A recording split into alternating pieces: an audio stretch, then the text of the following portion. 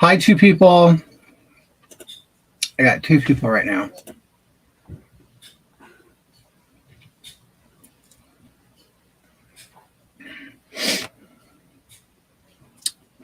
Two people, two people, two people.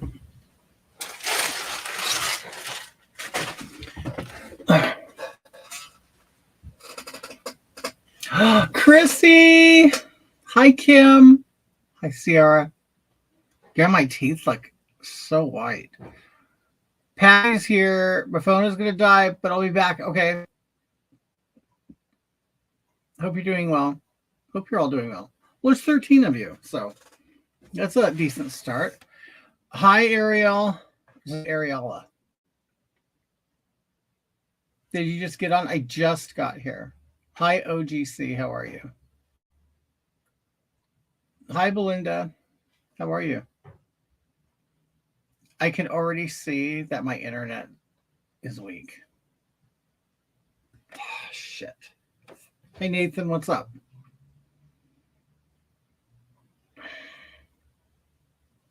Damn it, I hate our internet sucks. Patty, we love you. We love you, Patty.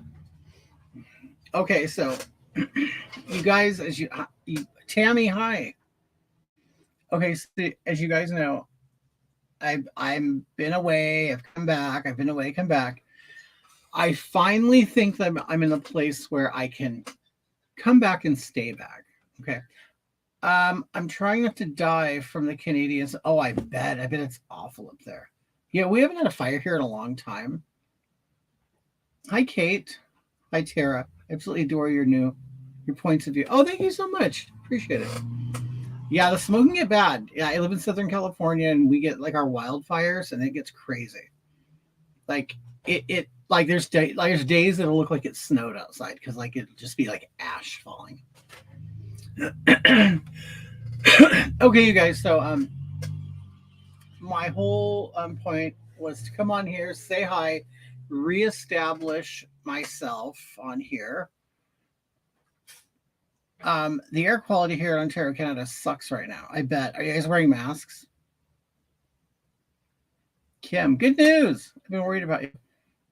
Yeah, I just been tired. I've been really, really tired. Shabby, missed you. So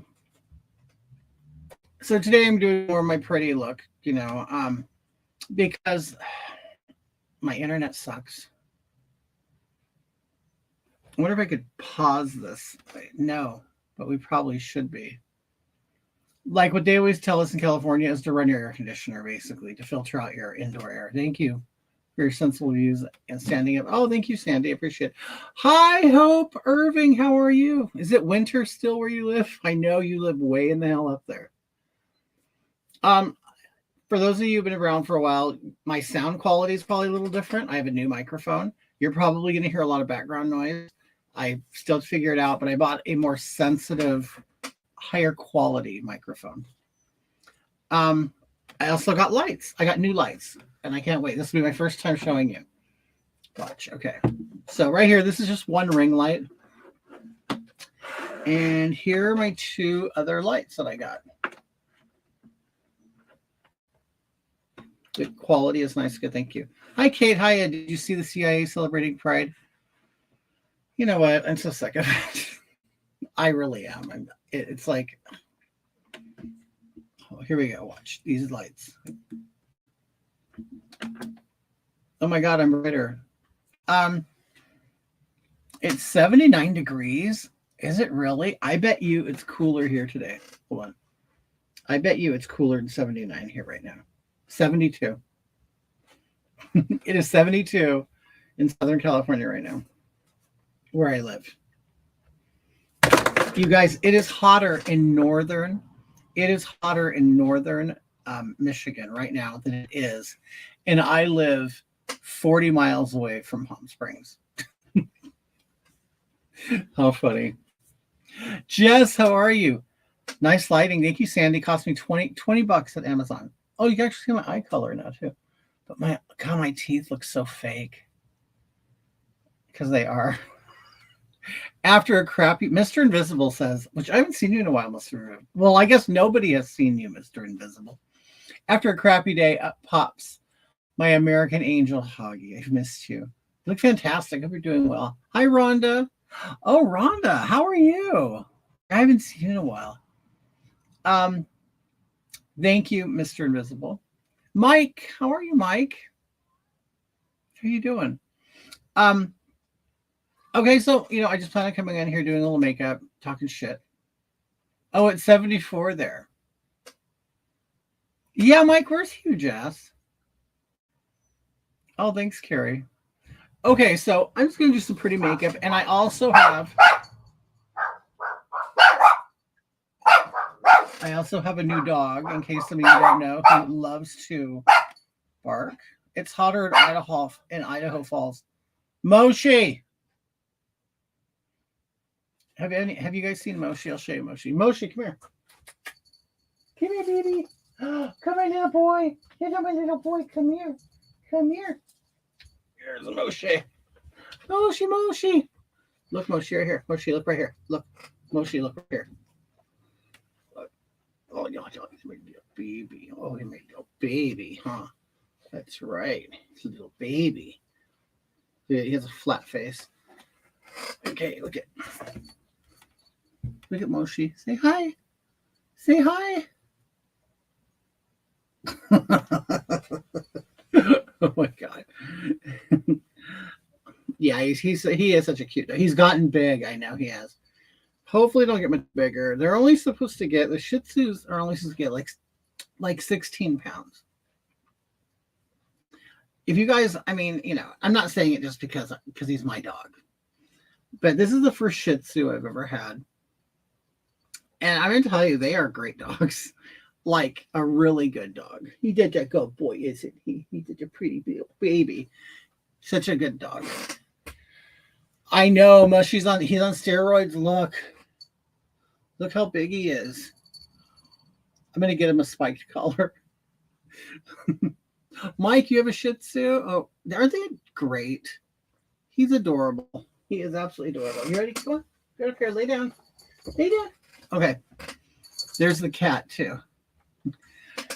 Oh, look at him. He totally loves me. I've never had a dog that is so in love with me than Moshi. Oh, he's a pretty baby. But hey, good looking. So happy to see you. Thank you, Barbara. How are you doing? Yeah, Mike, they're amazing dogs, and he's very smart. They're very smart dogs. Or all I know is him, right? Very smart dog.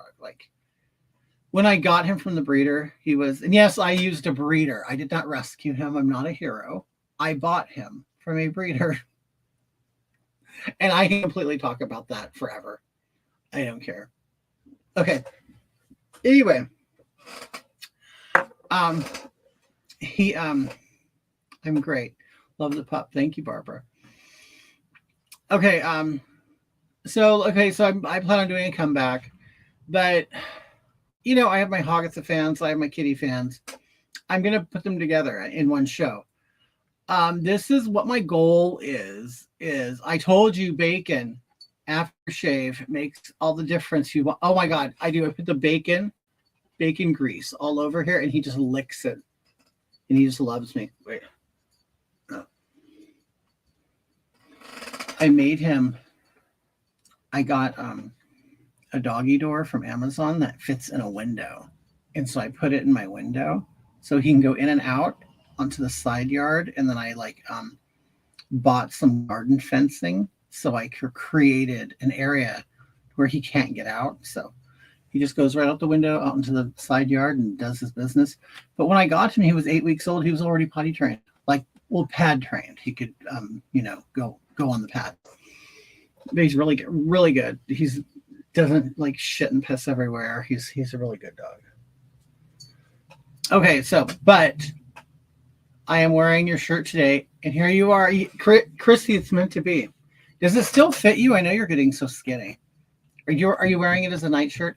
Rhonda, right? He's fluffy, and I'll say that's the downside of a Shih Tzu is the hair grows so fast, and you have to cut it. You have to cut it or you brush it. I brush him every day, even though he's short, but I like to keep his arms and his legs puffy. Lisa Wingard, I'm alive. I'm alive. How are you, dear? Keep an eye on him when he's outside. Don't want. Oh, I know. Oh, I could go on forever about where I live. People get dogs stolen. Yeah, no, he cannot go like where he's at. He's blocked with bamboo and bushes, and then a fence, and then there's my window, and then there's a block wall around it. So he's really we're good there. But yeah, he'd keep. Okay, wait. I love all you, Kitty Billy Hog. Thank you so much, Tammy. What does Hogatha think of Dylan Mulvaney? Let me see. What would Hogatha think of Dylan? Oh, I think she's fabulous. Everybody's being so judgmental. What if she unalives herself? You don't know what it's like to be in her footsteps. Long time no see, madam. Hey, how are you doing, Misty?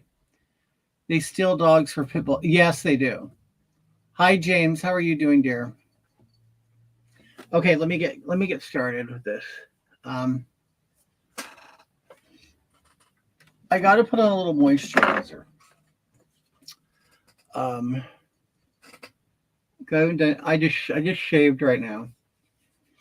Okay, so what my plans are is I've had a lot of people who really, really enjoyed my oh, hi, is it Jeannie?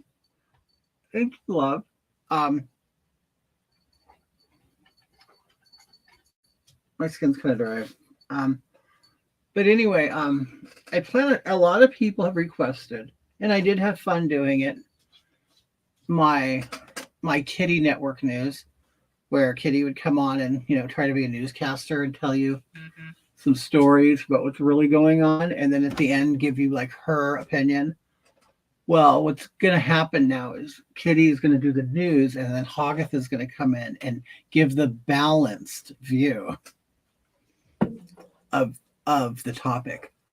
So it's something I'll have to film, then edit, then upload. I plan on doing that once a week. That's the goal. I plan on going live as Hogatha once a week, like I used to do.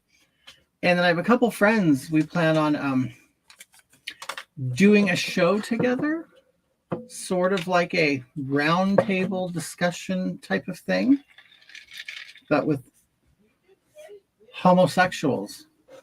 No one's done that. There is no roundtable homosexual, The View type of program.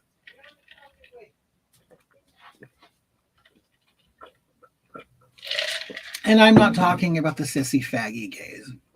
I'm talking about normal homosexual men. No theys and thems, none of that. None of this new, the new age LGBTQ XYZ people,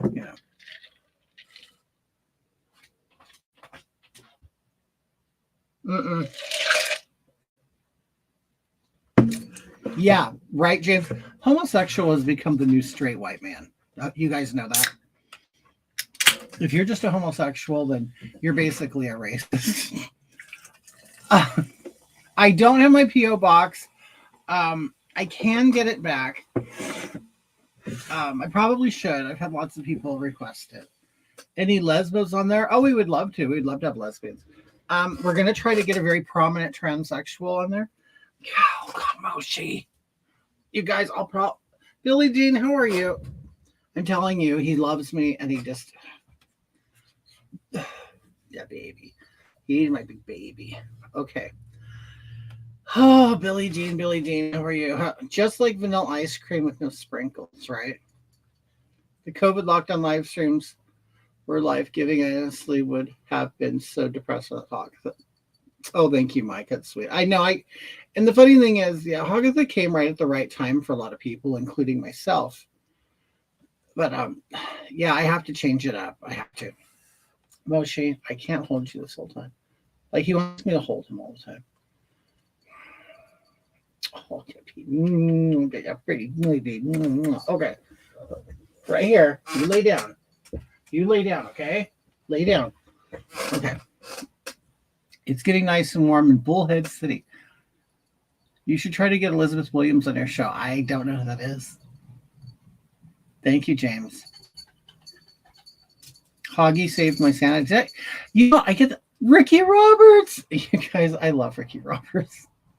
He's so funny. How are you? Tammy, I get that a lot, and I really appreciate that. I do, and I really had no idea what kind of impact I would have had on everybody. No idea at all. And so that's really a great benefit to doing what I like to do. She's a conservative trans, but like Blair White. I don't know. Blair White might be a little too big to associate in my circles. It's so funny. It's not that I've tried to be friends with Blair White, but I mean, I've met Blair White. I've been my dear, so sorry we couldn't make it. Patricia came up last minute. That's fine, Susan. I know what's more important. I'm kidding, dear. I know. We had a Agatha will always be the queen. We had a little get together. And Susan on Mills on here. She don't live far from me, so I invited her. And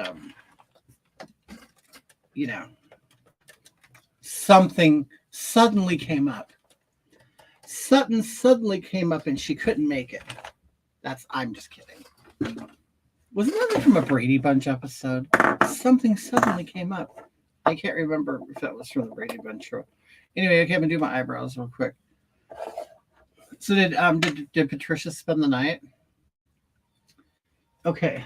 So first of all, for those who don't know, I use glue to color my eyebrows out. It's not really coloring them. It's to put them down flat to create a new so I can put the makeup over it. A lot of people don't know, but you put makeup over this and it will hide your eyebrows. Okay. I use a toothbrush. You would love to meet me. We would love to meet you, Hope. I'd like to meet as many people as possible. I've met some of you. I mean, not a whole lot of you. Okay, so see, you put this on, then you kind of brush it in and brush them down. It's non-toxic. You can do this for Halloween. Marsha's boyfriend ditched her by saying that. You guys, Jan's boyfriend is George Glass. You know what, Susan? I'm sick of Newsmax. Okay. Hold on. Okay, so Newsmax. If in case some of you guys don't know, Newsmax here, sort of like the new Fox News, but with a very, very low budget and ugly news and ugly anchors. Anyway, that's just the way I look at it. They have horrible lighting and ugly anchors. Hope Irving, wonderful people. We hang out about once a month or so. Roseburg again. Oh yeah, we've talked about it. I've been there. I've been to Roseburg, where they shot up the high school. If you'll buy me lunch, it won't be much. I'm telling you. You guys, okay, you've known my heart problems and all that shit. Okay, I'm over it. But my doctor recently put me on Ozempic. I don't know how many of you have heard of Ozempic. Oh, Ozempic.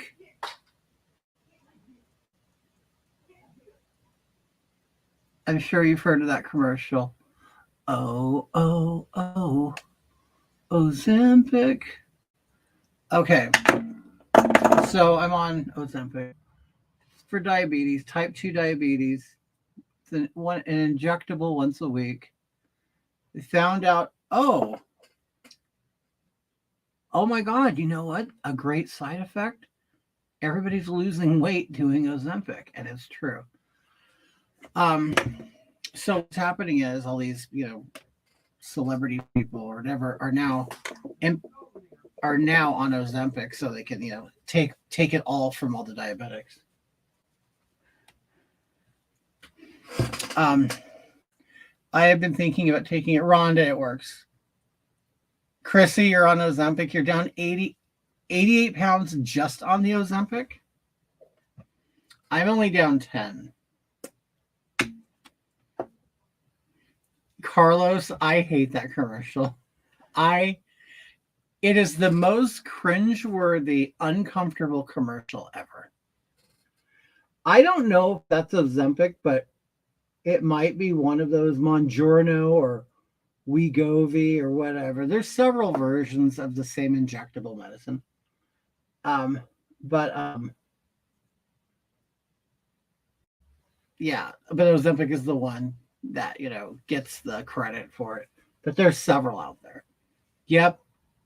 I have been taking for 17 months. I've heard the average is 30. On TV they'll advertise like 12 pounds. I've already lost 10 pounds. And then my friend Chrissy, that's what she say, 88 pounds. There, I've heard of people losing over 150 pounds doing it. But now, Chrissy, I don't know how much of a fatty you were, but I like eating is like one of my favorite things to do in the world. Kind of like a drug addict, whatever. But love food.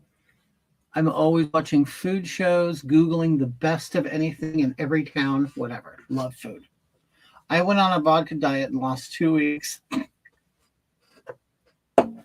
And you chipped your front teeth on the porcelain on the toilet. Patricia told me about that medicine. She told me tons of people are taking. Yes, they are. Chrissy, you were 283 pounds. That is what I weigh right now. I weigh 285. I weigh 285 right now. The most I've ever weighed in my life was 446, I think. Oh, hi, baby. You went outside. Good boy. Good boy. You went outside. How's your heart? My heart's been the same since I had my surgery. I've had no problem. Oh, you're 5'2"? Only is she 5'2".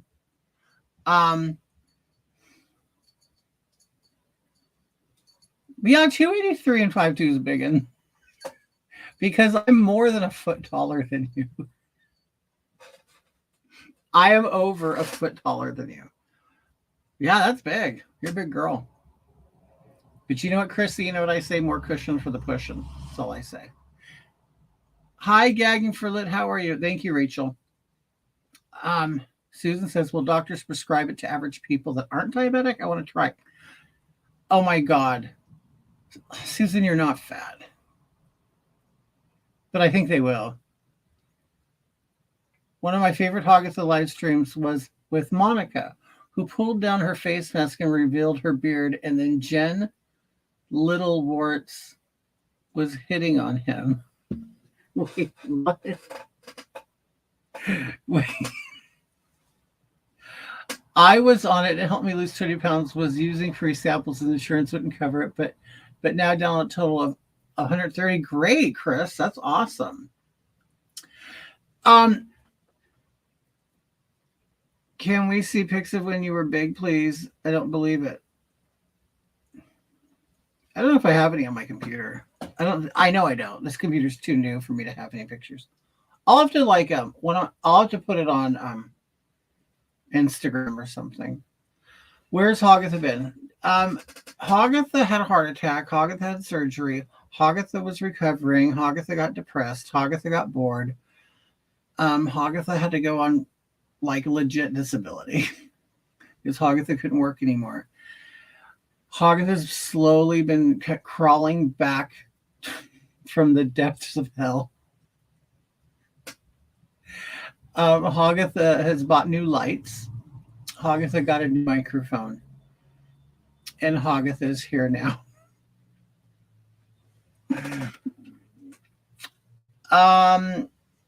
Okay, so I'll tell you what the Ozempic's done for me. It's a blessing and a curse. Hello, Laura, you changed your name. I recognize your picture. Okay, so is Hoggith upset about losing her third chin? No.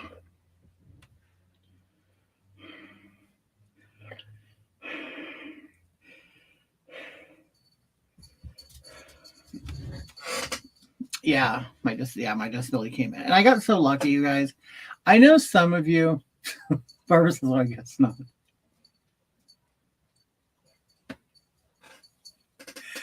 You guys, I'll tell you, I got so lucky with disability.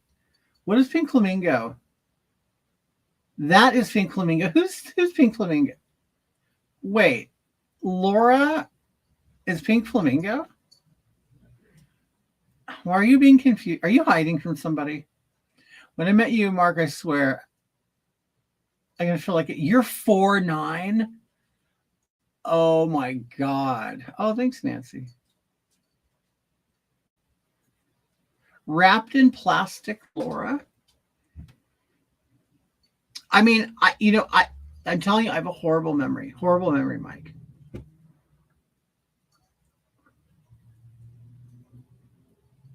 God, 4'11". You guys are little. My mom is 5'4". I thought she was little. Well, wait, Susan, aren't you like 5'2"? Anyway, okay, so I'll tell you. So the Ozempic, what it does is it's an injectable. You give it to yourself once a week. It doesn't hurt at all. It's fast, convenient. And then what it starts to do is all of a sudden your appetite starts going away. And mine went away to the point where food just didn't even sound good anymore. And it was, I miss Hoggith crying. Oh, I'm sure she'll cry again. Okay. So what I'm going to do is now I put, while that glue is still a little wet, you want it to dry between layers.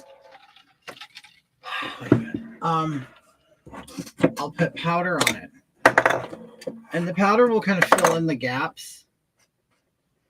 Fill out any gaps, because it's hairs. So, there's little gaps in between your hairs. Plus it will cover with the color, So you dab it on a lot. See, like that? Okay. Hi, Rach. How are you? I heard it's $900 a shot. That's expensive if you have to take it every week. You know what? I'm going to tell you. I have a story about that, Ricky, that pissed me off. Okay. So before I got on disability, which of course then you get government insurance, which in California it's called Medi-Cal, and you get to pick between two providers, which would be called Molina or the IEHP health plan, which IEHP means Inland Empire Health Plan. So I picked that one. Completely free, completely taxpayer funded. Thank you, guys. Well, I've paid taxes up until last year. But anyway, how's the pussies? One of them is right here. There he is. Look at. One's right here. The other one's in the living room window. Okay, so, but before that, I had what they called California Care, which is basically Obamacare. Obamacare in California is called California Care. I paid $1 a month for it. I know it's odd. I don't know why, but they charged me $1 a month for it. And that honestly, which I am grateful for it, I will never put it down. It paid for this, paid for my open heart surgery. That was $500,000. I couldn't believe it when I saw the bill. I went, oh my God, I've never received a bill with that kind of amount on it. Oh, you owe $500,000. But they picked it up. They would not but the thing is, they would not qualify me for Ozempic or any injectable diabetic medicine. Because it was too expensive. But yet, then I get on Medi-Cal, which is a completely free, basically welfare. People are on Medi-Cal. Oh, sure, we'll pay for Ozempic. I don't get it. People are stealing it from their diabetic family members. Well, it works. It really does work. It does. It makes you uninterested in food. You no longer have food cravings. Mark will say, "What do you want for dinner?" And I'm like, "I don't care. Just anything that'll give my body nutrition, because I have no flavor for anything," which was very, very hard because I love food. Tamara says, "I'm on SSDI. That's what I'm on. And I don't get insurance because only don't get insurance because only hospitals stay. If I got the insurance, it'd be like 200. Well, I don't understand that. Different states do it differently. I'm on SSDI. In 2 years, now maybe, I don't know if this is like for you, but after 2 years, I will automatically be put on Medicaid. Will that happen for you? It's not well for you. Oh, no. Yeah, I paid taxes my whole life. Yeah. Right. The Mounjaro works too. It's the same thing.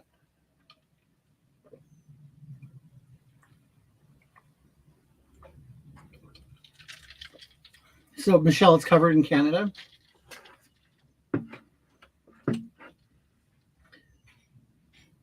Oh, not watching. My doctor prescribed for me, but my insurance won't pay for it, and I can't. It's expensive. It is. But okay, so I missed an injection one week because there was like a lapse in my prescription. I don't know, Ricky, if there's a substitute, a generic yet. But there's several names. Okay, if you guys want to do it for weight loss, you go and you ask for, is it called Wegovy? Wegovy. Trulicity is another version. The Mounjaro. Is Jardiance? Now I'm on Jardiance too. I'm on the pill version of Jardiance.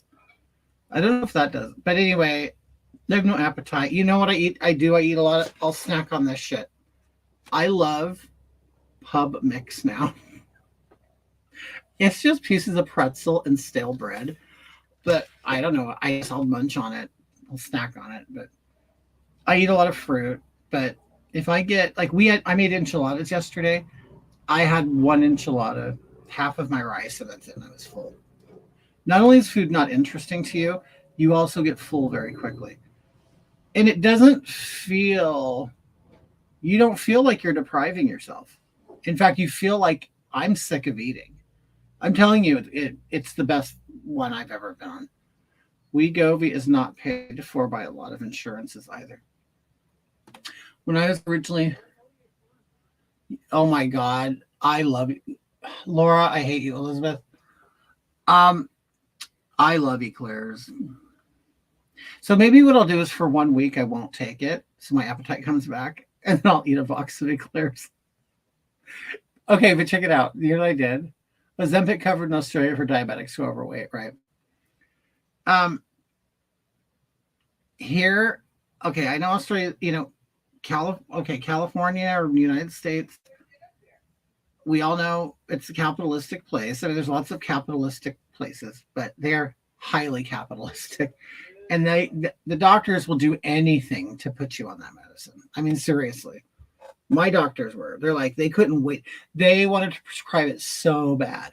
If I couldn't get Trulicity, they did Mounjaro. If I couldn't do Mounjaro, they did Wegovy. If they didn't do Wegovy, they did Ozempic. They wanted me on that, and everybody, other patient on it so bad. So, the pharmaceutical companies are really pushing it through the doctors.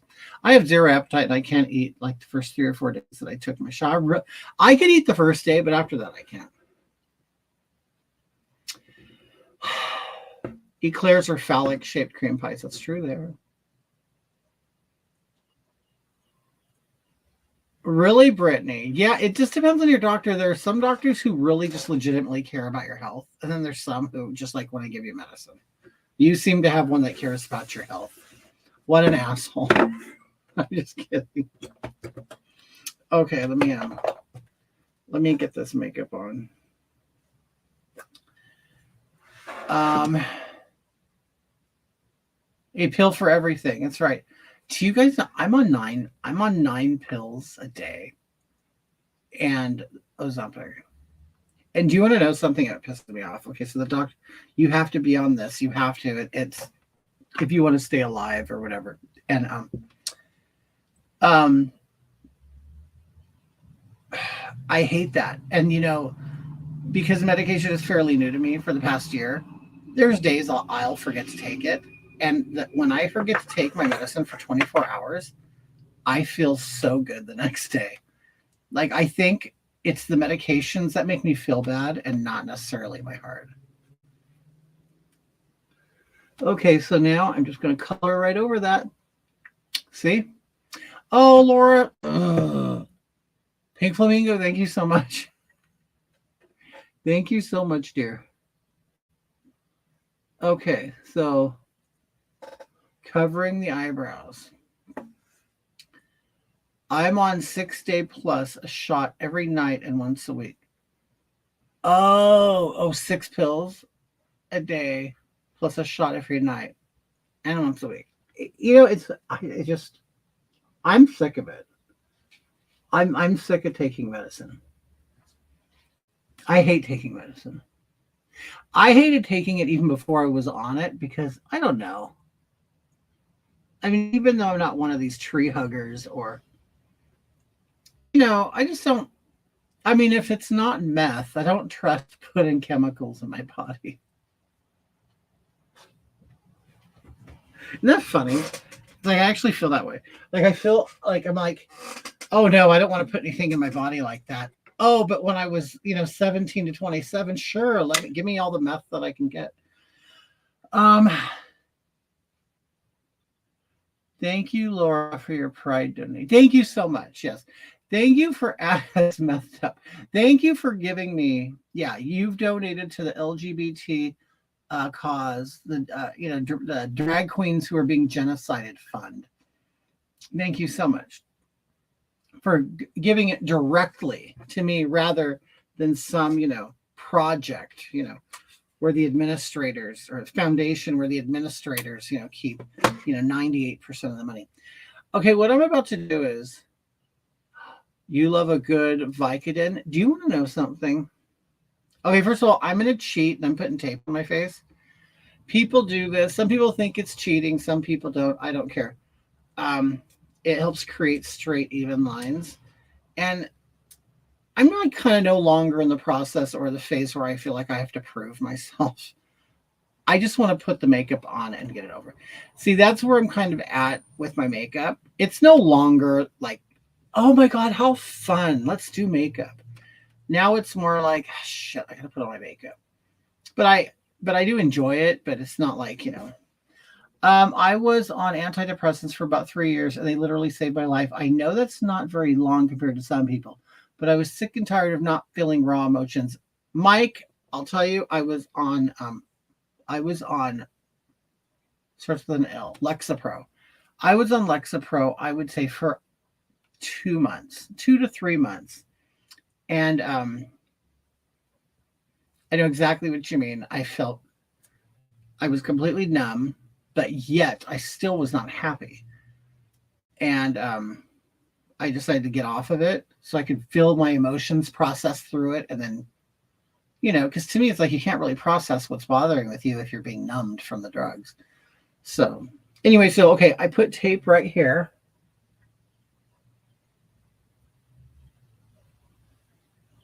Okay. So what that does is it creates the angle that I want for my makeup to be. Okay.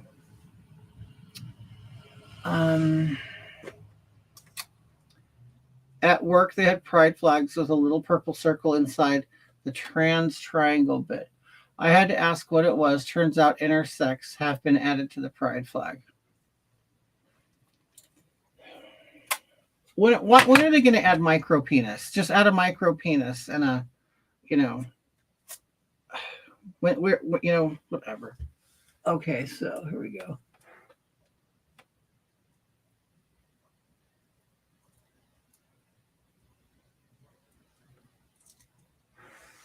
Okay.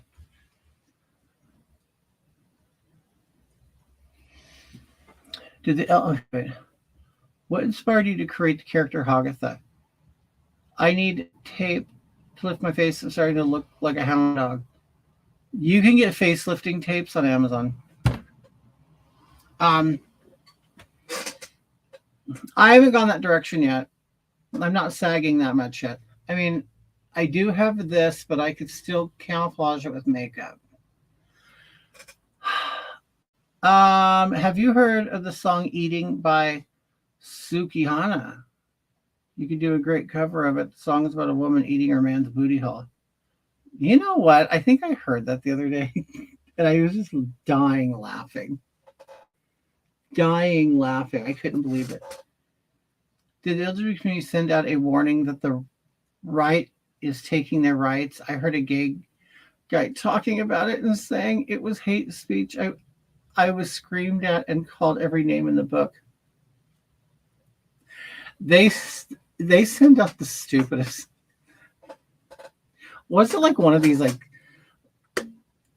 Chaz probably knows, one of these groups where High Wheelchair Girl, one of these groups that, like the Poverty Law Center or the Southern Strategy, what do they call it? The ones who decide what hate groups exist and what don't. Okay, the one, they all, they're the Ministry of Hate.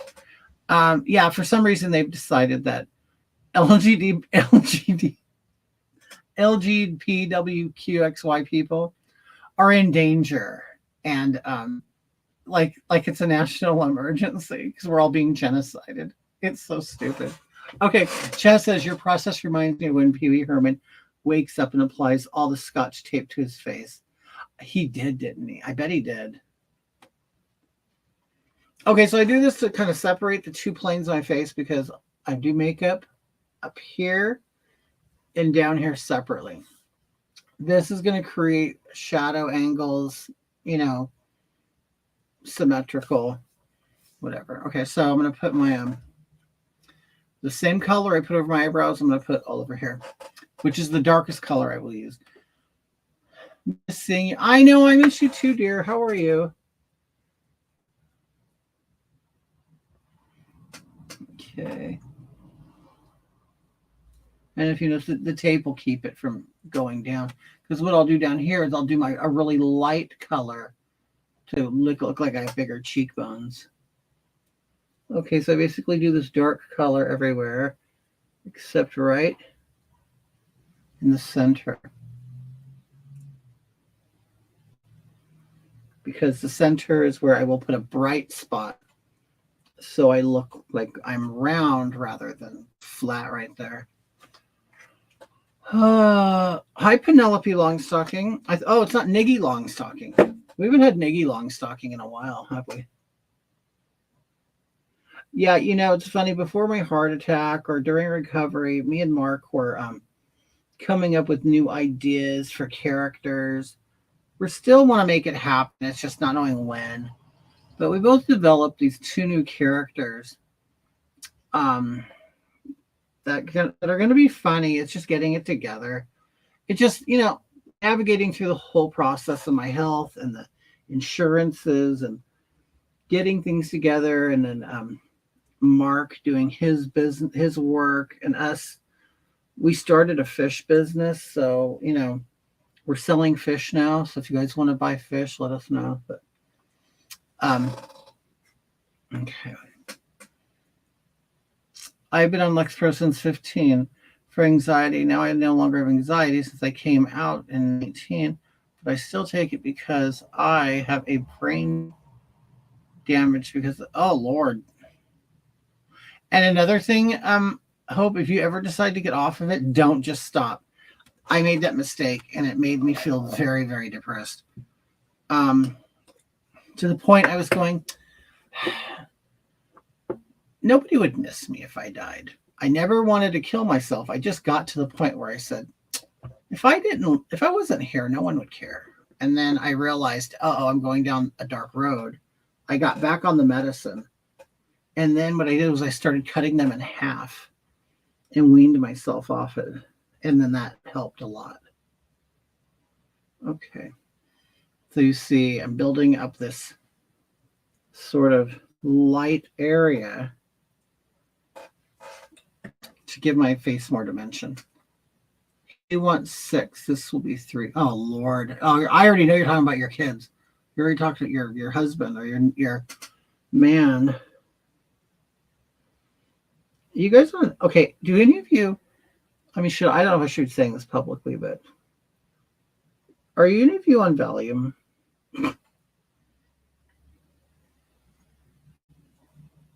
Okay.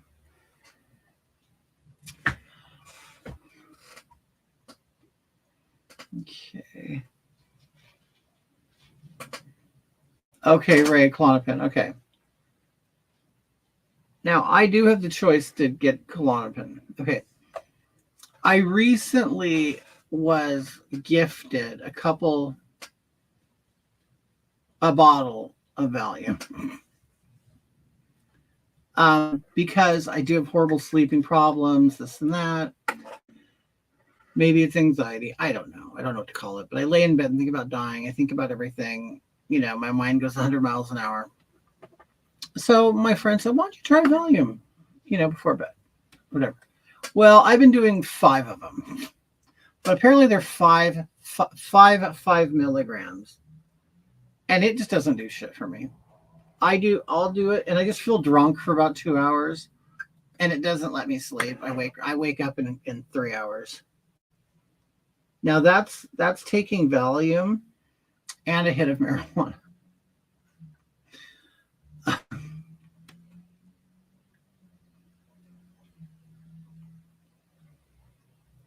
Now I know people are going to judge me, but you know what? I'll tell you. When you've had a health scare, when you've had a heart attack, and you have a chronic illness, you just don't care anymore. You just want to sleep.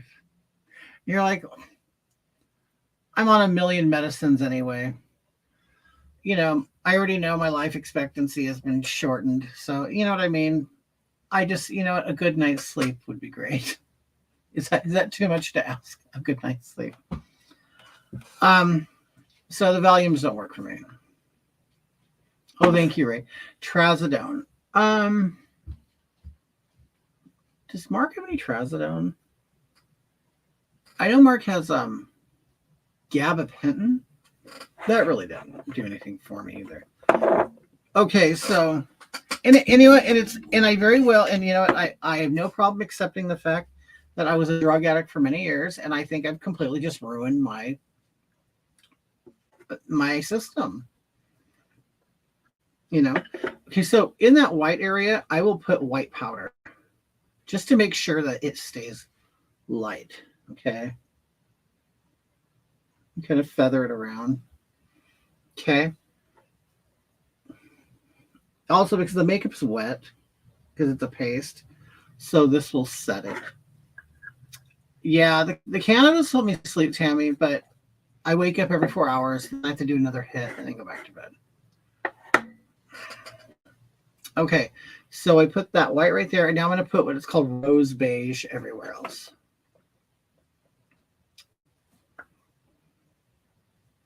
And it's just this. Barbara says same. So what is this sleep? Like, why do we all have, I mean, is it just me, or do we all have a problem sleeping? I'll tell you, I hate the people who can lay down and start snoring, and that's Mark. Oh, I hate it. It's like, how is that possible? How can you just go to sleep? How does your body let you do that? Okay, so now everywhere else, I put all this powder. And you can go ahead, and I go over the white, because the white's already down there. And just to let you know that the center part of my forehead receives the most privilege. Okay. Because it is the lightest. Okay. Chaz says, have you watched a documentary about Nancy Grace, the adopted Ukrainian dwarf that might have been secretly an adult when adopted and tormented the family? The dad is nuts. Is that a real story, really? You can definitely build a tolerance to benzos. Try one Valium, one Benadryl, and one melatonin. If it knocks out a 50-year menopause check, it might work for you. I suck at sleeping. It's the right, Alex. I do trazodone Ambien every night and still wake up at 3 to 4. My husband will fall asleep in seconds. Me, I will lay there wondering why the sky is blue. Right? Oh, there's Mark. Mark just walked in. He's somewhere behind me. Yes, the dwarf. I never heard the dwarf story. Oh, I was just making it a point that you're in here. Okay.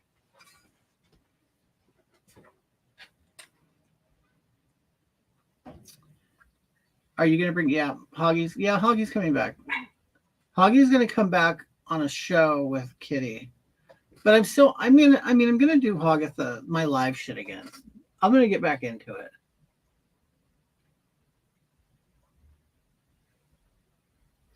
This is just a lighter color foundation. Just something for my, shadow to stick to. And also to block out. It's almost like a concealer. I don't wear concealer because these makeups are very thick that I put on. They're stage makeup. So, like women, you guys will use concealer. Did Moshi bark? No, he's laying down. I don't think Moshi, did you bark? Oh no, I heard that. That's Roxy. Yeah, this new microphone is very sensitive. Okay. Has Moshi been castrated yet? No. We are considering not fixing Moshi. I'll tell you why, because Moshi is an exceptional animal.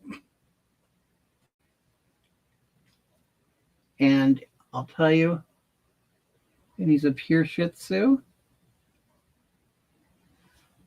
And if there's somebody out there who wants him to come over and bang their girl Shih Tzu and give me $500, I'll let them have at it. We don't have, Moshi's, mostly inside. We have a secure yard. We don't have a fertile female dog, so I don't care. Roxy and Moshi do get along, but Roxy is not used to having another dog around. So she gets annoyed with, and Moshi absolutely loves Roxy. Moshi came from a family of a lot of dogs. So Moshi likes other dogs and loves her. But Roxy is kind of like, oh, get away from me, because all Moshi wants to do is lick her and lick her and lick her and play with her and jump on her. And Roxy's kind of fat and older. Not old, but she's older. But she's kind of like, I don't want to deal with this young thing right now. Hi, Donna. A story about a giant adopted baby would never be as scary as an adopted baby dwarf story. So do you think the dwarf posed as a baby just like to get out of service or something? And didn't the father realize the dwarf wasn't a little girl when he was giving her a bath and saw all her lady bits? Yeah, all the dwarf's pee hair down there.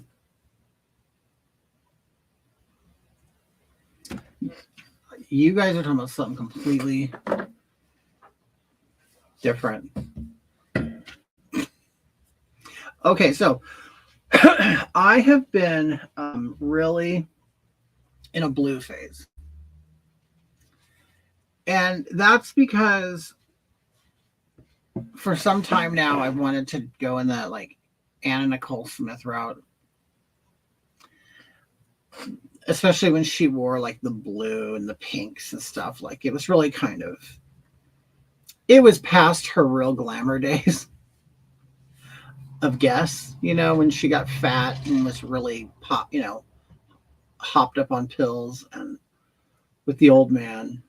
She did a lot of blue glitter and frost, and I'm kind of in that phase of my career right now. So I'm now kind of doing my makeup after her, and dare I say, Pamela Anderson. They're from, from the same time period, and there was, back then, they all kind of did something a little similar. But oh, Cool Blues, will you sing "Let It Go, Let It Go"?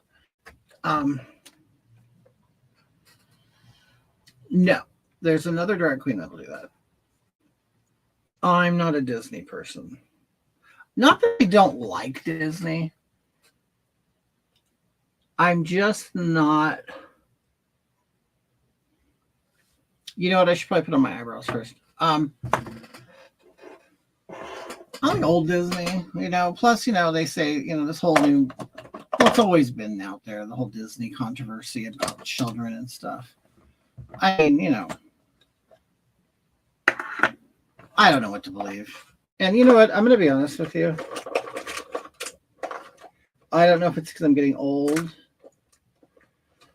or because, I don't honestly know how much time, I'm basically spending my life, my daily life trying to stay alive. And it's really, when you get to that point, of every day you have to make decisions that affect the quality of your life. There are certain things that are going on in the world that just sort of take a second seat. Do you know what I mean? So, I don't know. I think it's a perspective people don't really get until they're kind of faced with their mortality. While I still, of course, have a passion for, I think kids, should not be in drag or whatever. I'm not going to die on that hill. I mean, do you know what I'm saying? I'm not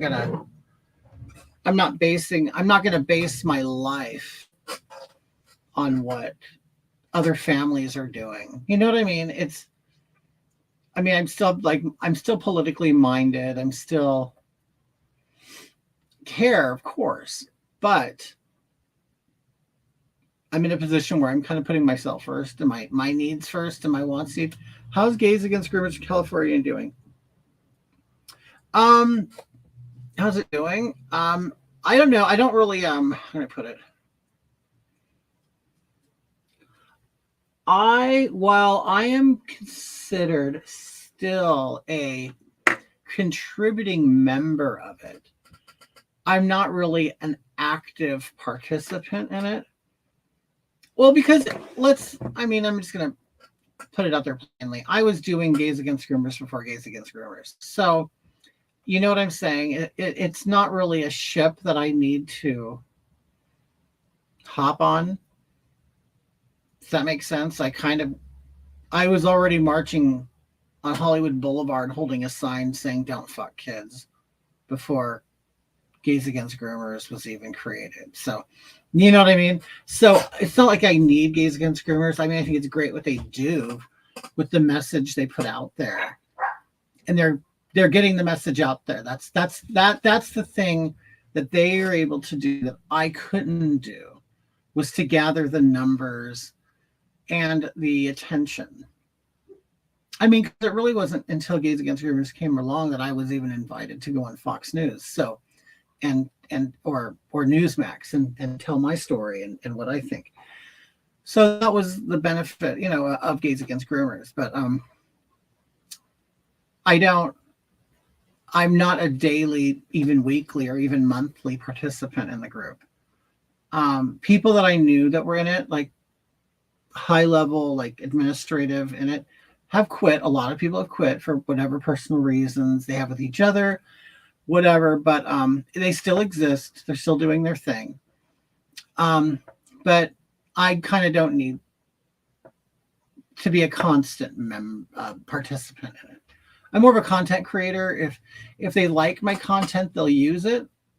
If not, they don't. But if you've noticed, if you follow me on social media, I'm no longer just sitting there beating that drum constantly.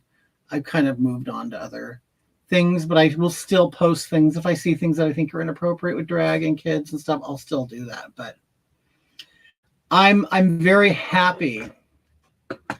See, my whole point was I wanted to be a gay person that called it out because somebody had to. I mean, I there's no way that I could let it go on. My internet signal. I know I'm probably breaking up. There's no way that I could let what was going on keep going without at least being at least one voice that said, this is wrong. Or let's look at this. You know what I mean? Let's draw attention to this. So for a while, I was the only voice doing it. And then Gays Against Groomers came along and they started doing it. And I thought that was great. They have a bigger voice, bigger platform than me. And they were able to activate really heterosexual America, because that's really what I wanted to do, was to get them involved. I want the parents involved. These are your kids, not mine. I mean, it's my supposed gay community and my profession to do drag. And I thought all of this needs to be protected, all of it, because it's going off the rails.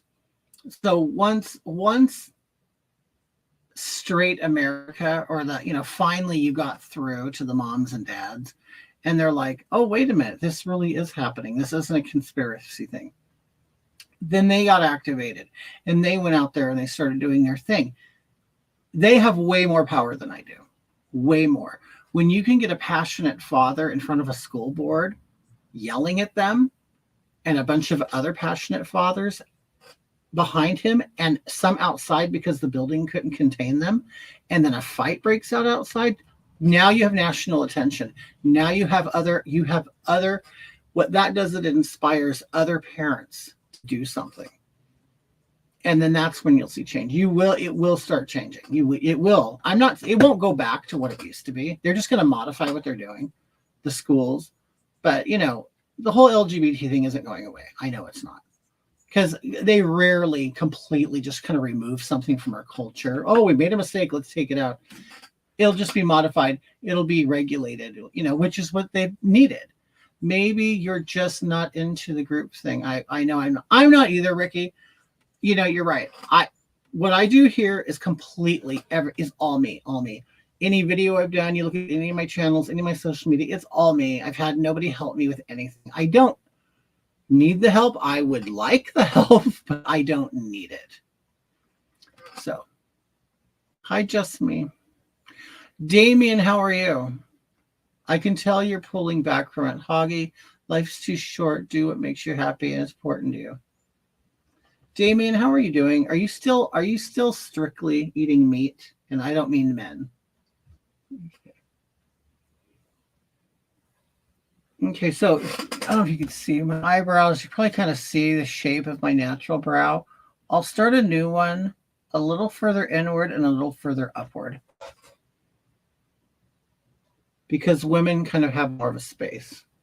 Not all of them, but if you want to be like a big, wide, bright-eyed, whatever.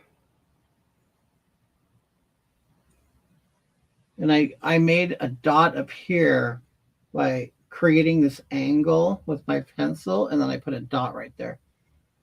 So you know where like the highest part of your arch should be. And you could play with these proportions. You could play with them.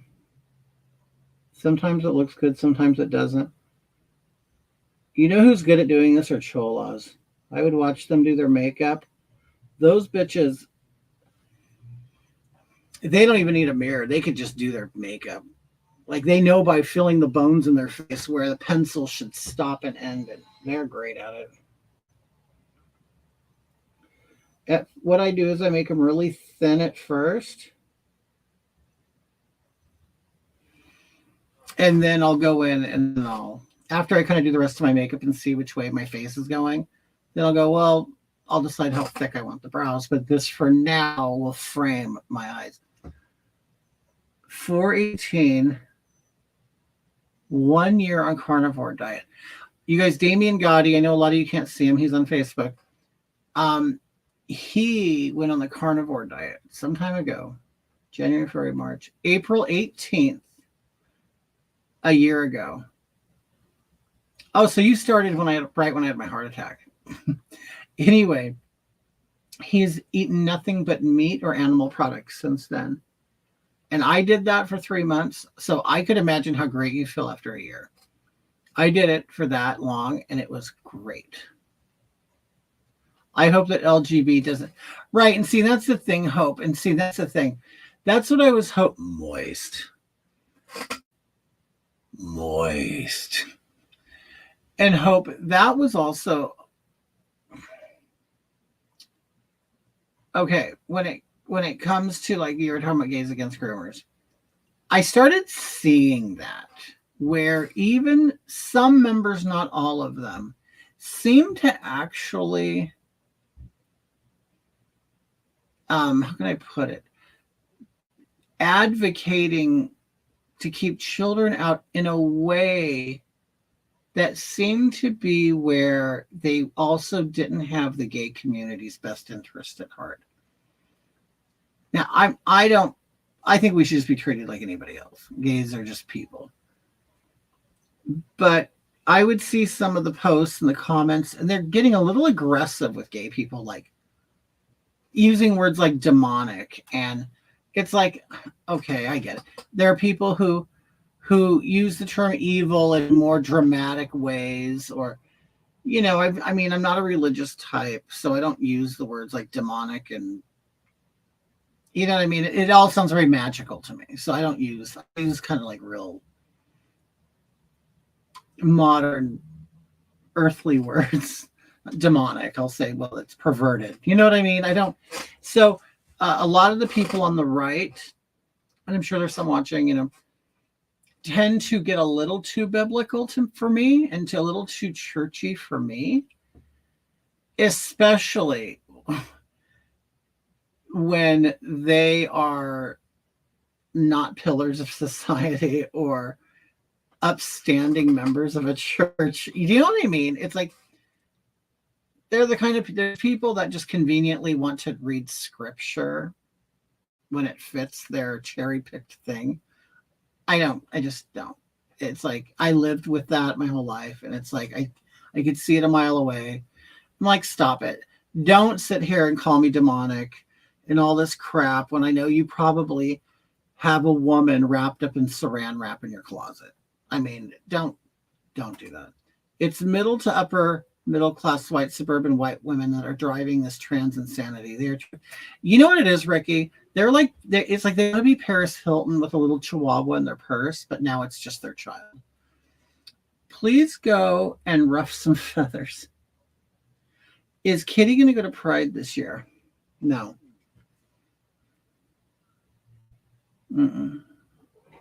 Katie's not going. Billy's not going, and Hawkins not going. I don't like it. I've been to 2 of them, and this was 10 years ago, so I can imagine how much worse it is. Damien eats red meat, eggs, seafood, milk, green tea, and vodka. Damien, do you don't eat chicken or pork?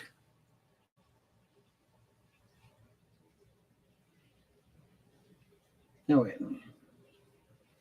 So let me, and you know, of course I want them as perfect as possible, but that's why I do them thin, because as the process goes along, I'll be changing the shape. What, you know, you don't eat it.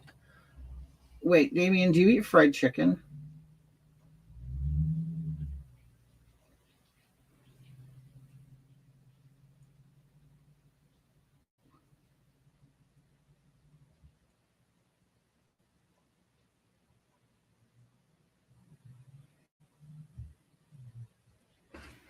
You don't eat it anymore. You eat 85 to 90% red meat. I grew up evangelical. Today I saw a man on the street who was shouting scripture. I live in a very high population dense area. It's honestly a terrible advert for Christianity. No, right? It's not. No, and I came from a Southern Baptist background. So, you know, I already knew I was going to go to hell. So like, okay, then I could just have fun.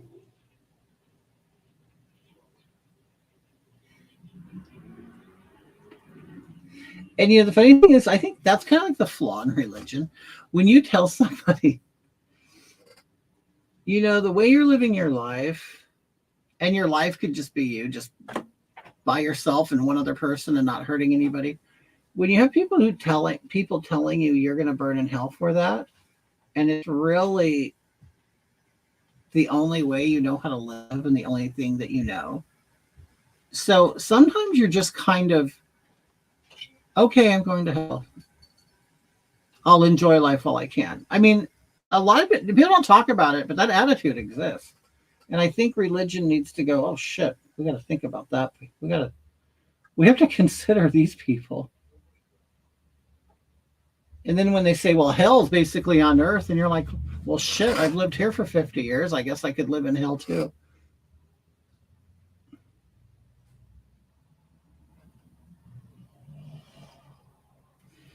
But I don't see, and for some reason, a lot of these well-meaning, damn it, a lot of these well-meaning, really, nice. I mean, they're beautiful, wonderful Christian people. Of course, there are very giving people, but the fanaticals don't do any favors.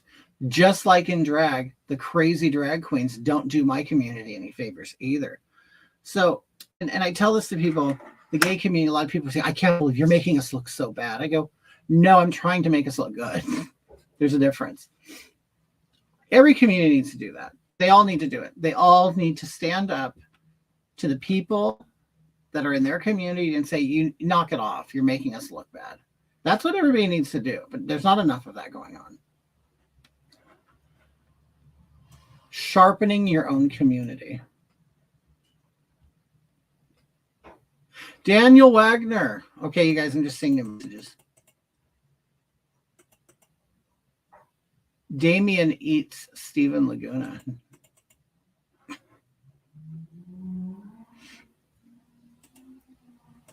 God never said gays are going to hell. We'll be there to get. Daniel, you're going to meet me in hell. You're not a religious person either. Too much gristle. What you doing, Mark? I'm preparing for a break. You love the subject I speak on. Oh, thank you. I sold my soul to the devil. Died, came back, found God. I think he's more like Jesus and likes us all with goodness and kindness in our heart. You're going to tell your conservative libertarian friends follow me. Oh, awesome. Thank you. Mark winked at you. Damien, he likes white men, but he likes thick white men. Okay, so I'm going to put this lighter blue color of eyeshadow on. And I use like a big brush. If you use use a big brush. Like I use a big firm one. Because and if you press and do this, it'll go exactly where you want it to go. Kind of stipple it on. And then, of course, I have that tape there, so it won't go any further than the tape. And I have to go high enough to cover that brow bone, that man brow bone.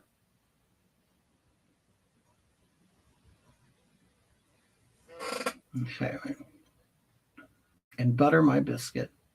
He wants to touch my breast and he wants to butter my biscuit. I'm going to do a kitty look. I'll need you to do my makeup when we meet one day. Oh my God, Daniel, that'd be hilarious, wouldn't it? You have no breast, dummy. Doing kitty today, obviously. Hoggy, yeah, take 5. Yeah, Hoggy takes 5 minutes. Well, the thing is, Hoggy, I see when I don't do this makeup, I start losing practice. I do. It's kind of like you have to keep doing it. And I haven't done this in a while. Oh my God, I did it. What? I'm trying to remember. Mark. Yeah. When was I going to do Newsmax? Was it 2 weeks ago?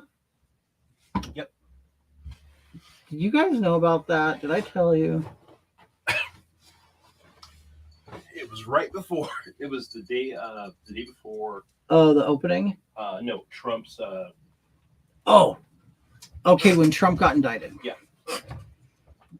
The day Trump got indicted, I was sitting on here with all my makeup on with Newsmax, waiting for my segment. Oh no, how long does it take? So I can do it in 5 minutes.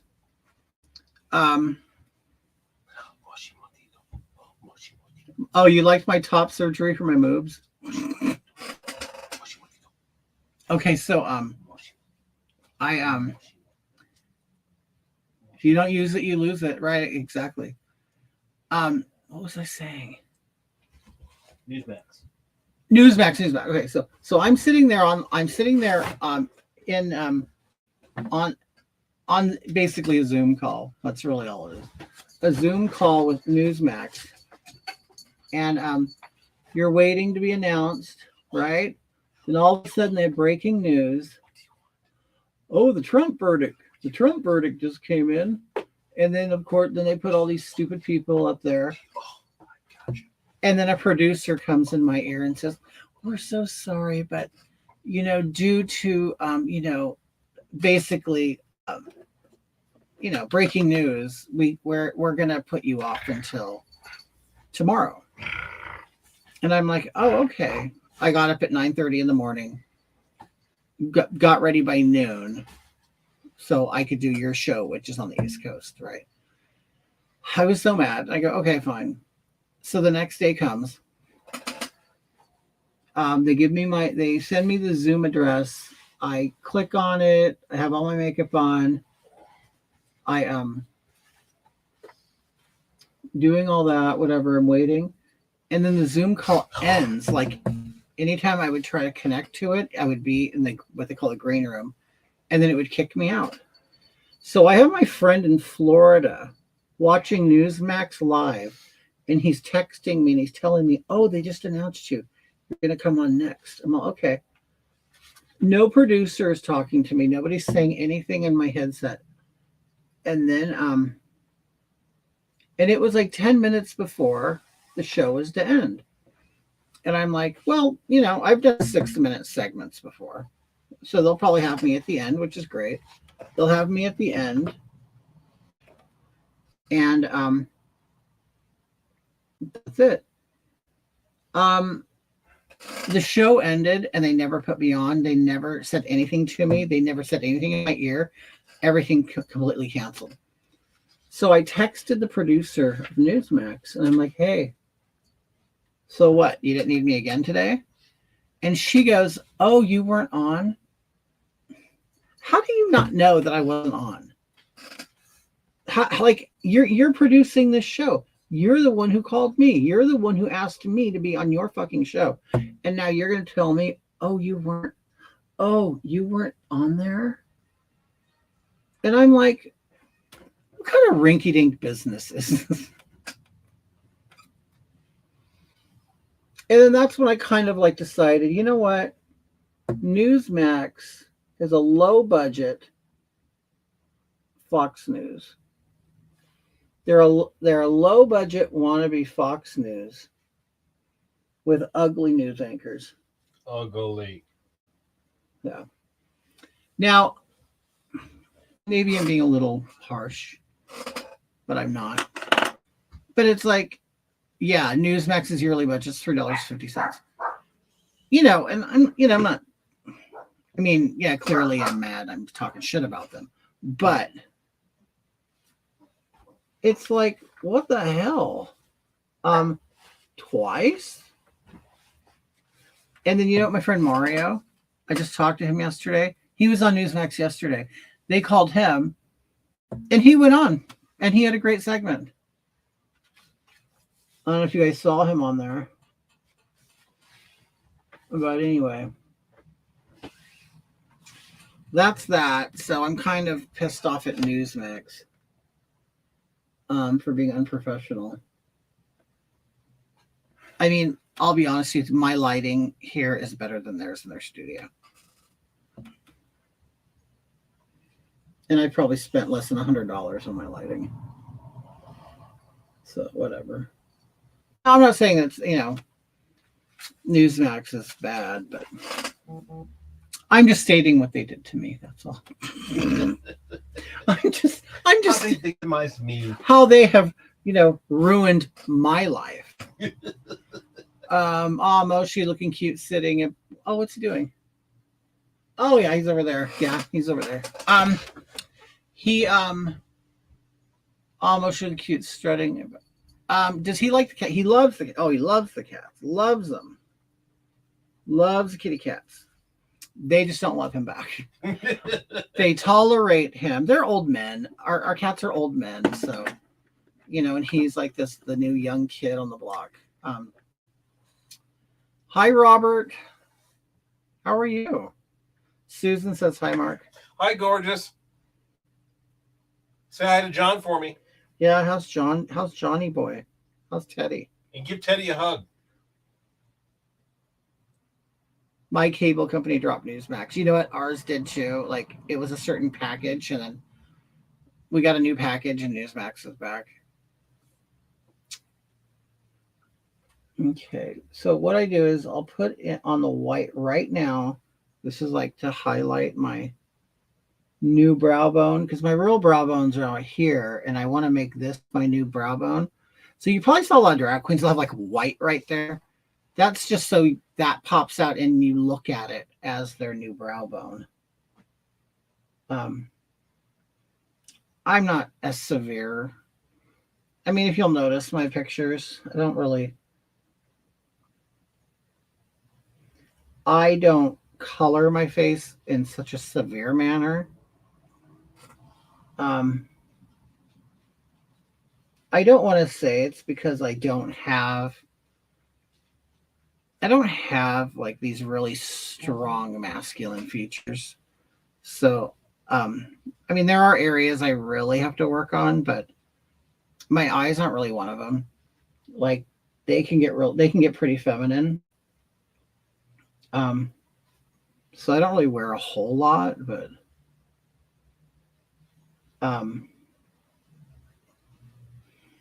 what I do concentrate on is contouring to fix this bulldog down here. Is Marquina back here dilating her mangina? It looks like it with her legs up. Oh my God, they can see everything. They see your knee. That's it. Fucking pervs. Mark's like fucking perv. He's hiding his mangina. Wait a minute. See, I hate it. I start talking and then I get lost. You're talking about your brow bone. On my brow bone. Yeah, so I don't really wear, and I probably should. I mean, I should probably put on a full clown face. Is Marquina still making those beautiful Japanese lanterns? Yes, he is. He's also selling fish too now. So if you guys want to go on Facebook and look up the newest business venture called Lantern Koi.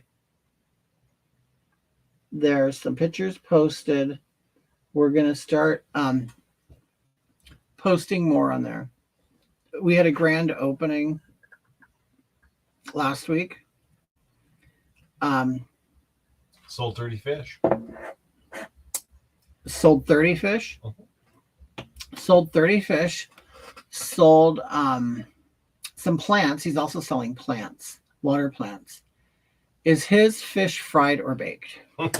Grilled. You can do whatever you want.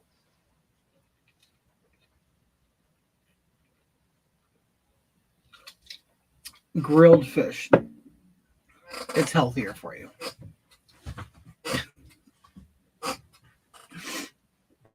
Okay.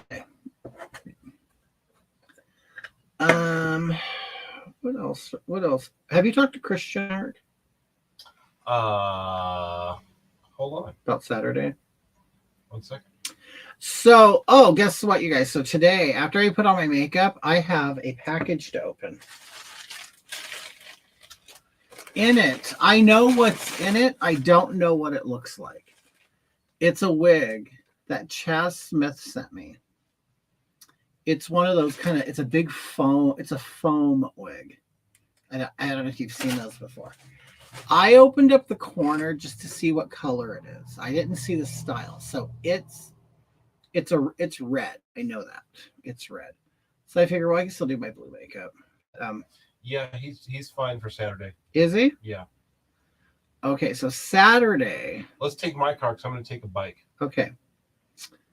Are you gonna go to? You want to go to his house first, and then I'll just go to Hollywood? Yeah. Okay. That's fine. No, I mean, and so do you want to take Moshi, or do you want Yeah, me I'll take Moshi. I can put him in the resort. No, he can stay with us. Okay. Okay, so I'm gonna go to Hollywood on Saturday. What are the lanterns called again? Look under The Lantern Maker. the Lantern Maker. That's his page for that, and then the Lantern Koi is for koi fish. I'm gonna go to Hollywood tomorrow. As some of you may know, okay, first of all, when I say I know my weaknesses when it comes to doing drag, I know what my weaknesses are, okay? One of my biggest weakness is my hair, okay? Now, even though I am a licensed cosmetologist, I am, I hate doing hair. Now, I'll do it. Like, I'll shave Mark's head, If he had some elaborate style, I'd probably say no. But, he just has short hair, so we just shave it. I will do my mom's hair. I'll cut and highlight her hair. But I absolutely hate doing hair. And doing wig hair is worse than doing human hair. I just don't I hate it. I'm not good at finishing it. I'm not good at, the fine details, the small, things, whatever. They call it the zhuzhing of the hair. I just hate it. I don't like it. I don't know why I picked it. I hate it. Anyway, so there's a wig store down in Hollywood called Outfitter Wigs or something. All the drag queens, like famous drag queens, actors and actresses use it. So I decided I want to go there, and I'm just gonna bite the bullet. I'm gonna buy a real drag styled wig, and that's what I'm gonna start wearing. As my online comeback, I want to do it right.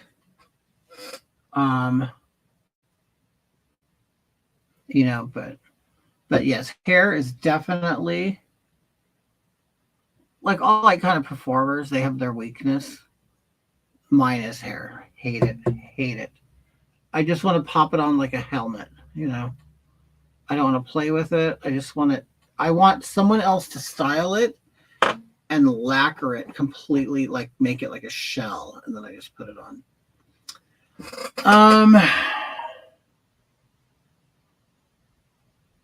Okay. Oh, you're making pancakes? What are you making? What kind of pancakes? I know. Are they blueberry? I love blueberry.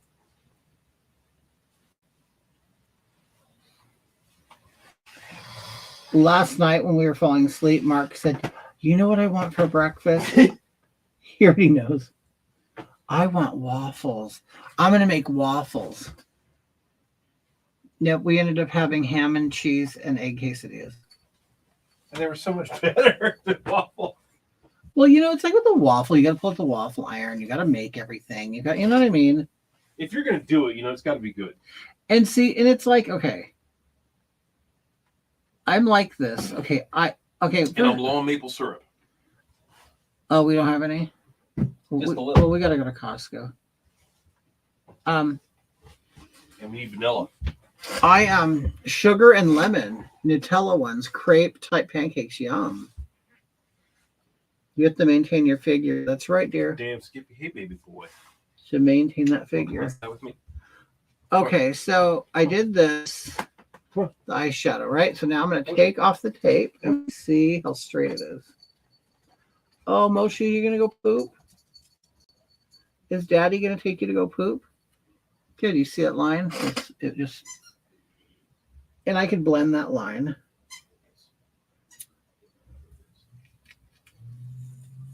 All right, there we go.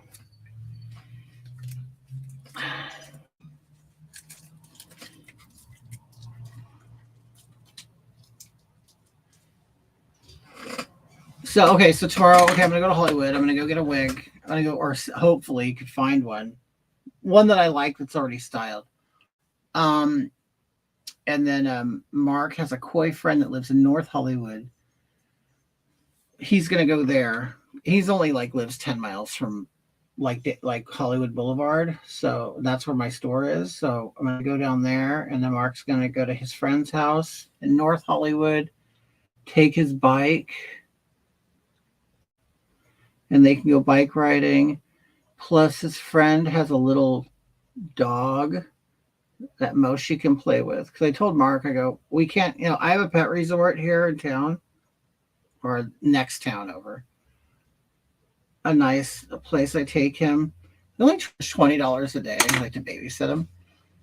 And I'll take him out, give him a bath and all this stuff. And he really, and the dogs really like it. Okay. So now that I've done that, I need to darken it. Yes, on the handlebars. He probably, Mark, did he make a basket? Or I think he may have ordered one recently. Okay, I need a black eyeshadow. So now I'm going to put black in there to really darken all of that. But I think this black is kind of, I don't want a frosty black. I want just a jet black. A matte black. That's what I want.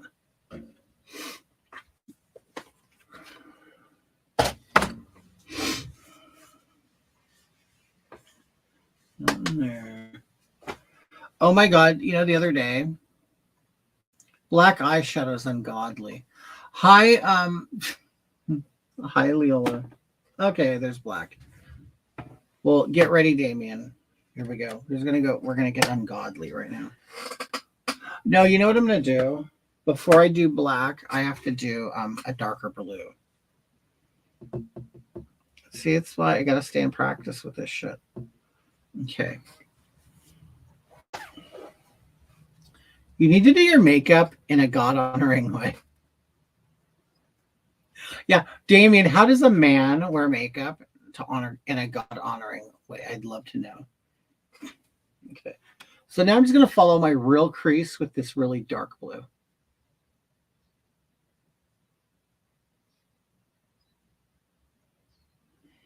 Okay. I don't see it yet. I need more. Hey, just stopped in. How are you doing, love?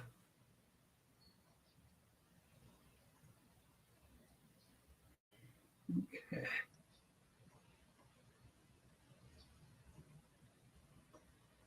All righty. Why does it seem like I can't see it?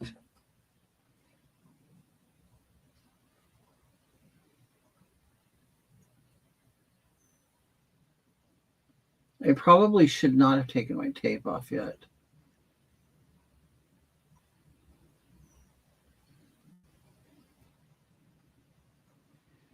Okay, there we go. Damien, Damien. Okay, Damien's going to sit there and say that I should wear my makeup in a godly way. When I first met him, Damien, do you remember when I first met you? You were addicted. He was addicted to rose quartz contouring and bronzing. Damien, do you remember that? Damien used to work. Do you still work at the makeup place, Damien?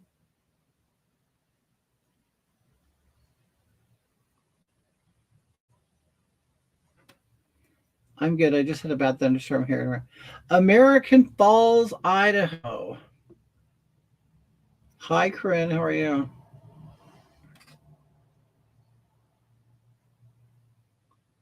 Okay, so what I'm going to do is I'm going to do this dark blue in the crease and a little above, and then I will blend that.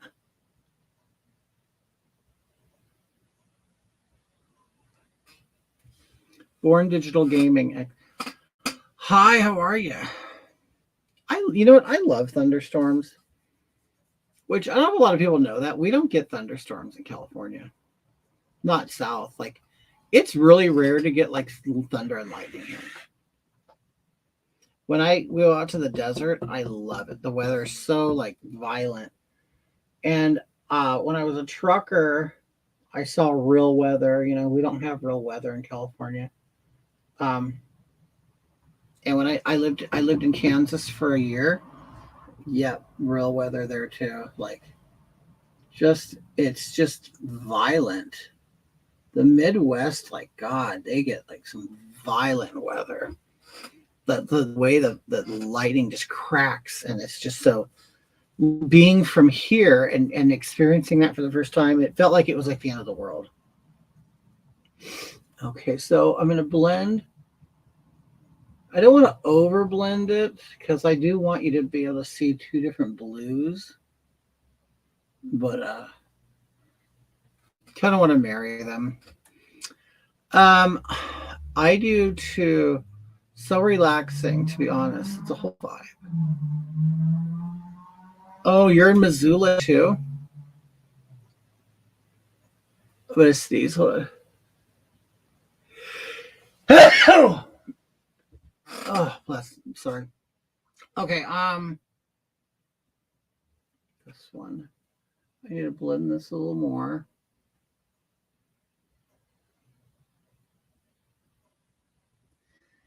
And see, you guys, this is why it's just so hard for me to do tutorial because I'm talking and doing makeup at the same time. How's your heart been? I haven't seen you in so long. Hope you've been great. I'm good. You know, it's been over a year since my heart attack and my surgery and all that shit. And I haven't had to go back to the hospital for any complications with my heart surgery or anything. Everything's been great. I've had no pain whatsoever, no palpitations, no rapid heartbeats, no nothing like that. My problem is it's just my condition won't get any better. Like, I'll never get better. It's like it's considered a lifelong chronic illness. Have you ever used ChatGPT? Oh, I do it all the time and I love it. I love it because I love fooling it. Or I'll ask it questions like, ask it this. Is it okay for me to have pride? Is it okay for me is it okay? Ask the same exact question. Is it okay for me to have black pride? Is it okay for me to have white pride? Ask the same questions, replace black and white, and you will get completely different answers. Okay, and that's what's funny.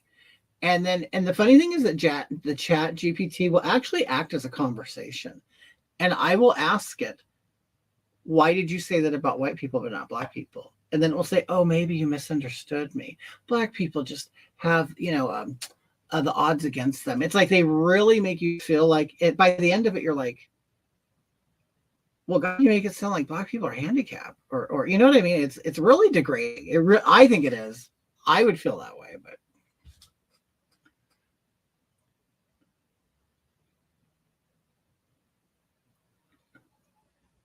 but I'll ask it questions and then I'll think of another way of wording it, and then I'll ask a contradicting question. I'll just lay in bed, like when I can't sleep, doing that, and I have a lot of fun. What did it feel like when I had my heart attack? Okay, I've had to really kind of sit down and be honest with myself and think about it. And I didn't admit this until the other day. But there was never really a moment where I went, oh my God, I'm dying of a heart attack. That moment came when I was at work and I was running up a flight of stairs. And this had happened before, but this time it was more severe. I'm sitting there at the top of the staircase, just out of breath. And I mean, and I've always been able to run up and down these stairs and not think anything of it. So I run, and there's, I think it's 22 steps. It's fairly long, staircase. And so I get to the top and I'm just pouring wet sweat. And then I start feeling cold. And then I start feeling a pain shooting from here up into my jaw. And that was it. Nothing here. There was absolutely no pressure, no pain, no nothing, no burning, no nothing. And so, oh, thank you, SN.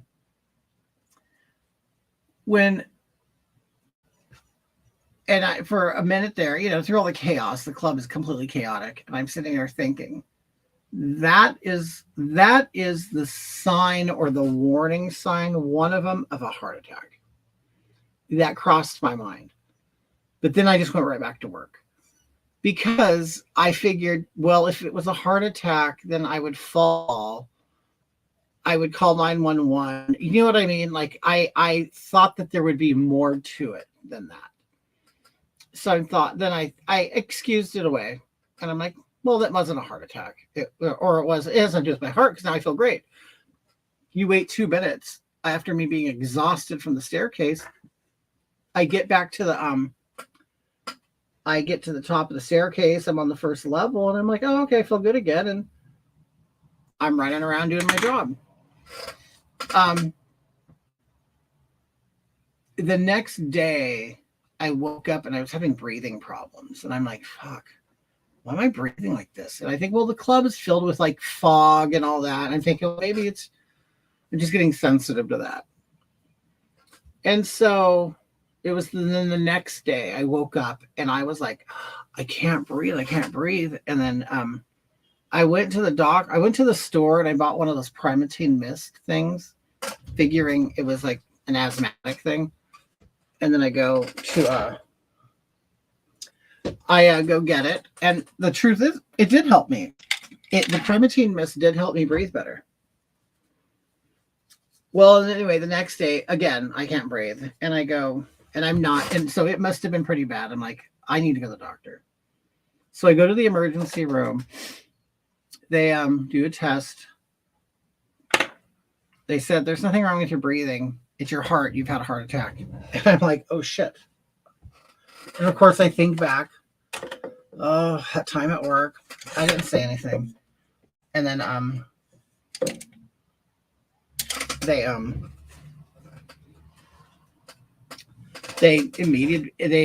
immediately admitted me to the hospital. They did testing on me, found that I had 9 blockages in my arteries. So what was happening is the heart wasn't getting enough blood to then process it and put enough oxygen back in the blood and send it through my body. So my lungs were filling up with fluid. That's why I couldn't breathe. Congestive heart failure. And so I don't have a dramatic heart attack story. It was, and from what I understand, a lot don't. The doctor even told me, because there are people who have heart attacks all day, every day, and have no idea they're having it. It's not like it is in the movies all the time. It can be very mild, and you could also have a very long heart attack, like over days. So you could have like a very mild heart attack you can't feel for days. And basically what it did to mine is the left side of my heart. Like let's say this is the heart. This would be the left side. This pumps your blood back out into your body. This down here of mine is dead. This down here is hard and it doesn't pump, but this stuff will pump. So what that does is that creates the congestive heart failure, because now my heart isn't working to full capacity, so it cannot pump out the good blood fast enough. So that's why you need the medications to pee more, to get rid of fluids, things like that. So That's kind of in a nutshell my heart attack story. Okay. And I got a new cardiologist. I see him on the 13th. And I can't wait for that because he's going to put me on Entresto, which is a medication that my other insurance wouldn't pay for. That this one will now pay for. And that medicine is made specifically for my problem. Hi, Puss Puss. What caused the issue? I'm fat for being a big fat ass. And I'm telling you, I'm sick of body positivity people. Maybe that'll be my new thing. I'll be the big fat ass queen with the. I'll be the big fat ass queen with the clogged arteries, warning people to not be fat.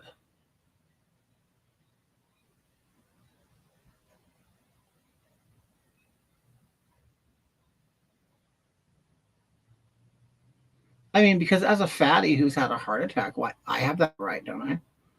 I can tell Lizzo, you need to lose weight. Stop glorifying all that fat because you are killing people. You want to talk about the genocide of gay people and LGBT people, honey? You're there are more people dying of obesity and heart issues every single day than being genocided for being gay. So shut up. Just so I dare any of them to come after me.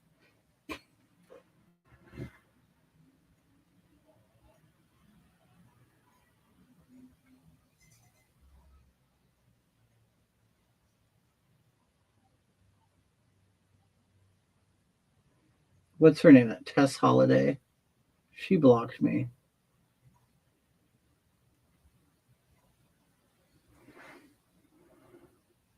Yes, fat people.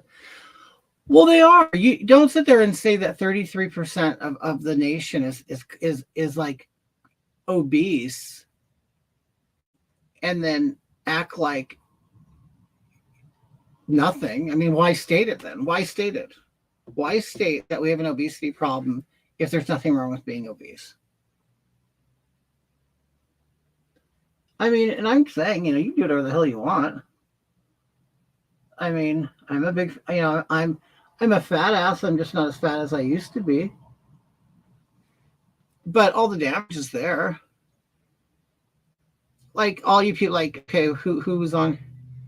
Chrissy. Chrissy's lost a lot of weight.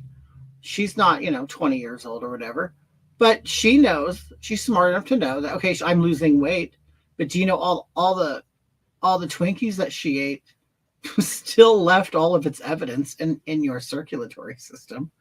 I mean, you can weigh, you could be Tammy and Amy from 1,000-Pound Sisters. You can go through surgery, you can exercise every day, you could lose the weight, you can get your skin cut off, but you know what you can't do is you can't get a Roto-Rooter to go in through your veins and your heart and scrape all that plaque and cholesterol out that you have built up over the years.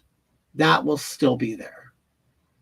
You know what I'm saying? It's like taking a 100-year-old house and sanding it and putting a beautiful paint job on it, but the plumbing is still shit. No matter what effort you put on the outside, you know what I mean? Fixing it, it's still going to be shit. So I think people need to know that stuff. That's great. You lost weight, but you know what? You better go get checked out for high blood pressure. Go get your heart checked out. Go get things like that done, because that stuff, just like all the drugs I did in the 90s, the doctor told me, he goes, I also believe that contributed to your problem. I mean, you don't smoke meth for 10 years every day and expect to, be the picture of health. There are consequences, and our parents always tell us. Doctors used to tell you being fat was bad. They don't anymore now, apparently. But why would they? See, that's the thing. Well, of course, I love the United States, I love American stuff. The doctors really never, they do not. I'm not saying there aren't good doctors, but in the end, the doctors are medicine salesmen. They are. I completely believe that. You are a medicine salesperson.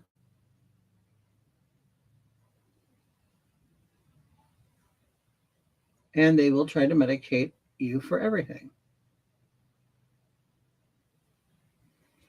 Okay, like my cardiologist, even my the doctor I see about my diabetes, not one time ever told me to lose weight. They've never told me to lose weight. They wouldn't dare, 'cause, they talk to the wrong person, you'll get sued, right? Okay, I need to hurry up with this makeup on.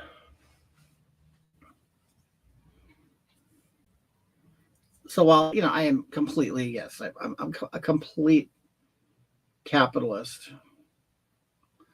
There are there are things that can be taken advantage of. I'll just put it that way. And if you're going to live in a capitalistic society, you have to be smart. Okay, you just have to be a smart person. You can't trust things because everything's about selling you something. Everything's about selling you something. So, just because some pretty, just like, okay, here's a perfect example of it. You watch the commercials for medicines. If you don't see the first 30 seconds of the commercial, you'll have no idea what medicine or what ailment they're fixing. They're just saying, get on Ozempic. It'll completely improve your life. And they have all these beautiful people in beautiful environments, doing beautiful things, wearing beautiful clothing. They look like they don't have a problem in the world. It's like, damn, the TV will have you believing that if you get on every medicine, you're going to be kayaking with, the most gorgeous people in the world and having the best picnics, in nice clothing. You know what I mean?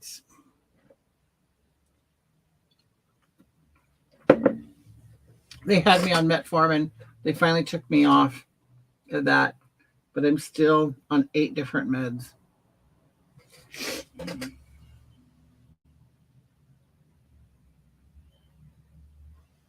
Okay, now I'm putting a black in here. The black should really change this shape and, deepen it and darken it.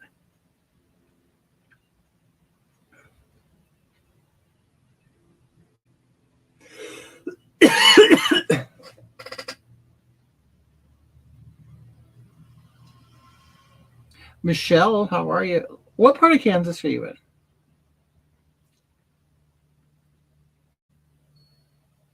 Symbolism over substance. Yep.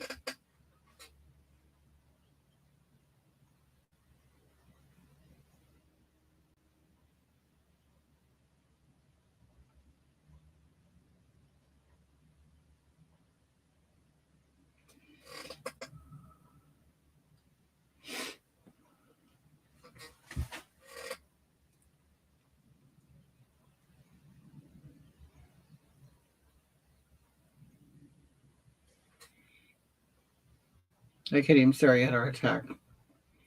Me too. It I'll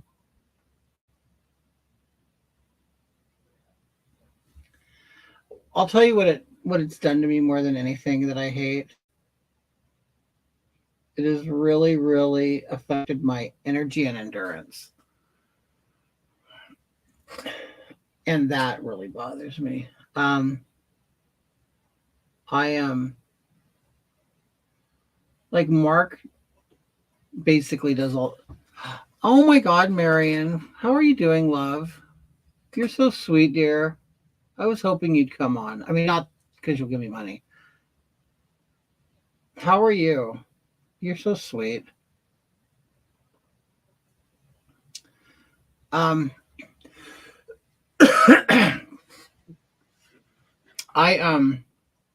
what does that mean?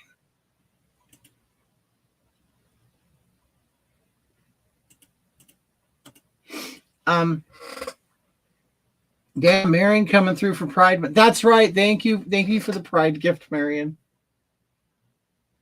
Marion is such a lovely lady. She is. Lovely, lovely woman.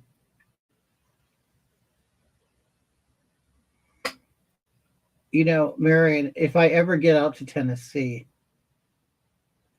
you do know that I'm going to stop and see you. You do know that, right? Oh, you got my card thing. Oh, I'm glad. I'm glad you got it. I was wondering.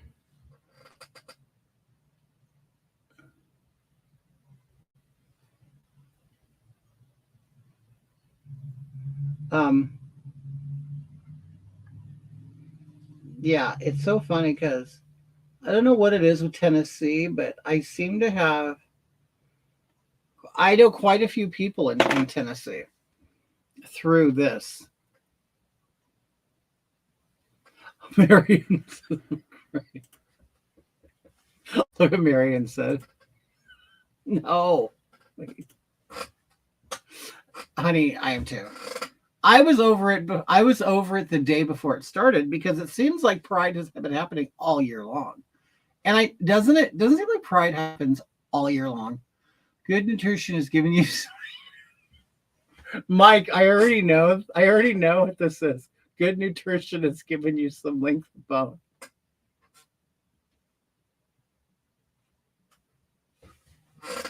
Oh God, that is like one of my favorite. That is like one of my favorite pure. Actually, you know, Mike, my dad's side of my family's from West Virginia, and I've been there once.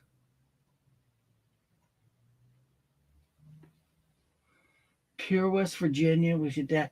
Was your father a coal miner? Did he stink of a lamp?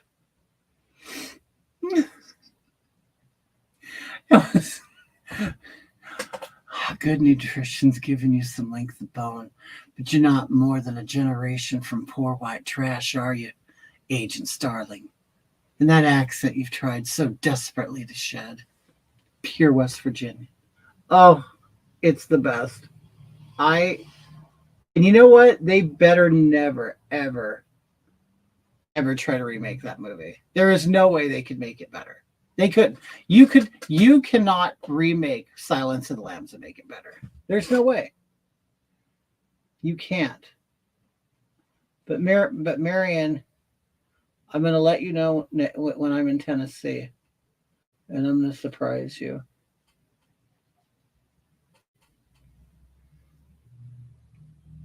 And I'm going to tell you something. Me and Mark Wayne are going to have our way with you. We're going to have our...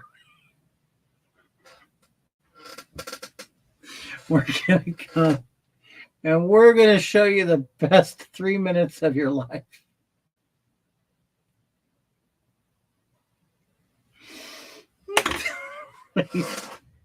West Virginia sounds kind of awesome. Wild and wonderful whites and Tim Pool.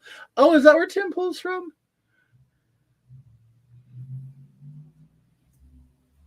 Hello, I knew it was you, Ella.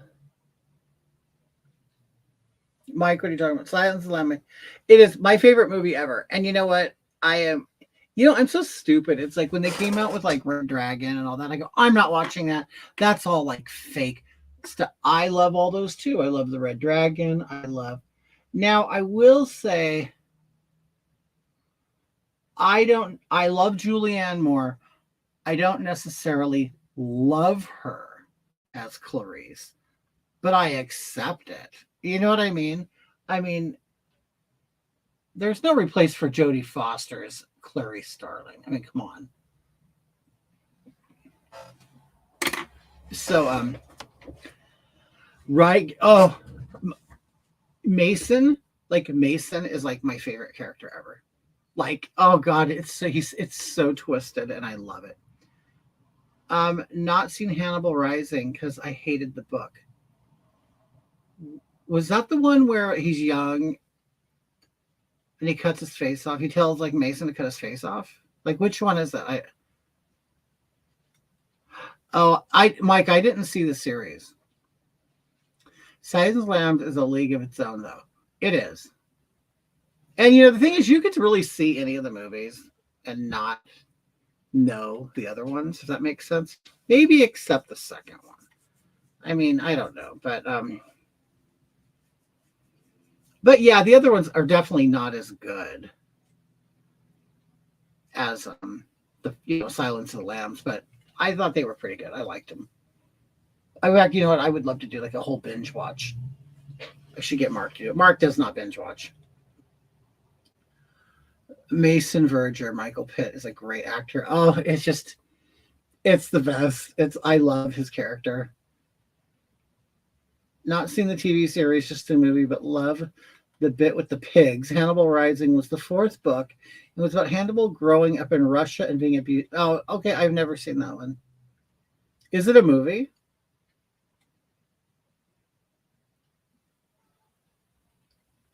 I mean, because I'll look for it and watch it. I'm always looking for a good movie. I've been watching you since you said happy birthday for the first time. Oh, wait.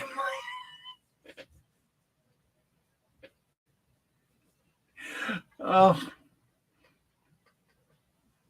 I do sit and think about, I sit back and I think about stuff that I've done. And once in a while I'll go back over the years and I'll look and I'll see the stuff. I go, oh my God, I can't believe I did that. I can't believe I did that.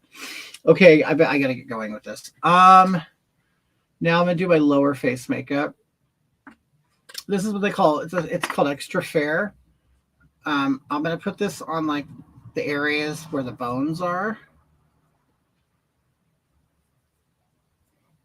Well, this will kind of be like my real face color. Well, it's all going to be mixed eventually.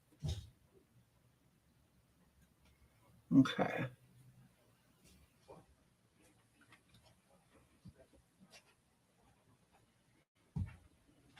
Yes, I am. Hello, Oreo smudge. Hello, Oreo smudge. Oh, Mark and Oreo are in the room now. Hi. How's it going, Oreo smudge? Oreo is our biracial cat. Indeed.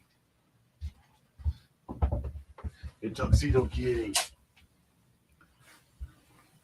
Okay.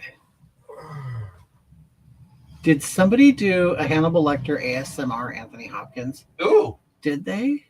that sounds fun. What you mean, like they sounded like him, or what do you mean? Mark, What? somebody mentioned a movie called Hannibal Rising. Hannibal Rising, We haven't seen that, have we? but it sounds interesting. Is it dark and twisted and lovely? Well, yeah, it's one of those movies, but I guess it's about when he was really young and being raised and being abused with his sister growing up in Russia. Oh,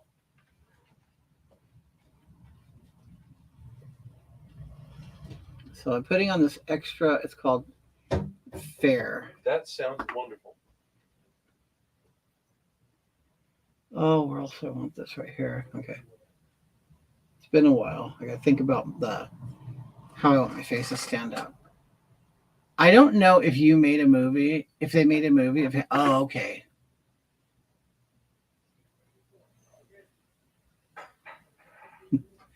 It's about how Hannibal was made to be okay.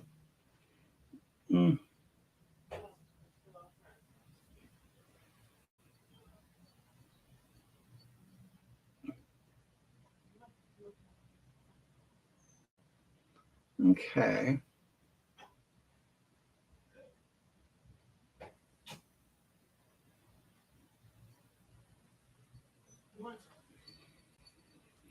If you YouTube search AS Matt R ASMR wait, so does he do that same that your good bag and your cheap shoes? Does he do that whole thing? You know what you are with your good bag and your cheap shoes. You're a rube. The author only wrote it so that someone else wouldn't do it first. Oh, okay.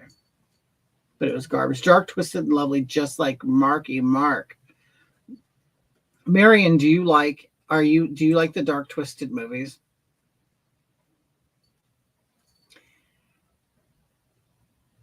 He doesn't do the whole dialogue. Okay, so he does do the dialogue. Okay, so then in the other areas, like say on the side, I'm going to do my Johnny Wakefield says, so I was told you would be selling a couch while wearing makeup or maybe a sectional. Johnny, you're late for that. Who told you? I mean, I came on. I've been here for 2 hours waiting for the couch people to show up. What took you so long? Right? Yeah, the couch is gone. Roxy, get back over here. Roxy. So I put this the dark right here. Johnny, yeah, the sectional. I think I have a beanbag. Are you familiar with beanbags? Hold on. Let me look at the inventory. Let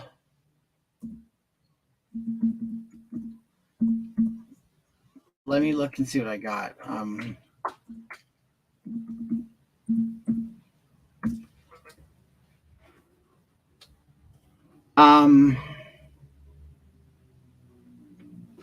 Shit. I think it's gone. Let me look in the other warehouse. Roxy.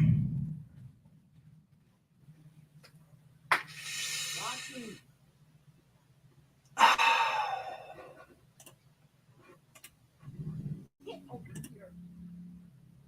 Okay, this might be of interest. This is all I have in inventory right now. You might want to come back. Right, you snooze, you lose. I do. This one just came in to the warehouse. Now, depending on what you will offer for it, I'll have the guys bring it out. Okay. We'll leave it on couch. Yeah. Well, no, I told the couch is gone. But I do have the bean bag available. I love couches. So if you like the poop emoji bean bag, okay, the ones that you see behind it aren't for sale. All I have left is this one. So if you're interested, you're gonna have to make an offer. Okay. And And a good one. we'll get back to you on if we accept that offer. And make it a good one. Marion says, if you come to Tennessee, you'll need to do my makeup and do a live stream of my transformation from 62-year-old hag back to my 30s. Well, Marion, that's after me and Mark Queen are done doing you. Ugh.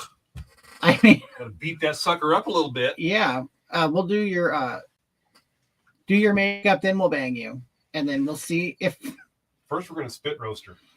we'll see if the makeup lasts through the banging and spit roasting. Oh yeah, I'd love to. Right, Johnny, it does look like shit. That's all I have. Okay. I mean, you came to me asking me.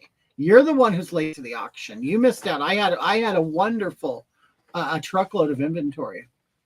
And sorry, you're just a loser. You showed up late. Don't know what to tell you, buddy. Early bird gets the worm. Early bird gets the worm. Okay. Penis in your case. So you're just going to have to buck up, buddy. Okay. You don't get it. That's it. All I got right now is the beanbag. Man up. How's Gladys? Hope she's doing. Gladys is doing well. She is. She's still working. You know, she's dating a man. You know, she don't let her sheets get cold. I'll tell you that. Dating another man. I don't know if she's watching or not. Probably not. No, she's not. She's warming her sheets. Or she's probably warming the sheets at the man's house. Yeah. That's what she's doing. I don't know. You ladies, you 74 doesn't mean you're dead. No Nightcrawler, I guess. What are you talking about, Johnny?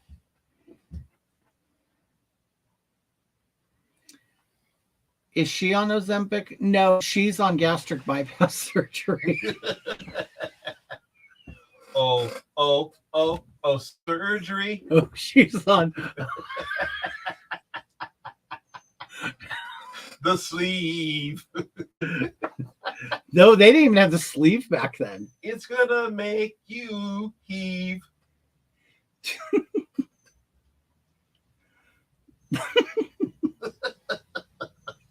That's stupid. 74 doesn't mean you're dead. Oh no, it definitely doesn't. She don't act dead at all. She's still getting it. She's getting it.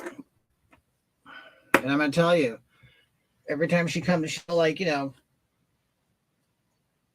took her a while to find this one. I mean, she'll date for a while, and she, it's so funny because she dates men her age, and it's funny. It never changes. She goes, men are just dogs.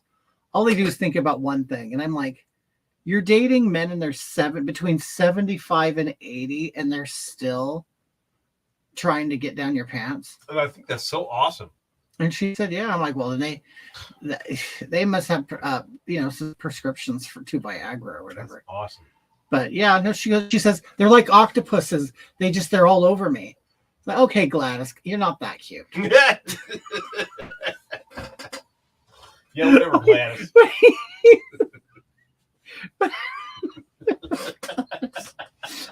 You're not that cute. Oh, God.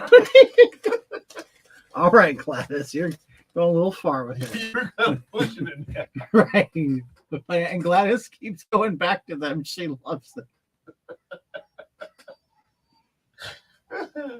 Am I hearing a dog whining? What was that? Oh. It's his toy, never mind. Yeah, I hear him running. All right. Okay, so I'm blending in this darker makeup. Mindy, I'm dying laughing. I think he's playing with his little dog that mom got him. It barks. Yeah, he's just having a good time. All right. Yeah, but let me see, what else have we done since I've been on the live last? Okay, so we went, Mother's Day. Mother's Day wasn't that long ago, was it? Nope. What did we do? Ruth Chris? No, that was your mom's birthday. Oh, No, was it? Yeah, that was your mom's birthday. yeah. Oh, okay, so we had cold cuts over here. Okay, yeah, so we had the moms. And then we took them up to Susan and John's. Oh, okay, yeah. Okay, yeah, I could bring Susan in the story. Okay, so we had like a little get together here. And we had the maid. That's right. Susan said my house. Okay.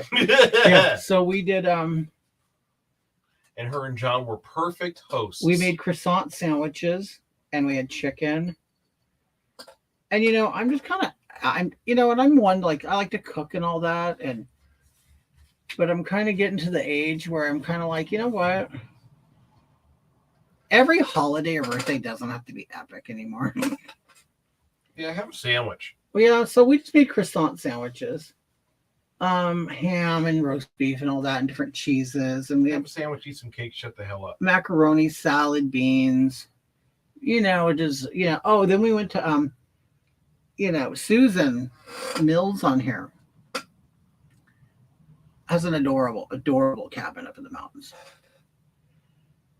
No, I'm sure it wasn't adorable when she got stuck in it for 7 days during the Lesso storm, but Poor thing. it's look, I'm laughing.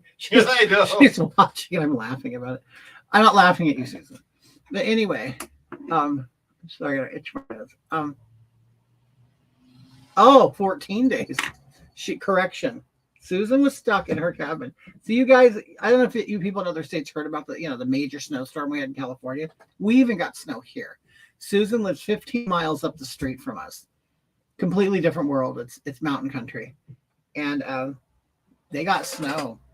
A lot of it, like roofs were caving in. She lost her local grocery store. Everything.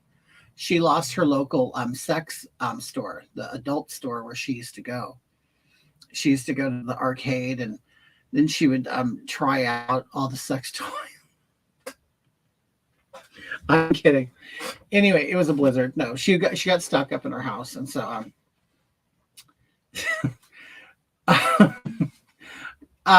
it was really bad. It really was. And so oh, you Californians, oh, you guys don't know weather. Oh, you guys are such wimps. Trust me, I know how you guys are in different states. No, but it was bad. It was bad. It was bad. So anyway, we went to her place. We ate here and we go, oh, let's go to Susan's. Susan and her man came down and we had fun. And then we decided, oh, let's all go to Susan's house. So we went up there. She's a cute little romantic rustic cabin. If you can take a cabin in the woods, Oh, I got mix it with like a lodge and a boudoir. That's kind of what you have with her place. So you have everything's wood and there's rock and brick and everything that you associate with cabins. And then a bunch of like crystal and hurricane lamps and candles and twinkly little lights and furry things and lacy things and just beautiful, beautiful stuff. Okay, wait, Mike, you just posted Mike just posted a ChatGPT poem. Her bedroom, a sanctuary where desires took flight, where love's flames burned, igniting the night, with a partner by her side, a twinkle in her gaze. They wove together a tapestry of love's embrace. Her with a pearl necklace. That was lovely, huh? Him with a lip noodle. Well, that was a lovely little poem. Okay, so now I'm going to blend in all this light stuff and marry it with the darker, so I don't want a line here. Although you want it to fade, you don't want to see this harsh line. You want to see kind of like a gradation. Okay. Anyway, so we went to Susan and John's house, and she has a beautiful balcony that's on the side of a mountain held up with stilts. And so my mom, or Gladys, gets there and she's looking out the door, wanting to go on the patio so bad, but she's looking at me going, she was scared, she loves the mountains, but she's scared to death of the height of it. So I said, Mom, it's been here forever. We come out here all the time. You're fine. So she got over it. And then, it's so funny, Susan, she said to me recently, oh, when are we going to go back to Susan's house? Yeah. So I figure we can go we really like Tony's. We would love to go maybe we could meet for dinner at Tony's. They I like their Mexican food, so does Mark. And their margaritas. And margaritas are good. And then we can Tacos. go back to your pad. Taco. I am now eating my pancakes. Thank you for the company. Taco tastes good. Oh, are they good? What kind did you just make? Regular buttermilk ones? Susan says, anytime. That sounds great. Okay, look at my faces coming together. Okay, now I put the white on.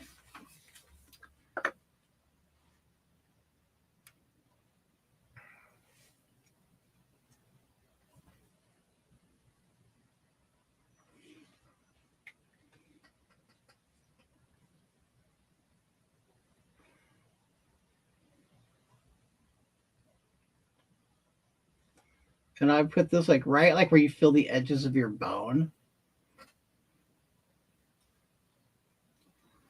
The highest parts of your face that you want to accentuate. These knobs on my square chin, I don't want to accentuate because I kind of look at them as a masculine feature. So I leave them dark and then I just lighten in the middle. This is why, this is why it irritates me when I see these stupid drag queens at school reading to kids, because it's I'll see their makeup and you guys look terrifying. It's they don't get And I'm not even saying use me. Fine, I wouldn't do it anyway. But they pick the worst people to do it, and it's like, you guys are this. So this is who the community is putting in front of the public, in front of children, and this is supposed to be a good thing. You guys are all nasty looking. You're ugly. You're nasty. You could see your beard still. The makeup is so severe that they've created new. Okay, unless you are like a really pretty man and you're very good at female impersonation, you should not be outside of a club or like a show venue without lighting and like smoke. Do you know what I mean? You totally need that. Do I miss working at the club? There are things that I miss and there's things that I don't miss. I miss the excitement. I miss the energy. I miss people being. I miss seeing people have a good time, you know, and facilitating it. You know, you're kind of like you're putting on a party. That's really when you're like managing the club. You kind of do. I was doing several things. I was like managing the show, managing dancers, you know, dealing with like reality people, their appearances, things like that. And so I do miss, okay, like I honestly was never a starstruck person ever. Like, I mean, there were entertainers that I met that I wanted to meet and I was happy to meet. And I thought that it was cool to meet them, but I never like, oh my God, I need your autograph. And, you know, I never fainted or cried, nor did I gush or make an idiot of myself ever, you know, and it's because I'd met so many of these people that I started seeing the real person rather than the made up celebrity persona. Does that make sense?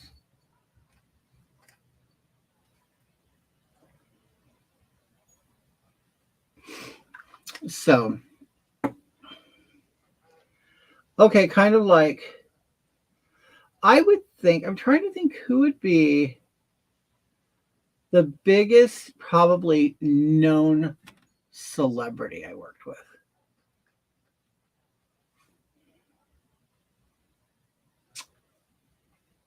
Probably,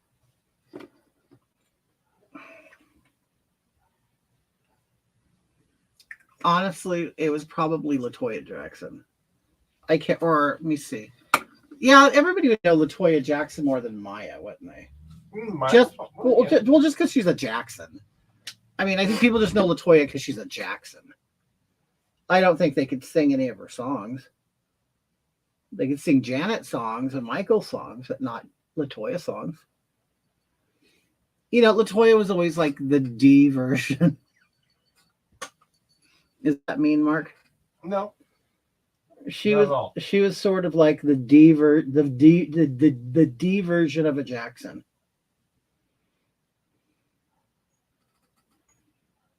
I mean, you got the A's, Michael and Janet, and then you got LaToya.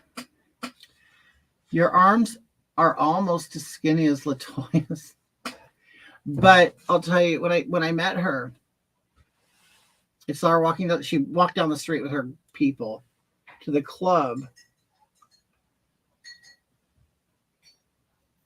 and right when I saw her, first of all, her wig was messy. And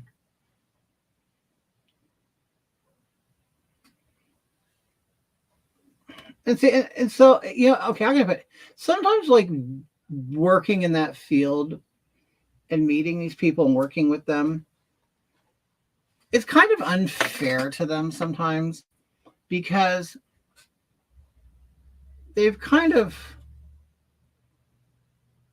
sell you on this image of them, and so does the TV and producers and stuff. And then when you see them, you're like, oh, you're not really kind of what I thought you'd be. Like, because you always see her on TV or in pictures or in magazines, you are not seeing the real texture of her face At all. And I'm telling you, these people who have extensive plastic surgeries like that no longer look like they have human skin. It's really kind of weird. So you're not starstruck over them. You're like, Ooh. oh my God. What? You took a lot. I know it took many steps to look like that, and you took too many steps. LaToya and Justin Timberlake. No, that was Janet. Are you talking about the MTV thing? She looks like something out of the Dark Crystal to me. I'm sorry, LaToya, but you've got all the money to fix it all. Susan Mills says, I met a few when I did conventions. I was never, ever. Susan, I know. I wasn't starstruck at all. And it's not because, how can I put it?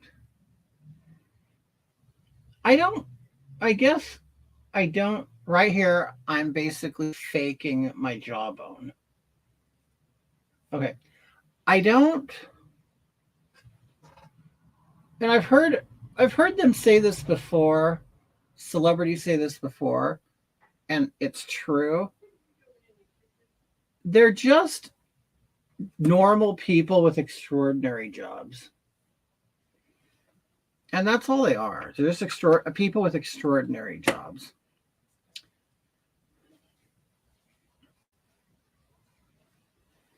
And there were drag queens that I really liked that I followed on RuPaul's Drag Race that I really liked and that I rooted for, and they end up winning. And they end up being like this, the drag queen of the year. And when I met them, I absolutely couldn't stand them. And so I've heard some people that I work with who have met bigger celebrities say they really don't want to even meet their favorite celebrity because they know that they're going to be an asshole. Like my old boss, huge Madonna fanatic. And he said he would never want to meet her because he probably wouldn't like her in real life, which I've heard that a lot from people. When they meet her, they don't like her. All right. I only remember Michael's songs. I remember the surgeries and personal scandals from his sisters only.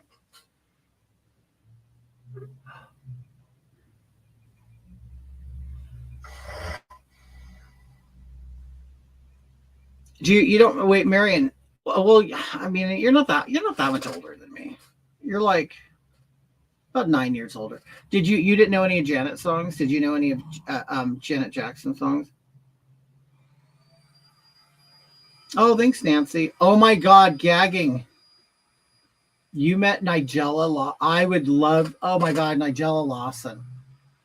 I met Nigella Lawson and was sort of starstruck as she was signing all my books. I'd never seen skins. I know, she's gorgeous. I love her. And I love the way she says microwave. Sylvester Stallone is nice. And actually, Dennis, I could see them. Susan said she's met Sylvester Stallone and Dennis Rodman. Aww. And I could see them being good people. I could. I mean, I'm sure they're hard to look at, but I mean, maybe, I don't know. You probably met them back before the plastic surgeries and stuff. But I can see Dennis Rodman. Dennis Rodman seems like a good character. I mean, I bet you he gets in a lot of trouble and causes trouble, but he seems very open and sort of He'd be fun to get in trouble with. yeah, he seems open and free and don't give a shit, you know. At least he'd bail you out. He also depends on when you meet them. And if they are doing a press thing, yeah, it's true. And they will probably do a fake persona. Right, no, it's true. If they know the cameras are around, if the cameras are around, they're not normal. Really? Marion, you don't remember any Janet Jackson? I bet you if you heard it, you would know. Normally the people who are fans of nasty people tend to be quite stupid people. Susan says, and I've heard this before, Tyra Banks is a bitch. You know, me and Tyra Banks have the same birthday. I can't believe I'm going to be 52 next month. Boy, Leola, you're old.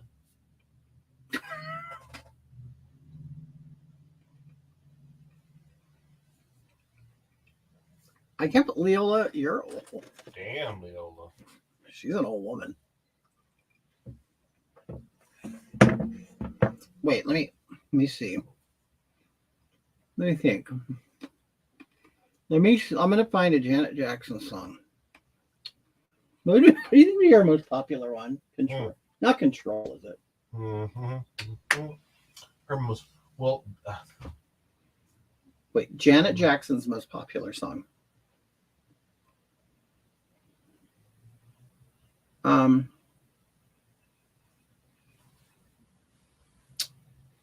They still play When I Think of You on the radio. Well, let me ask Google. Janet Jackson's most popular song. Janet Jackson has many songs. Here are the first three: Come On Get Up, Scream, and Together Again. Oh, Together Again. That's a good one.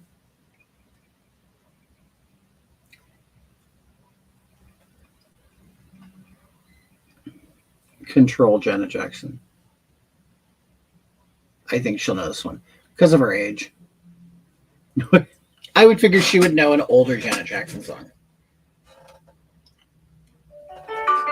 Okay. Last I remember from Janet is a picture being married and in a burqa. She was in a burqa?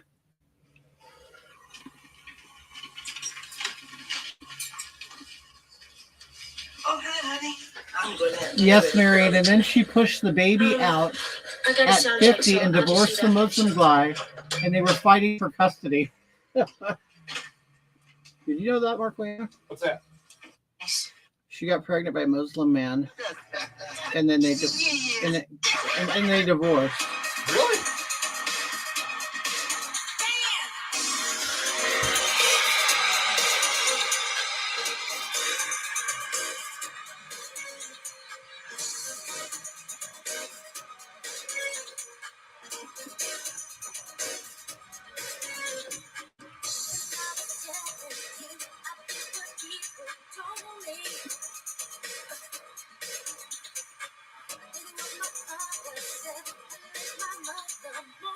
Johnny Knoxville.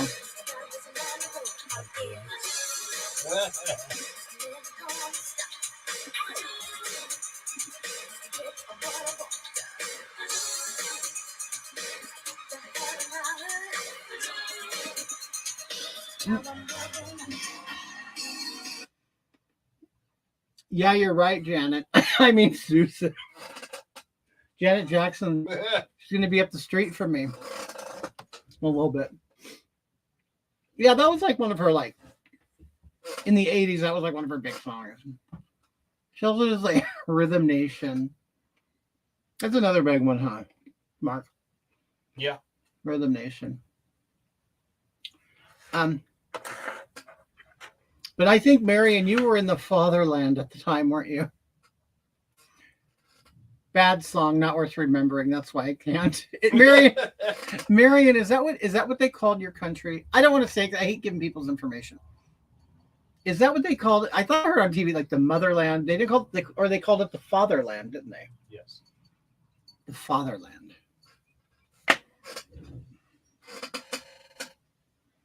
Anyway, so Janet's still doing her thing. I don't know if she's doing new things, but she's still doing her old thing.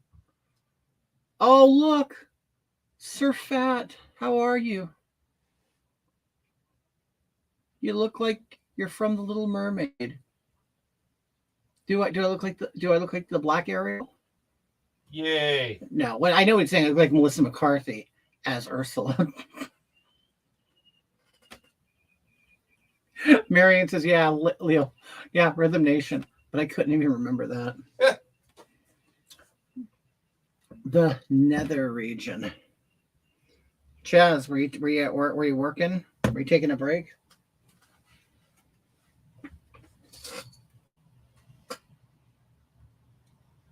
Okay, so I'm putting dark blue here. I should just bust through this makeup real quick. Because I want to put on Chaz's wig. Control. Now I'm all grown up. Hi, Prometheus.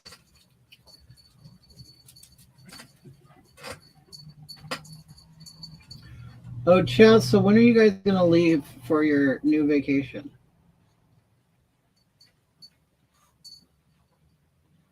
That, Mark, that's something I would totally be down to do. What's that? Go to the place they're going to. Oh, down there? Mm-hmm. Okay. I mean, we can't now, of course, but...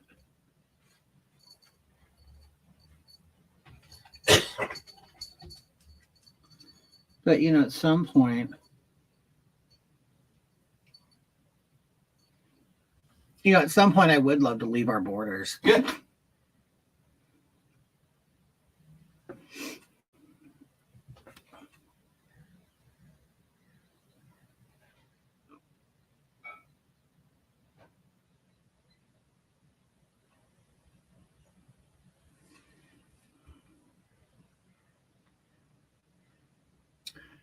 Chaz, did you wear the wig first?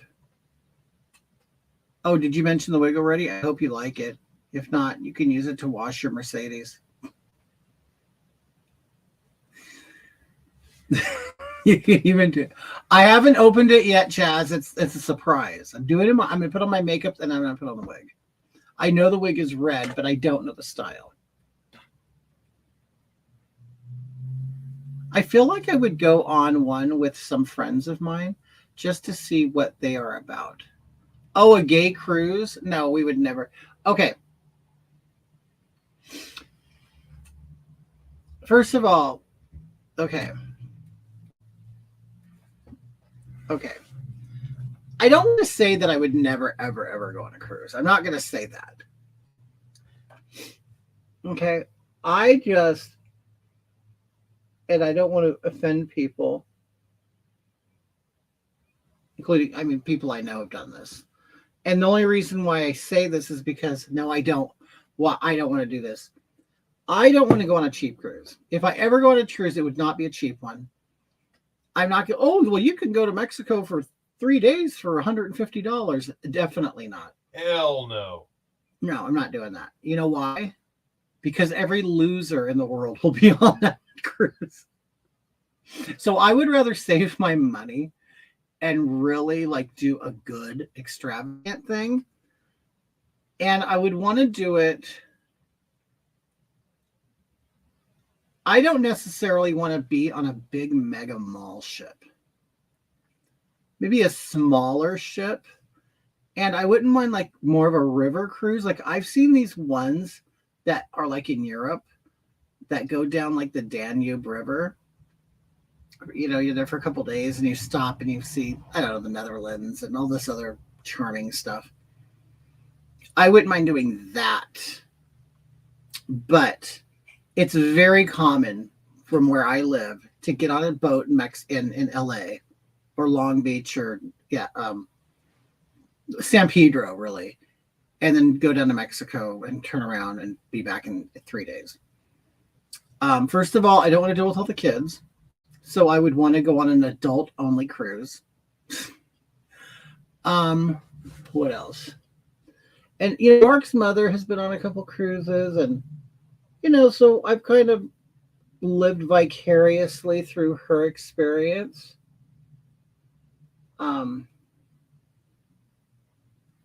So I'm not saying I would never go on a cruise, but it just depends on the cruise. Gagging for Lit said, cheap cruises are horrible. They are slave ships. It sounds awful. I love when you contour your nose, Michael Jackson style. You have a great nose for contouring. It's quite small and straight. Mine is kind of bumpy. But see, it's the same thing. I mean, I do. I will say. My nose is probably one of my most favorite features on my face. Because it's not like I have an area where it's kind of turned up, but then, it's kind of bulbous right here. But, then it has its high point here, and it's narrower. It's not like a big, I'll see men my age, but they're probably alcoholics too, who have these big potato noses with broken veins and big pores. I've always had more of a smaller nose. Chaz says, hey, let's go on a canoe river. Honestly, Chaz, I'd rather do that. He wants to go on a canoe river rapid trip on the Chattanooga River, like in Deliverance. I would do that. I honestly would do that before I would take. I'm taking a bow and arrow. Yeah, I'm not getting on a Carnival cruise ship and going to Mexico. I'm not. Yes, people pay thousands to have a nose like yours. Oh, thank you. Mark, Mark wants a nose job, but he wants a bigger nose because he wants to be able to breathe easy. His nose fits his face perfectly fine. It's true. I want a big nose. Big old schnoz. Big honker. Mark wants a big bull nose. He puts a big ring in it. Yeah, right in the middle. Yeah. Chaz says, I'll start practicing my pig squealing. Oh, no, Chaz. I was just going to get really disgusted. And I just can't. I'm not going to. I can't. Okay. So where I put the light stuff right here, I'm going to reinforce that with white. If I could find it. Here it is. How long does it usually take to do your makeup when you're not talking? You know what? The last time I did it for Newsmax, or I did it for Jesse Waters, I liked that appearance. The last one, not the first one, but I liked the last one. I honestly did it in 2 hours. It wasn't that bad. But here we are at 2 hours and 45 minutes. So I really want to push through this.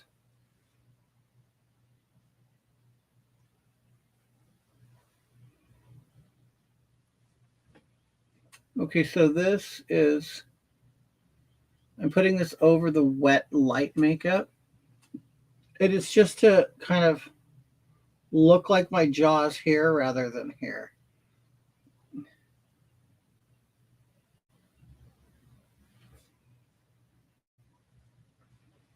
Okay, pig squealing. He wants to squeal like a pig. Okay. Now I'm at a crossroads with my nose.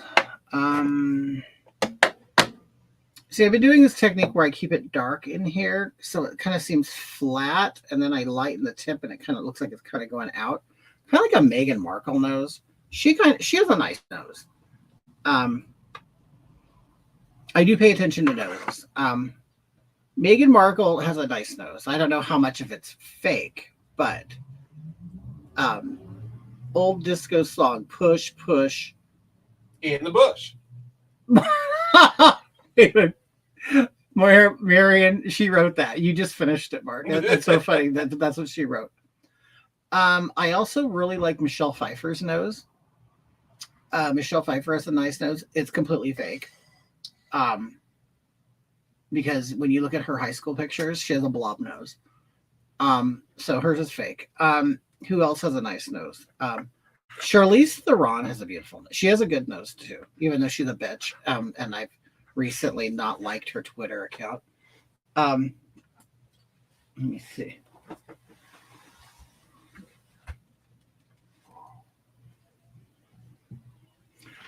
Okay, so here we go. So now I'm going to cover up all this. Scarlett Johansson's nose job was gorgeously. Oh, I got to pay attention to her nose. I haven't seen her nose yet. So now I'm going to powder everything else.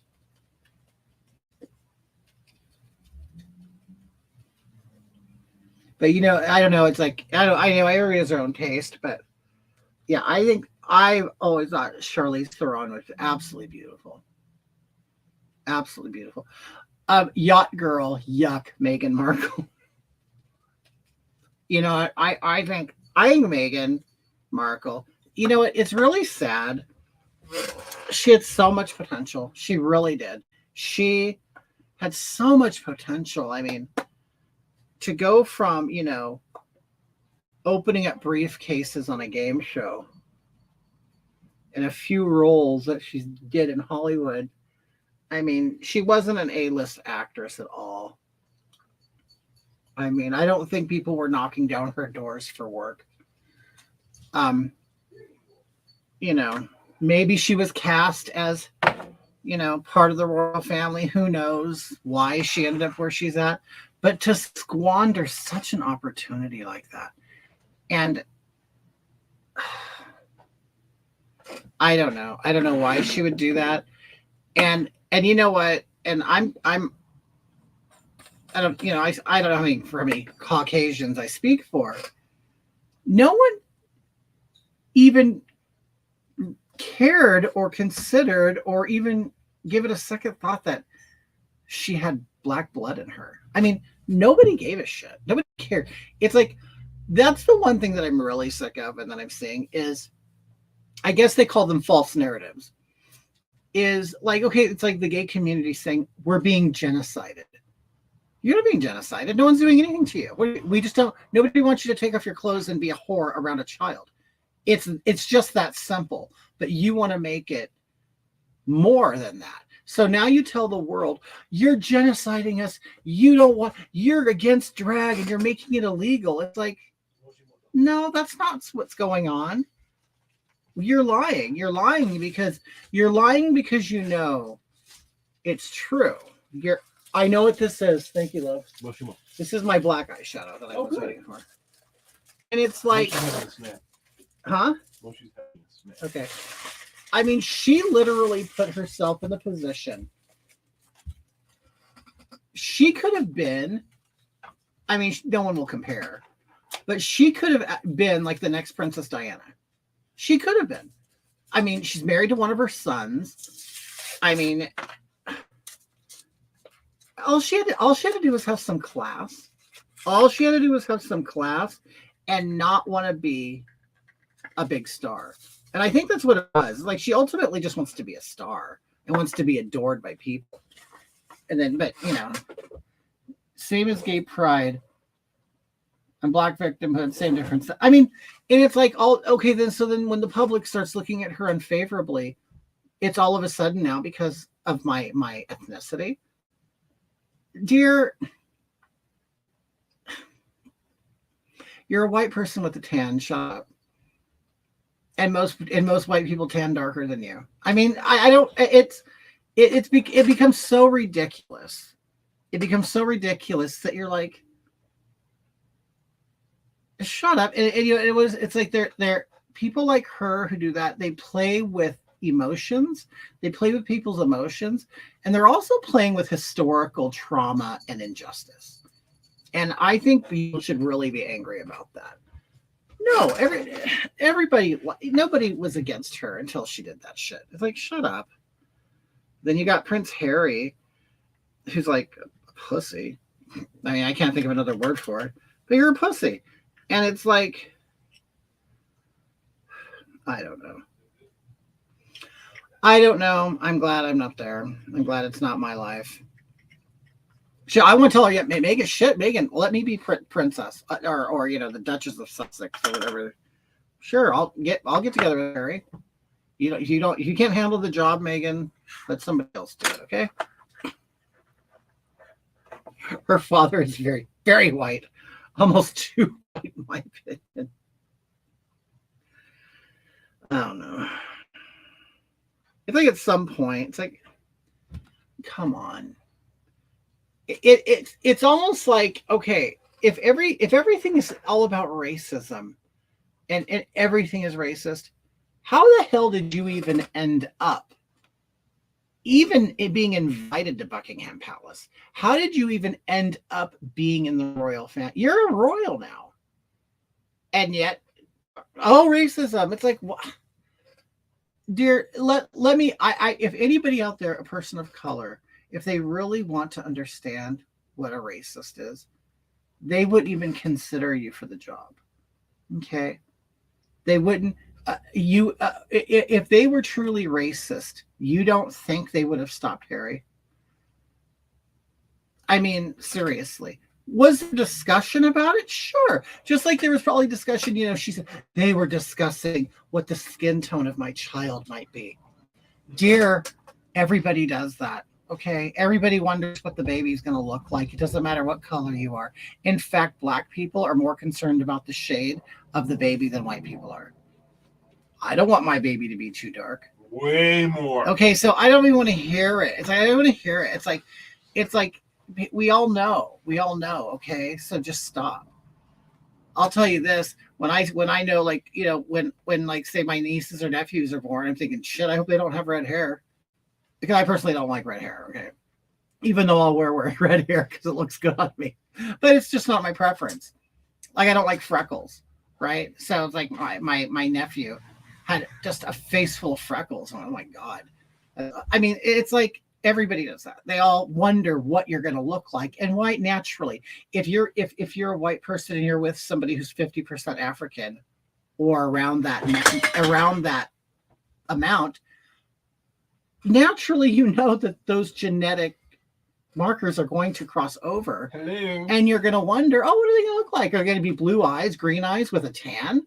Curly red hair, curly blonde. I mean, you know what I mean? There's nothing wrong with doing that. Just because you think it's bad, just because you don't like being Black, or just because you don't like having curly hair, doesn't mean everybody else doesn't. Okay? And that's where it comes from. If whites were all racist, how does Macon even exist? Her daddy wouldn't have squirted her mommy. No shit. Bottom line. I mean, and just like you see, now I'm totally getting on a soapbox, Mark. Okay. Just like you see, okay, who said this? Was it Kamala? Or it's always one of those people. No gingers for you. But you want to know why? Okay, I'll tell you why I have a thing with redheads. When I was in elementary school, there was this really ugly guy who sat next to me on the bus who had really orange red hair and tons of freckles, and his teeth were yellow. And he was picking his nose one day, and he pulled out a big green booger and he ate it. That has stuck in my head.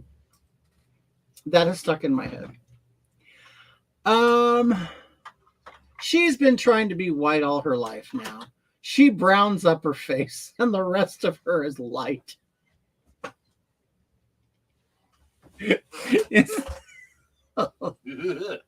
Have you seen pics of Kate, Prince Will's wife? I like leaving comments on Vogue about how skinny she is, and people hate that. Oh my God, she is so skinny. Is she? I didn't even notice how skinny she is. Whoa. Well, you know what? You got to keep that royal poon polished.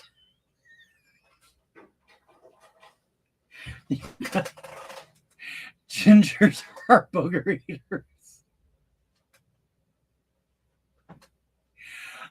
Some redheads have gagging. I know. I mean, as I've grown up, when I really sit down and I'm mature about it, they're beautiful redheads. I mean, I think everybody's beautiful, to be honest with you. Everybody is gorgeous. It doesn't matter. You can be beautiful freckles, beautiful red hair. That's just something that's stuck in my head. I believe Kate has pathological bulimia from Diana. And Will forces her to stay thin. Wouldn't you really love to know? I'd love to know all that drama. They would. Okay, let me contour my nose. Where's my contour? Oh, there it is. Okay. Everybody is not gorgeous, Kitty. Don't lie. No, but I'll tell you. I mean, as much of a shit talker as I am, I honestly do believe this. That every single person has something beautiful on their face. Like, I mean, you may have ugly little squinty, shaped eyes, but the color might be beautiful. Or, you know what I mean? Or nice eyebrows. But I'll look at somebody as I talk to them, and I always try to find the most beautiful thing on their face. If everyone is gorgeous, some gorgeous people must be ugly too. Well, yeah, you can find something ugly on everybody. Yeah, just the way everybody has something pretty, everybody has something ugly. Like, I hate my teeth. That's why I wear the fake ones. I hate my teeth. I used to hate my chin a lot. I don't hate it so much anymore. Everyone has at least some nice qualities, though. I agree with that. Yeah. Chaz says, have they caught the New York paparazzi that were chasing down Meghan and the Spare yet? Yeah. Oh, wait, it wasn't in Paris. It wasn't in the tunnel like Diana. Like, how could they just lie like that? And really, what a horrible thing to lie about. What do I think of tattoos? I've seen tattoos that I think are absolutely beautiful. Some that I think are stupid.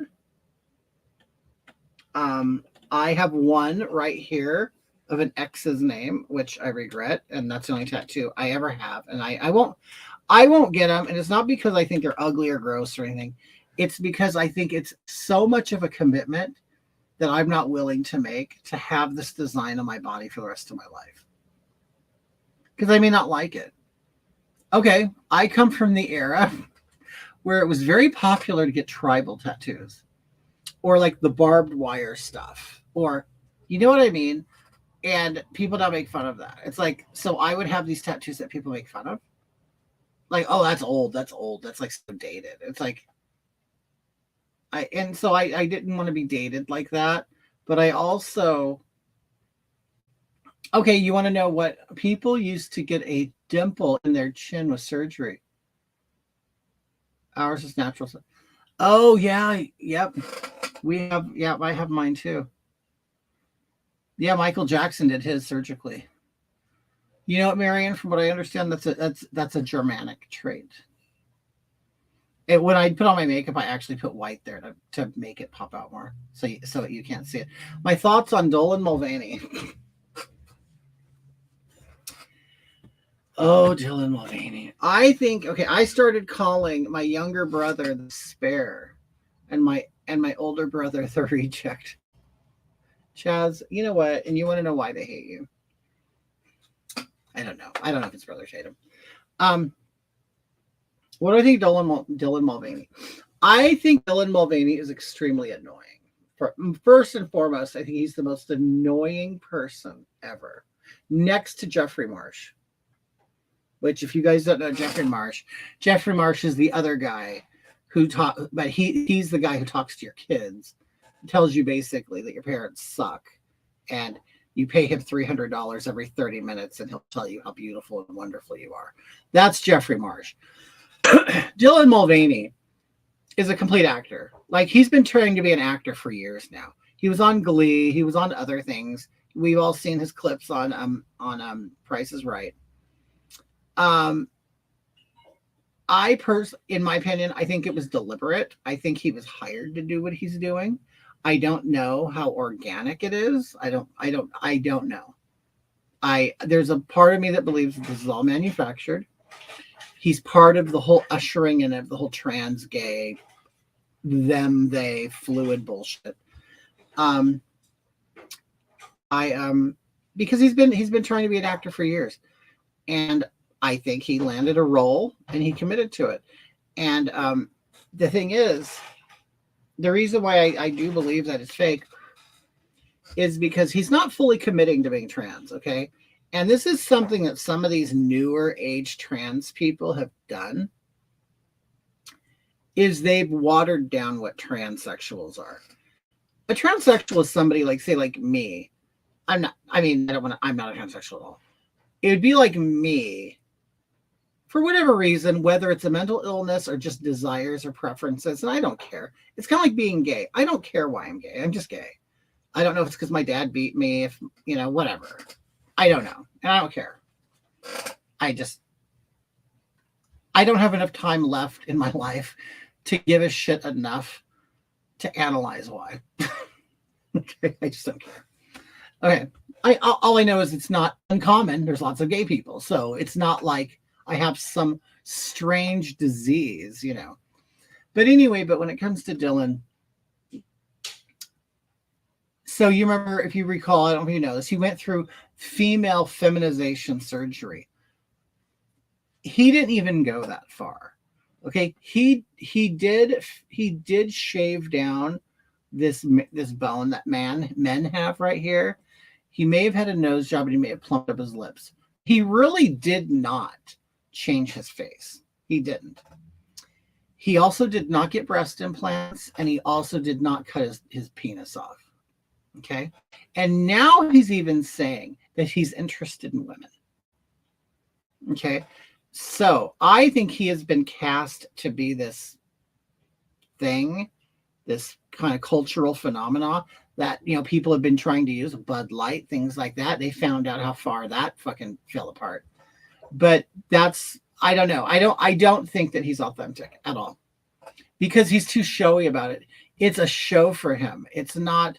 I know trannies that have full on transitioned, cut off the parts, and they're very quiet people, because all they want to do is they want to be looked at and recognized and treated like the sex they weren't born as, for whatever reason. I don't care why. I don't care why Blair White wants to be a woman.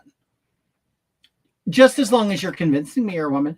I mean, you know what I mean? Yeah. I mean, you really want to be a woman. And I could tell she probably really did want to be a woman, because went through everything, presents as a woman. You never see Blair White with facial hair. Because they're supposedly dysphoric about it, and they don't want you to see them as the sex they were born as. So they do whatever it takes to convince you that they are what they want to live as. That's not Dylan Mulvaney.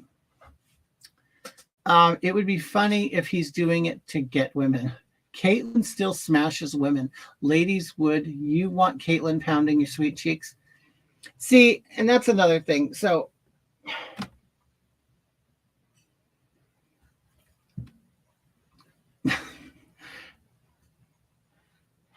okay, so back in the day when internet came out, and of course everybody's watching porn and looking up all the freaky stuff, I remember chicks with dicks was a thing. That's a fetish. That's a kink. It is. Chicks with dicks. Guys who are having sex with a guy who looks like a woman. Okay, whatever. And so now that's like normal, or they're trying to make it normal. I mean, it's happening, of course, but now they're trying to bring it in the mainstream with kids and shit like that. And it's like, come on, just stop it. Okay, so what I do is put dark lines down my nose to make it as narrow as I can.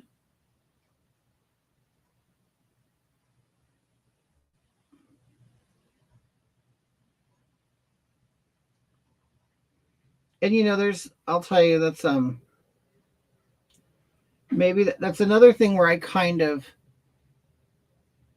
deviate a little from Gays Against Groomers. They're very much into, I see them a lot of, talking about trans people. Now, I know trans people, okay? And I'm not talking about the crazy middle-aged man with a beard who decided, oh, I'm going to be trans so I can go into the women's locker room. I know like legitimate trans people that like changed and then married somebody, you know what I mean? And they're not gay. They like, you know what I'm saying? They really kind of want to be a woman and have, whatever, for whatever reason. And I could be friends with them and not be disrespectful and, just treat them like normal people. I don't have to know why they did it. I mean, it's like they don't have to know why I'm gay. Is Chaz still on? Yeah, Chaz is on. Hey, Chucky. These are in honor of you. Oh, whiskey sour. Indeed. These are good Oh, ones. thank you, love. You're welcome.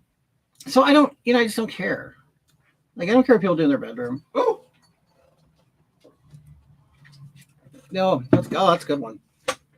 I'll tell you what, without being too open, not too sweet. when I was a kid, I would snoop through people's houses. Not on well, I guess it is on purpose. But, Oh, yeah. I think he's a failed actor, right? Okay, so I would go through people's houses. And I'm not like talking like digging through their, like under their bed. But, if you're like, this is when I was young. You're in the bathroom, you're in their bathroom. Yeah, I'll open up the cupboard, to see what's in there. I mean, I know I'm not the only one who does it. Open up the medicine cabinet. You may have no business being in there, but you're in the bathroom behind a locked door. Okay, so anyway, pour me one, Mark. I'll wait until you get here. You got 6 hours to wait, Chaz.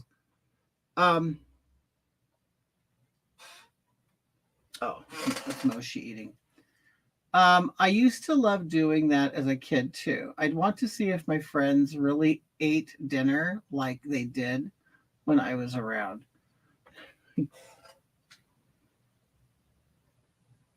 But like, let's say if I was a babysitter, I babysat a lot. People trusted me. And I like, kids then. But, okay, my nose is coming along. I can't rifle through people's homes now. Everyone has cameras. Believe me, I know. Right. So Chaz probably has me on video going through his bathroom. I didn't. I honestly didn't do it. I don't do that anymore. I did when I was a kid. I mean, don't all kids do that? Some. But anyway, yep, his surgeries are beauty enhancing, but not trans, right? Right? You know what I'm saying? They're not. I know people who've had extensive facial surgeries. And Dylan Mulvaney did not go for it. He didn't. He didn't go for it. I know Puss knows a lot of trans people. Puss, when you look at Dylan Mulvaney, do you think that he fully committed? And do you think that Dylan is really a she or a he? Like, I would love your perspective on it. Because like Puss knows she works in that field. Okay, so what I'm doing is, now that new shadow line that I've created on my nose to make my nose look narrower, I'm connecting it to my eyebrow. Now, if you look at people, like, because I'll study pictures like of faces, when I'm going to do makeup and stuff, or I haven't today, but you know what I mean? I like to look at faces and look at features and look at the lines on their face. And the shadows. I know a lot of drag queens will take this line and marry it with the eyelid, but that's really not what a face does. I've studied. The line actually goes and connects to the eyebrow. And then this is also shadowed in here. So it makes the bridge right here pop out. And like this, things that you could do, women can do at home. But that actual shadow or dip actually goes all the way to the eyebrow, and it goes into the eyebrow. Puss Puss says he's not really trans. It's all for coin and clout. Right? That's exactly right. When I because isn't he's too theatrical about it, isn't he? He's acting. He's acting. And how can anybody think he's authentic? I mean, I don't know. I knew Puss Puss would know.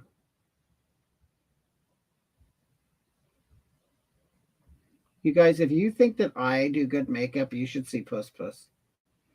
Puss Puss does great makeup tutorials.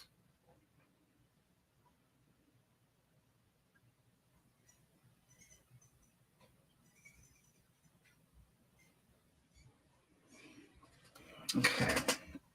It's all for coin. Yeah, I'd love to know what Dylan Mulvaney's getting paid. I would love to know. And he still made money off of Budweiser. Like, just because they're not using him anymore, they still had a contract. He's still getting paid. He is. I mean, Tucker Carlson's getting paid, still getting paid. He's getting paid not to work. You know what? I wish. I mean, I was happy to be, invited to be on Jesse Waters' show. But ultimately, I wish that I would have rather been on, I would have rather gone on Tucker's show.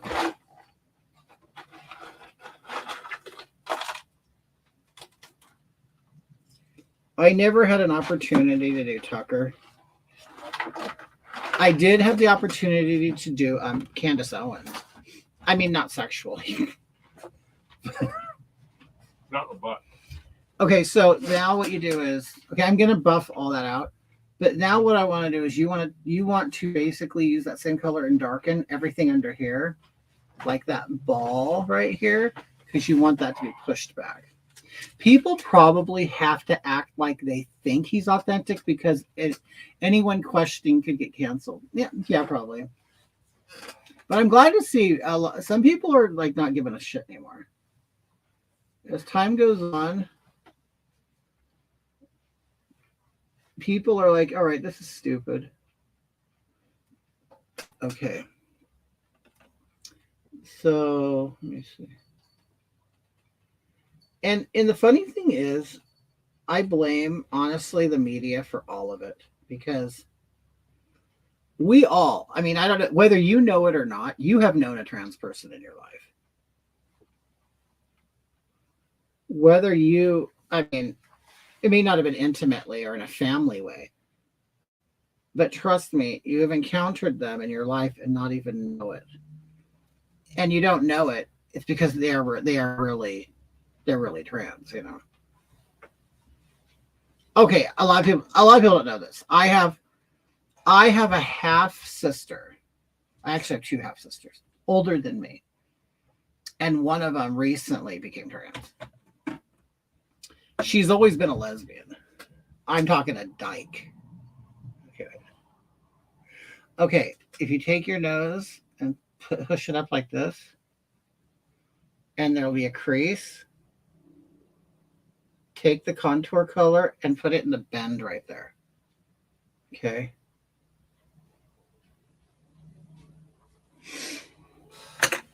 That will like sink that in.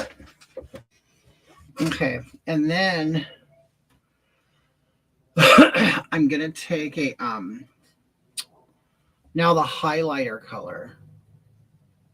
You know what? I've done pretty well. I mean, I still have 37 people in here. I'm really, happy about that. I've been on for 3 hours and I haven't gone under that. To be honest, most real trans people are stealthy. Well, right. You know what? Plus, I know. The funny thing is, gay people used to be like that too. Duh. They didn't want, it's like, I don't want people to treat me like a gay person. I want to be treated like a normal person. I'm normal. You know what I'm saying? An average man. Okay, so like this is my contour palette. So I'm going to get the lightest color down here. And I'm going to put it at the tip of this brush.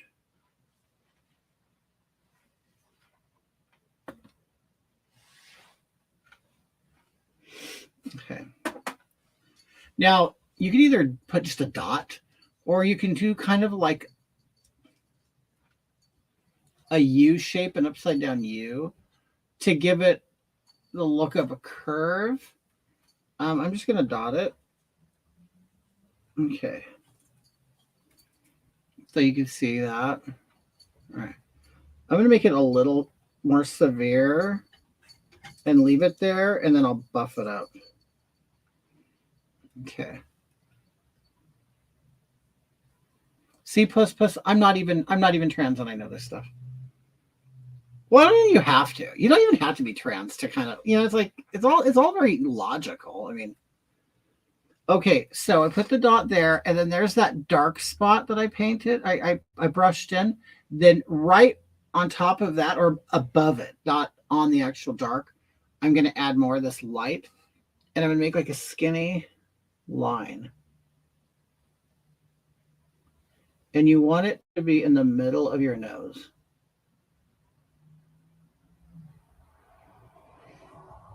Okay, now you're using a highlighter, so it has reflective qualities to it.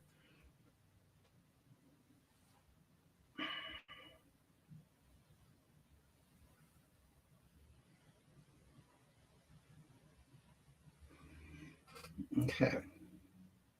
And if you want to, you can take it basically all the way up.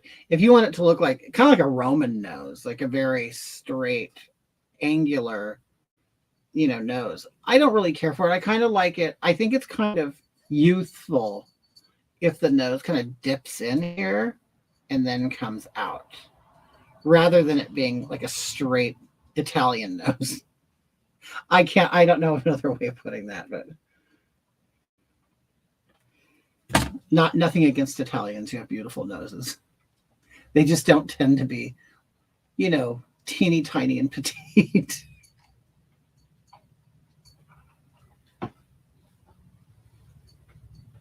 Or should I say a Jew nose?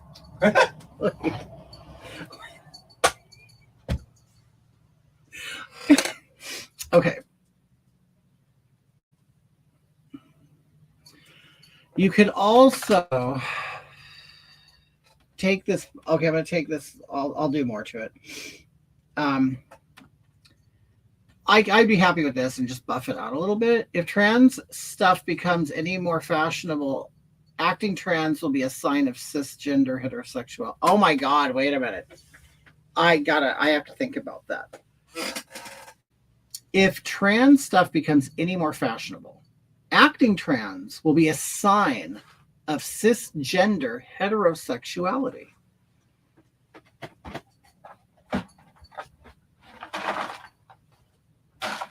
I don't know if I understand that. Do you understand that, Mark? Yeah, kind of. So, like, if it becomes the new cis behavior, you have to get on board to be in the club, You have to be on board to be on the club. Yeah. But the club is, everyone just acts that way because that's how everybody acts, because it's so popular. Do you want to know what? And I mean, acting trans would be a sign of the complete opposite. Do you know what I think? Because it's so trendy. Yeah. But do you know what I think? And this has been going on in the gay community for some time now. A lot of people more and more are not liking the connection with the trans movement, because it starts bleeding gay and trans and stuff. You can be trans and gay, but you could also be trans and straight. So why aren't they connecting transsexuals with heterosexuals instead of homosexuals? Do you know what I'm saying?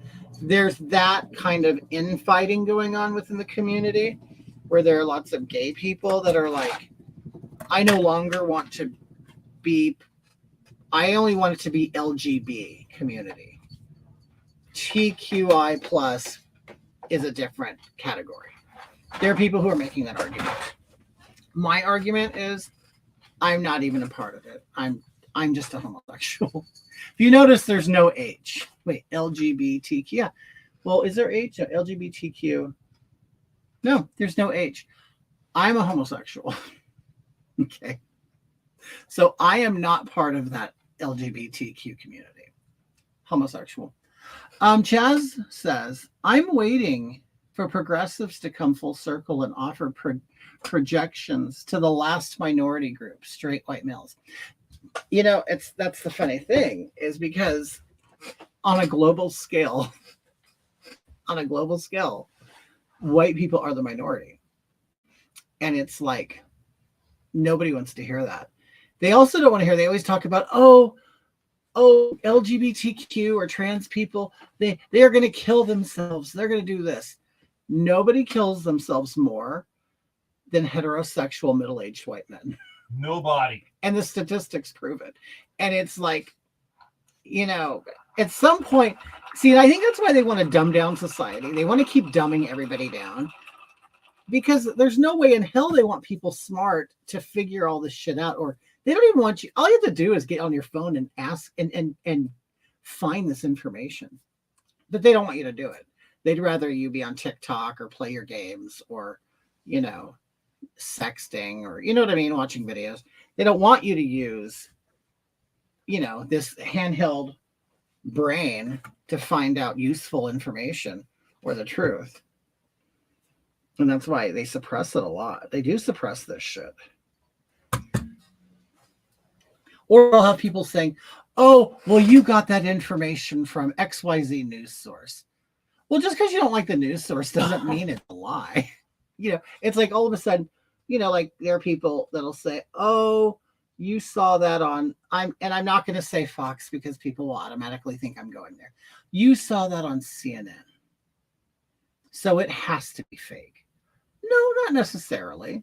It doesn't mean it's fake. Maybe you don't like the way they told the story or gave their opinion of the news, but there are elements in it that are absolutely true. You just have to be smart enough to decipher, you know, what's right and wrong or what's real. Chaz, you will be Discernment a pretty word. Huh? Isn't discernment? Discernment, yes. That's a pretty word. I like that. Did you like your face? Discernment. Did you like your face or your life?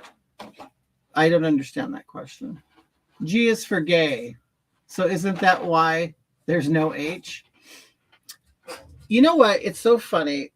Well, yeah, gay, but there's also lesbian. A lesbian is gay. There's no F? For what? Fag? Yep. There's no F for fag. But no, okay, a lesbian is just a homosexual woman, if they want to define what a woman is. But I mean, yeah, I mean, gay and homosexual are interchangeable. But, you know, I look at kids, oh, I'm gay, yay, a fairy. That's gay. I'm a homosexual. I'm a man. I guess when I think of gay, I don't think of a man. I think of like a character. Real black women. Oh God, here's Chess.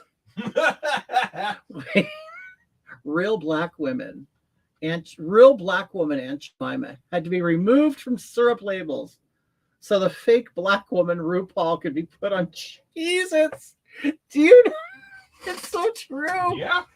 And do you want to know something? Okay. And I'm not lying about this. You guys, I don't want you to think that I ever come on here and lie to you. Because I'm not one of these people that tell stories just so, oh, wow, that was a cool story. Okay. Back a couple years ago when RuPaul lost his makeup artist because RuPaul was not paying enough, and the person who actually created his face and his whole image, RuPaul refused to pay him what he was worth. And he was an excellent, excellent makeup artist, okay? So, and RuPaul was becoming very famous and had a hit show and was doing all kinds of stuff. And he thought, well, it's just an honor to work for me.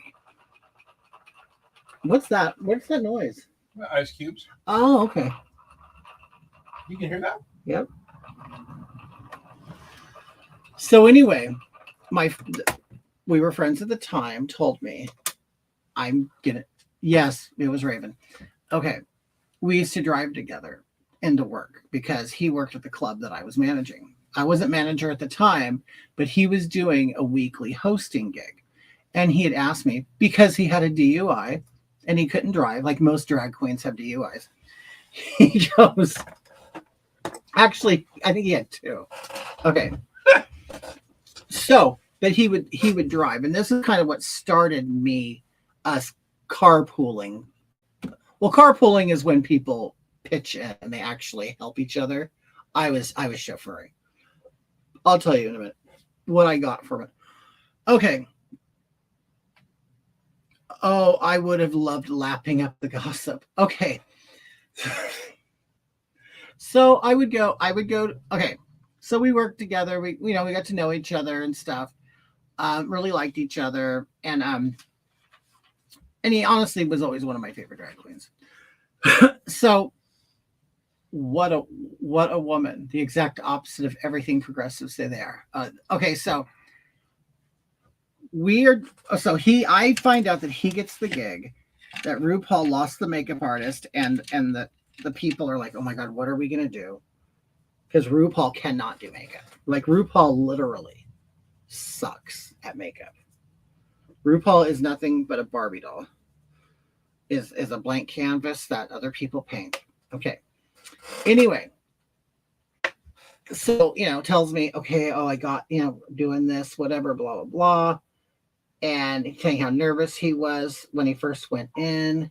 And he had already been a contestant on the show, so it wasn't like he was a complete stranger to RuPaul. But anyway,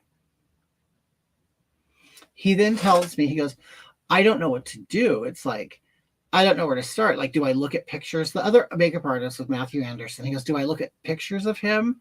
Do I, copy his work? Because, at this point, RuPaul has a distinct look, Yeah, because when Raven started doing the makeup, he didn't look like RuPaul anymore. He looked, you knew it was RuPaul, but did not have the signature look. So one day he said that the producers came up to him without RuPaul knowing and said to him, hold on, paint RuPaul like a white woman. That's what he likes. So he started painting or doing makeup. He started lightening him up, brightening him up, narrowing the nose, thinning his lips, doing all this shit. And then all of a sudden he loved it. So that is like the secret on that show is that RuPaul, even though they love to talk about race and stuff, RuPaul wants to be painted to look like a white woman. That white woman over there. Yep. Which I think is odd. The most successful Black gay drag queen who corners the market on drag and all of that.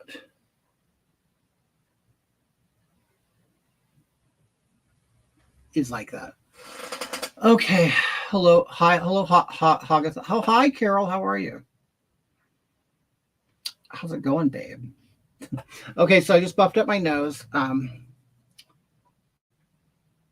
I'm going to soften this up a little bit.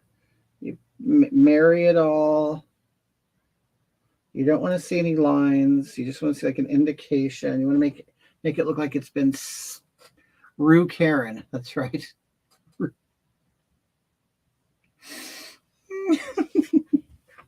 You're so stupid. Okay. Oh, okay. Contouring. I want to get through this quick. I want to put my wig on. I want to see what my wig looks like that Chaz got me.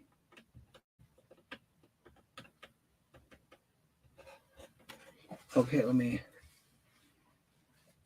contour my jaw. Okay, like you see my jaw right here? You see it like it dips. I hate that. That's an old man gel starting. So I just tap on the dark.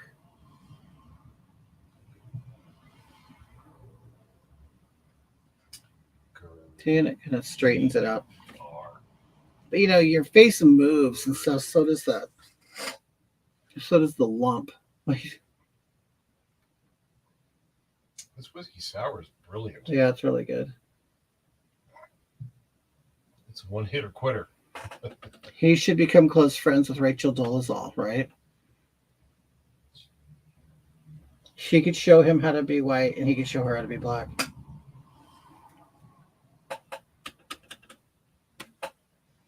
Okay, you see, like you see that, you want to darken all that shit too.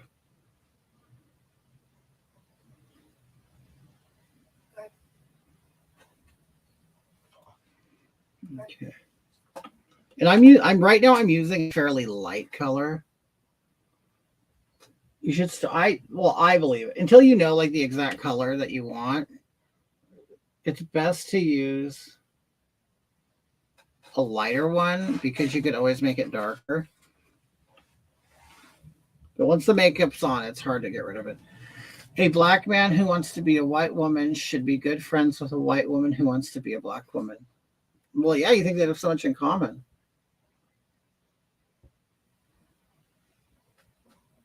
But a lot of the contestants now I haven't known the contestants in a long time, you know, where I've kind of talked to them personally about their experience.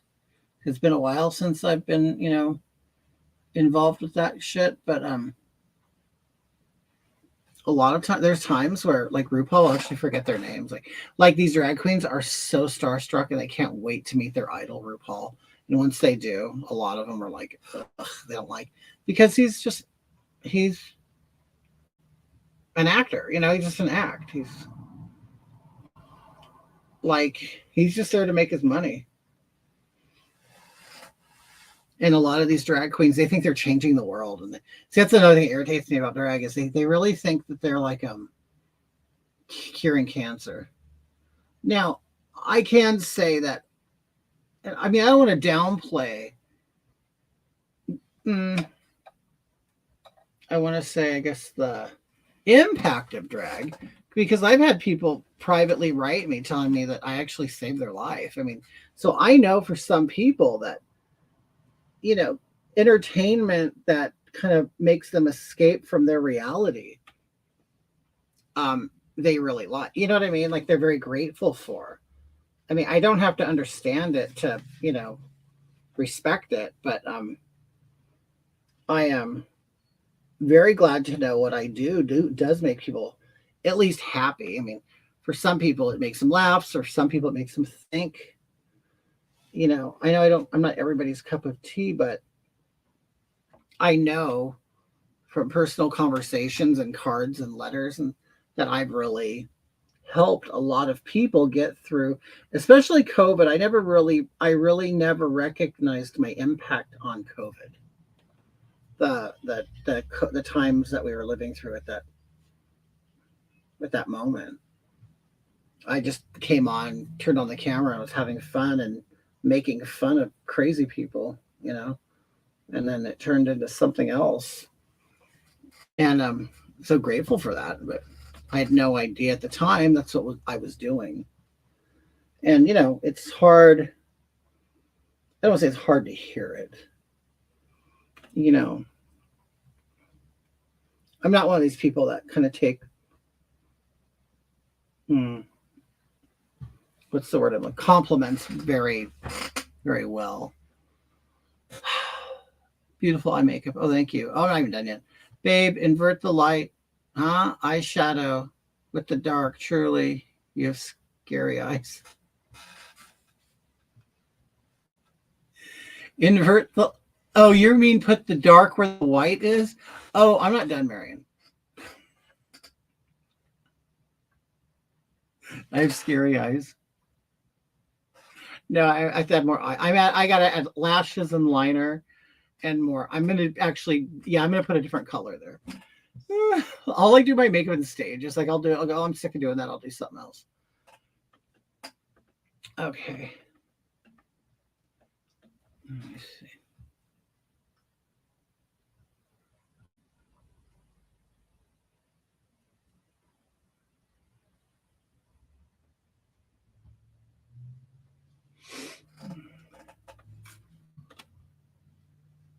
Hi, Janie. Hoggy, have you considered making a makeup show? Sell makeup kits ahead of time and everyone applies makeup with you. Then they share the results.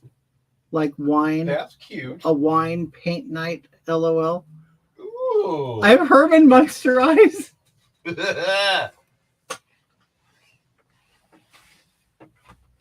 No, that's the funny thing about like there are a lot of like guys who won't do this. Like they will not do their makeup live. Like they won't because the process could be so ugly. The process could be really ugly. Because it's almost like when a woman puts on her makeup, she's prettier with every brush stroke. With a guy putting on makeup, he's more hideous with every brush stroke until the last brush stroke. See, I'm getting older and I'm getting this like fold thing right there. Okay. I mean, I am at the age where like say we're like continually performing like drag queens, they'll start getting surgery at this age. Well, even young ones, and ones in their 20s are already getting Botox.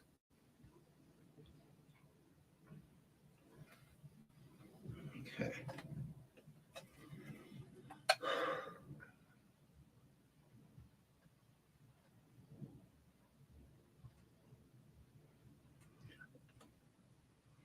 Okay, I want to get through this because I want to put on Chaz's wig.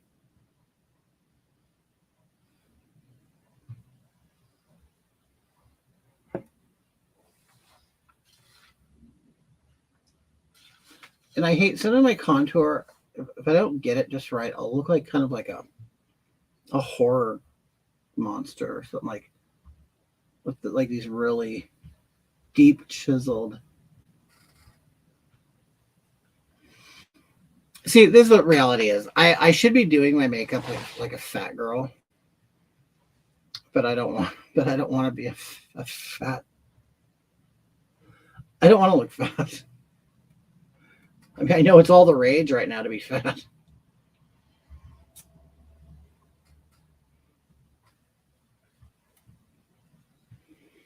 I mean, I grew up my whole life with fat women. I don't want to be fat. Okay.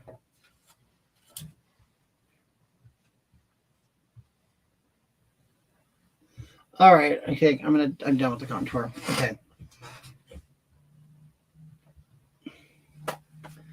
All right. I'm gonna finish with that.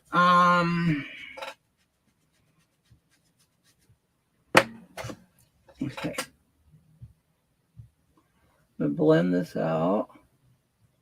Marianne, I'm going back to my eyes.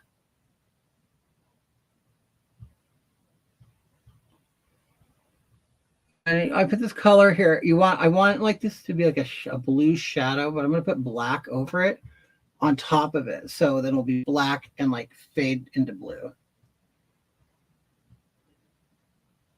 It's like you really have to worry about like like the primer and the underpainting.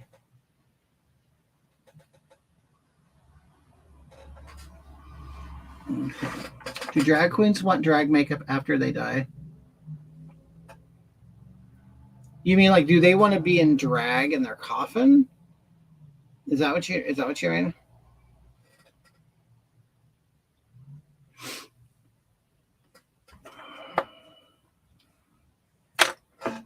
Oh wait, I forgot. I was gonna do a little more highlight on my nose. So I'm just gonna Can go. you imagine they're dead and you get like this really great makeup artist and you actually make them look good like they can never look in life? Oh, I know, like they looked better in the coffin. Mm-hmm. You had to die to look this good, bitch. I don't know. Honestly, I know a famous San Francisco drag queen recently died. So I don't know if he had an open casket or not.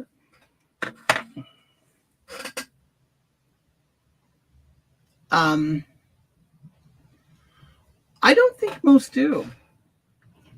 I don't think they do because, you know, what's on their headstone is their natural name.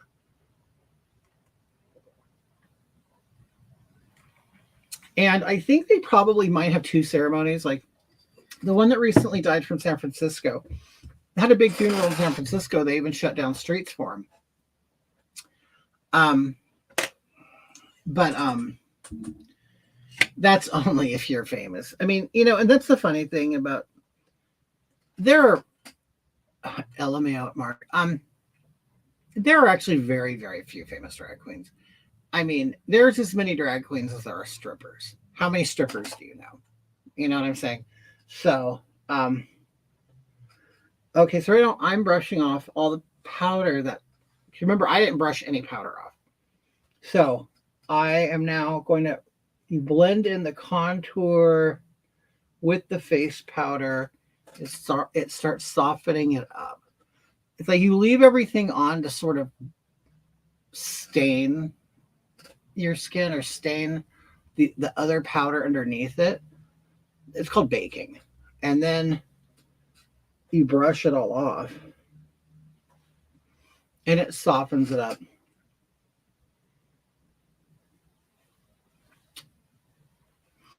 Okay. You had to die to look this good, bitch. When I die, I want them to put a stand-in the coffin. Someone like Ryan Reynolds. That's so what they open it up and Ryan Reynolds like cardboard cutouts in there.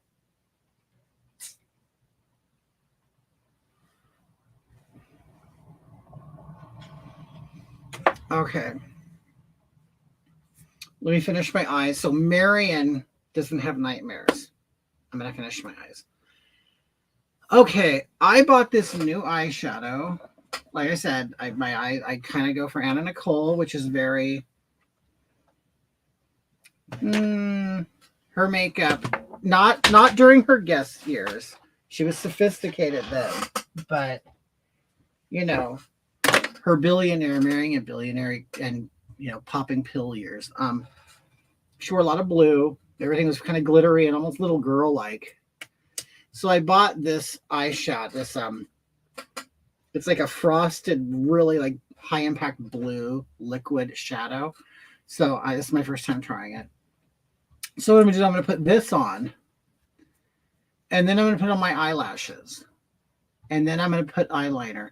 I no longer make this big black wing of eyeliner because it's such a cliche thing to do. So I put on my eyelash, and then I'll fill in with the black. So I kind of treat the eyelash like it's the eyeliner. You know what I mean? Which I think upper eyeliner is to really kind of mimic thick full lashes. Then it just turned into a black solid line. But originally I think it's to make it look like you have big beautiful lashes.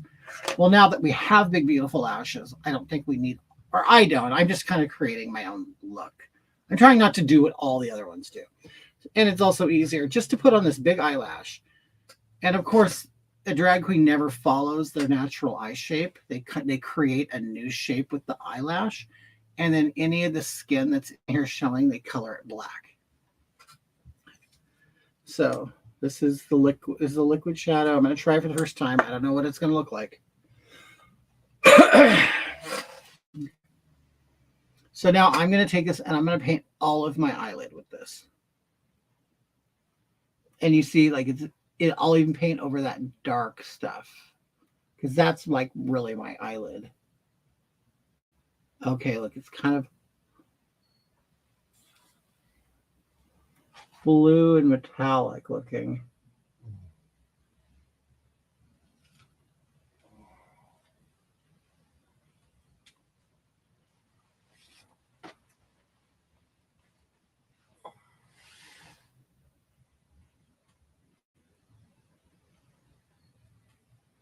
I really like, I don't know how many women use these kinds of eyeshadows, but I really like these. Have you thought about doing makeup professionally for others? When I was a kid, I originally wanted to be a makeup artist. So I did. Okay, when I got out of high school, I did go to school to be an esthetician. Okay, an esthetician, people might not know, is they used to call it a cosmetician back in the day. And it's basically a cosmetologist, but you only deal with skin.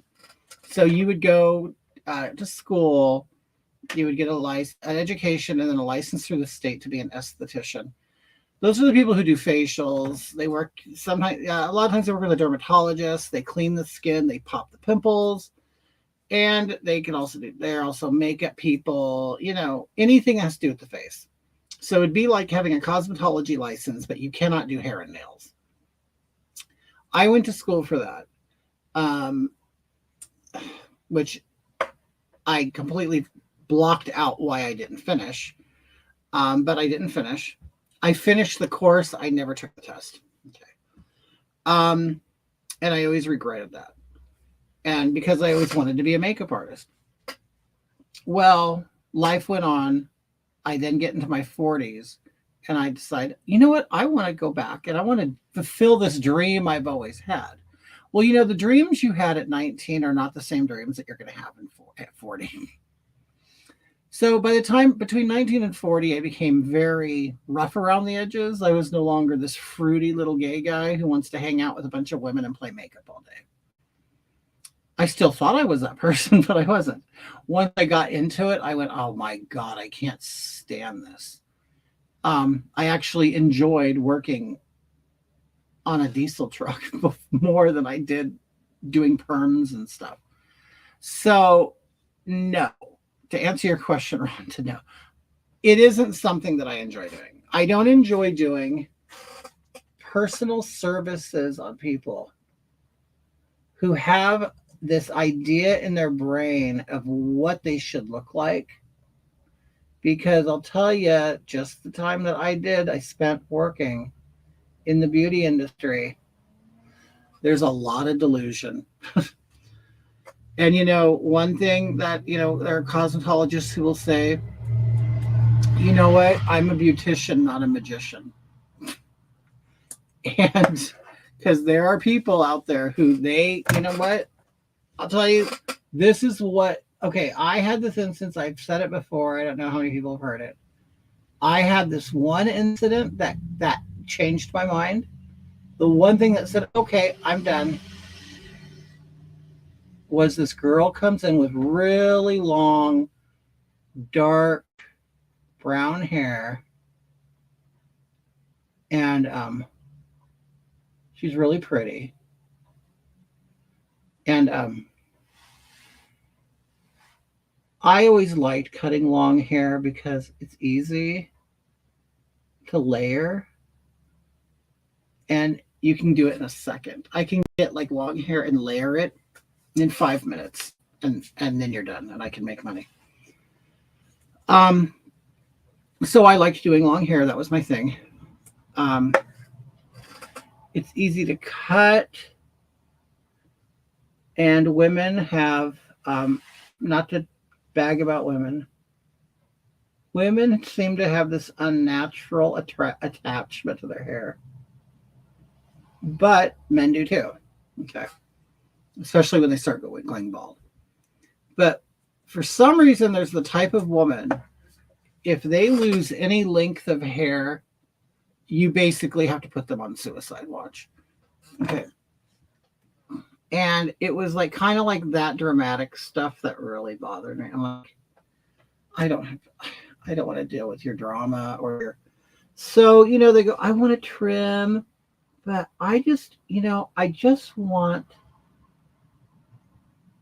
maybe this much taken off. And it's like, you mean you drove all the way over here, you made an appointment, drove all the way over here, waited in the waiting room, got in the chair, got your hair washed to tell me you want 1/8 of an inch removed from your hair. And you're going to pay $75 for this. Is that what you're telling me? Okay. So, of course, as a professional, you're supposed to, you know, guide them in the right direction. And she needed several inches of hair removed because there are people who are so impressed with their long hair and they think that it's, you know, so wonderful and beautiful. And this is the reality. It's just hair, and it grows. Everybody has hair, you know, but especially women. I mean, like I said, I'm not bagging on women. I'm just saying they kind of have this unnatural attraction and affection for this dead thing that's growing out of their head. That's going to grow, every day of your life. You'll even grow after you're dead in some cases. Yeah. So it's like, I don't know. But anyway, and I always tell people, you know what the difference is between a bad haircut and a good haircut is 2 weeks. Okay. But anyway, her thing was she comes in with virgin hair, which means it's never been dyed, bleached, or anything. And she shows me a picture. I used to do nails many moons ago. I once did Liberace's sister's nails. Did you really? How was it? So this girl walks in. She's goes to the college, and she's a volleyball team person. She's in good shape, really cute, good looking. And she brings me a picture of an actress at the time. I don't know if anybody knows her name is Jessica Alba. And Jessica Alba had what they called an ombre hairstyle. Color, I mean. So a lot of you may know what it is. It basically looks like your roots have grown out of your head. And whether people know it or not, a lot of cosmetologists absolutely hate that hairstyle. They hate it because you're basically paying a cosmetologist to put your hair in a state that they are used to correcting. Okay? But you're getting paid for it. Okay? You're getting paid for it. But anyway, so she wanted this hairstyle where what roots have grown out of your head, Hoggy? So she and then she goes on to tell me, of course, when they're sitting in your chair, they tell you everything. You're basically a psychologist at that moment, or their best friend. She tells me like it's a secret. Okay, this is the picture that I want. I want my hair like this. It was Jessica Alba, like I said. It was an ombre, and it was a blondish, goldy blonde, very warm golden blonde, okay? And then she tells me, I'm half Latina. I said, okay. It's not like I want to have sex with you and have kids with you. I don't care what you are. I'm half Latina. And my mom bleaches her hair. And I'm like, okay. And she goes, and I don't like the way it looks on her. I'm all, why? And she goes, because her hair is very dark brown or black. And when she bleaches it, it turns orange. And I don't want that cheap orange Latina blonde look.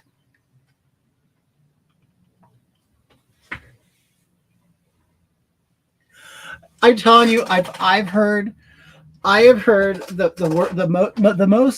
most what people would consider racist things come out of the mouths of dark people. I mean, and you don't know what to do. You don't know to laugh. You don't know to agree because, well, God, I'm the oppressor.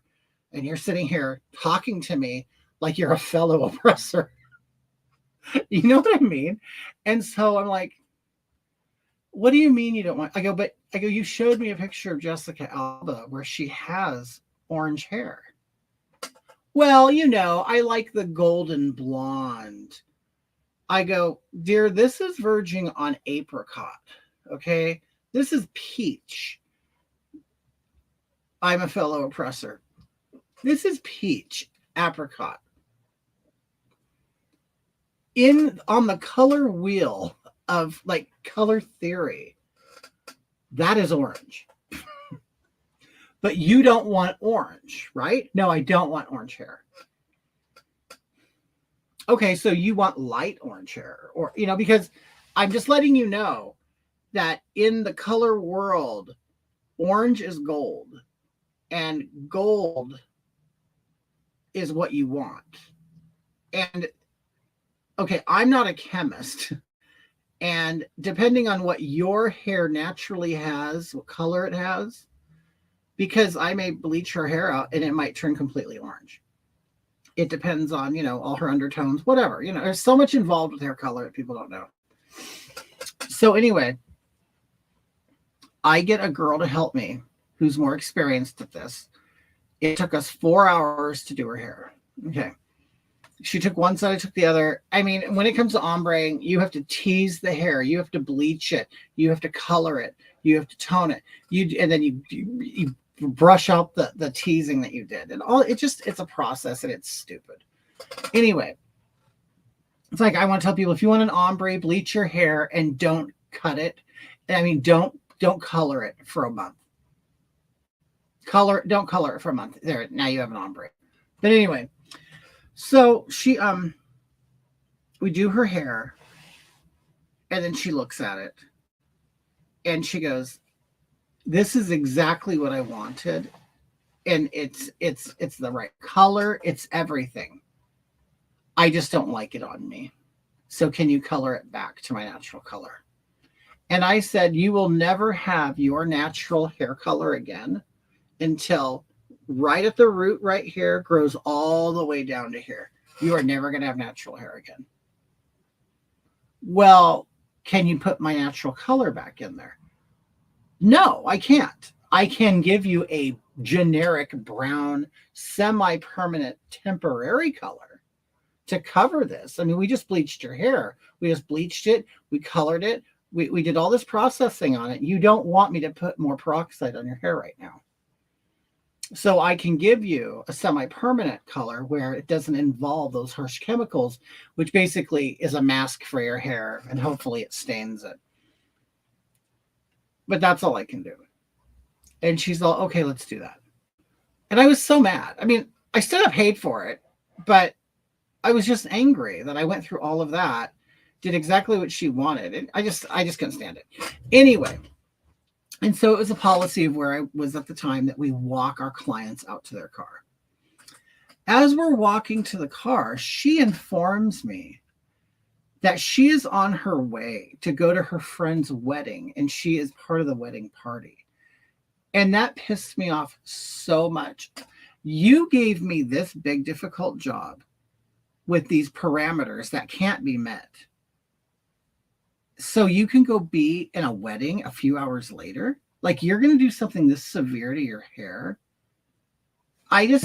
From an unknown stylist, it was enough for me. That was the final, like, no, I can't do this. Plus, I worked with a bunch of girls, and not that I don't like girls. I love girls. I mean, I get along with women really more than men, but a beauty salon girl is a high maintenance girl. I mean, not always, they don't have to be, but the ones I knew, and I'm always hearing about problems that were insignificant in my world. And I just don't like the pettiness of the salon culture. So anyway, it was a year of schooling, full-time schooling, down the drain. But not really. I mean, I got some good experience. I did. I got great experience. So I learned some stuff. What shade blue would you call that? What, this? I would call it a frosty aquamarine. In fact, I don't know if it shows up on your guys' screen. It looks this looks very green to me. A lot of green in this blue, but it's all blue. Okay, wait, let me put on my lashes. I'm giving Marion nightmares. So let me put on my lashes. Marion, that'll fix everything. It'll fix everything. And that's what I tell women. If you do not know how to do makeup, and if you don't like to wear makeup, learn how to put on eyelashes, and don't get the big tarantula ones that are so popular right now. Don't do that. That's what men wear on a stage to look to when they're looking like women. Yeah, it looks kind of seafoamy green, but it's not. It's blue. But anyway. If you could just sit down and practice how to put on a nice pair of eyelashes, I'm not saying they should be natural size, but you know, a nice, lush, sensibly long lash. If you knew how to do that, it would correct so much on your face. Like you wouldn't have to wear a bunch of makeup. If you had beautiful eyelashes that you could just glue on and you knew how to do it straight to where they would last, you right, and lipstick, you're like done. I don't know. I think women are horrible to each other, and they've I don't know. They don't need to wear all the makeup that they wear. You really don't. I mean, half of what I do on my makeup is just to try to look like I have nice skin and bone structure. But eyelashes, they like change the whole shape of your eye, everything, your attitude. Wait. I'm blowing on the glue on my lash. I have these are 2 sets of lashes. They're like, they call it 3D lashes, so they kind of have some depth to it. So if you look at it from the side, it would kind of look kind of full. Thanks, Puss. Okay. So I have the glue on it. I have my tweezer. I tend to kind of go a little bit in further than the colored part of my eye. And if you notice my eyes droop, I do not let this droop. I let it go up higher. Okay. And some people, like, they tend to do their lashes to where they go out straight. You want them to go up. I mean, it seems unnatural, but it isn't. I mean, it looks better. Because, like, your eyelashes, like you know, if you don't curl them, they just kind of go out straight. But when you curl them, they go up, right? So you kind of just glue these in an up position. Okay. Now, normally what I would do is I'd put mascara on my real eyelashes already, but I didn't. Okay. So if you notice, I went above my eye line, and then this is hard for me to do. I have to make sure this part gets on my eye, right on the lid, because it can pop up and it will look weird. Okay. All right. And then before it really dries, you kind of want to push up to make sure they go upward.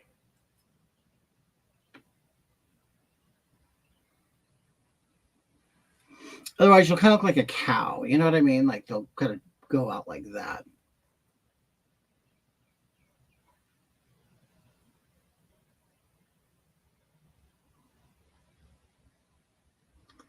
This area is always really my most challenging areas right there. Okay. So then, I make it look easy, but it's not. I've done it a lot. But then you kind of got to deal with the irritation of like this. It's going to hit my face right here. You've got to just get over that discomfort. I mean, that's this eyelash. A lot of people just do this, just half of their eyes. So, but I do the full. Okay. And then now what I'll do is I will fill the black in with that. And then I don't have to wear like all this eyeliner. You know what I mean? Okay.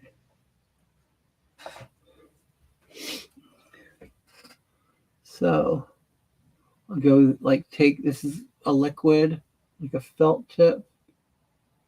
And all you do is just color.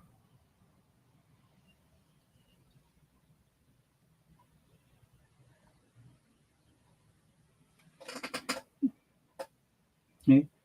And then if you want a wing, you can make like a little winger here.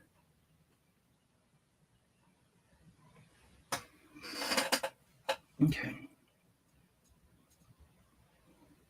But like, if you see like the difference in the two eyes, it's like it completely changes the shade. Like I go from looking sad to, you know, awake or whatever. I don't know. I don't know how to put it, but it kind of changes like the whole angle of everything. Okay. Okay, I want to hurry and do this. I'm gonna shut up because I want to put on Chaz's wig. I want to see it. The glue I use, which most women won't do this, but it's weave bonding glue. It's the glue that you would use to like glue hair extensions to your scalp or hair, whatever. I don't wear makeup, but I will put mascara on my natural. Right, yeah. And you know what? And if you want to, in Leola, if you want to bump it up, get an eyelash curler and curl them too. Put on a coat of mascara, curl them, and then put on another coat. It'll make a big difference.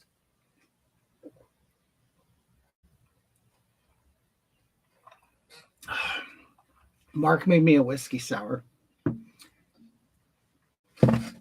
We had one year we went to the Mission Inn here in Riverside, which is a famous hotel here, famous for their Christmas stuff. We went there. We hung out at the lounge there. Have you ever done a full Ursula look? I haven't, but I think I could probably do a really good Ursula. You know, just because I'm fat. That's why you asked me, huh, Puss Puss? Because I'm fat. That's why you asked me. I mean, you didn't ask me if I've ever done a full Ariel look, did you? No, went right for the fatty. No, but I would love to. I think I would do good. I think I would be a good Ursula. I've also wanted to do Jessica Rabbit. You know, I've also wanted to do that. Which, I mean, I've kind of tried to mimic Jessica Rabbit's look before. I mean, besides the, you know, it's the eyes. I could do the eyes. Ursula's eyes are really not that different from Jessica Rabbit's. They're just, you know, very rounded, you know. It would take a lot to get past this Neanderthal caveman visor. I would have to do a lot of like shadowing there to push that back, but it would look like complete shit from a profile. But you know that, like I know you, Puss Puss, you've seen drag shows. You'll see a drag queen come out on stage, and you're like, oh my god, oh my god, oh my god, he's beautiful. And then they get off the stage. And then like you walk up to them to meet them and you come up from the side profile and they look like Arnold Schwarzenegger. But when you look at them at front, you know, they look like Cher. You know what I mean? The art of drag is a complete illusion from this perspective. That's it.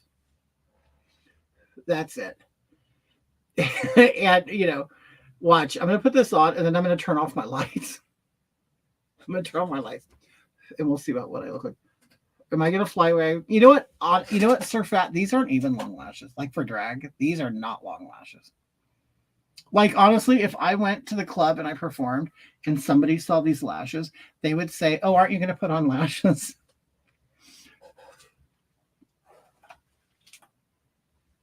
Okay. The trick is now is to make this look like this, okay?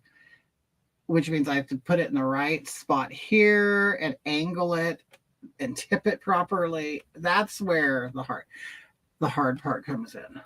Okay.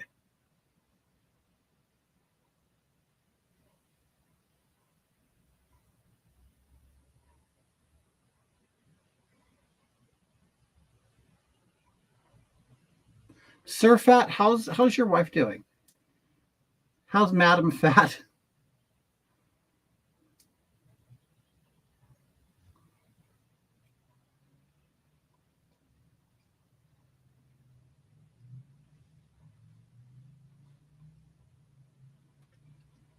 Okay. Now this one, I tipped it up further than this one, so I'm going to have to kind of push this down a little bit.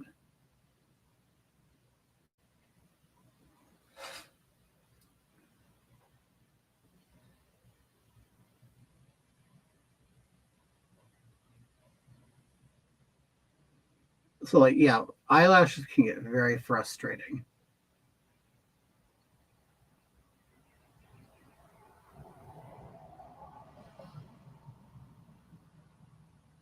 Like there are times like I was gonna go perform and my eyelash wouldn't work out and I would rip them off. And actually, I'm not doing it. I'm not performing.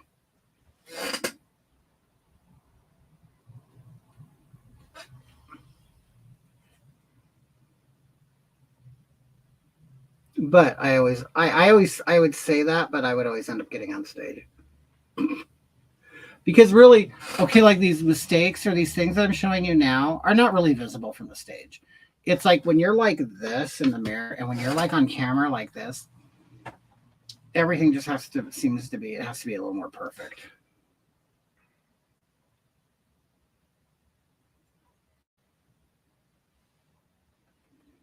Okay.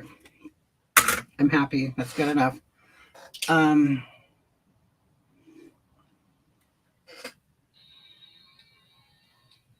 just want to get to Chaz's wig.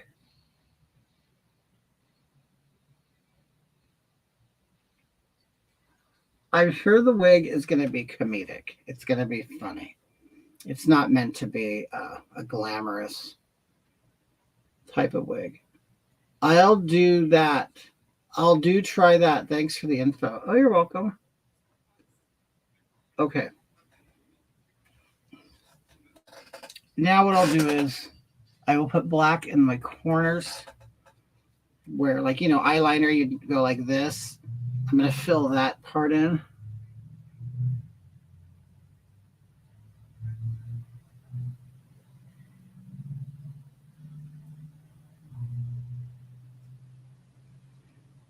Okay.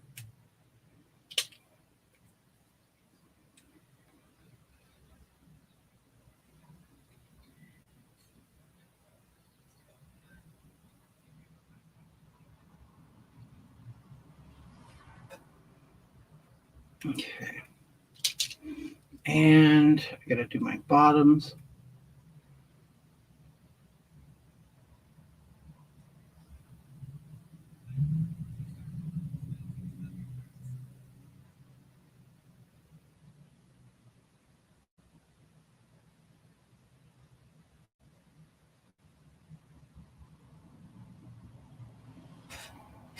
Okay.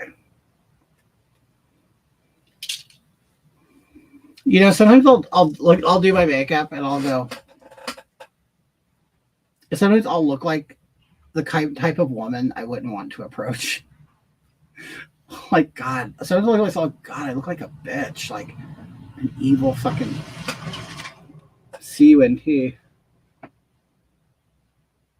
But that is a desirable look for a lot of guys.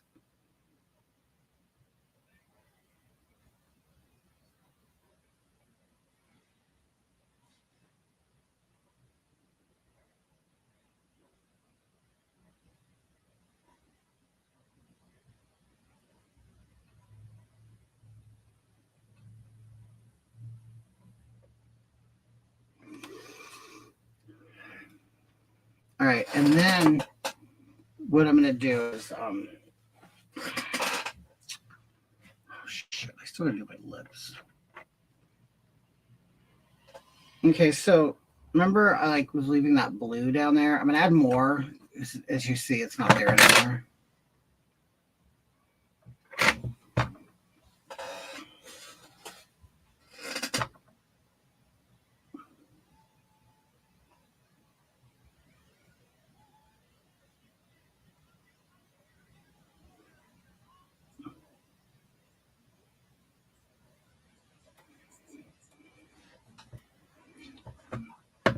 I saw 33 people. Wow.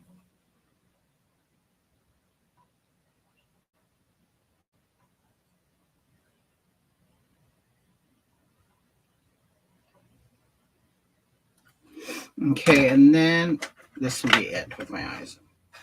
Do you ever wonder what Michael J. Fox makeup would look like if he did drag? Oh my God, Chess. You know, it's always great to have someone like you watching me to say the most inappropriate things, so I don't have to say it. Okay.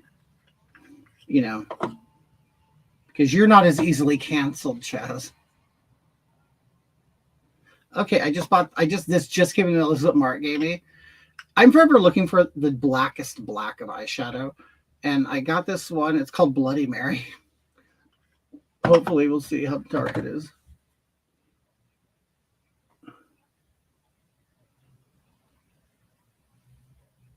Oh, pretty good.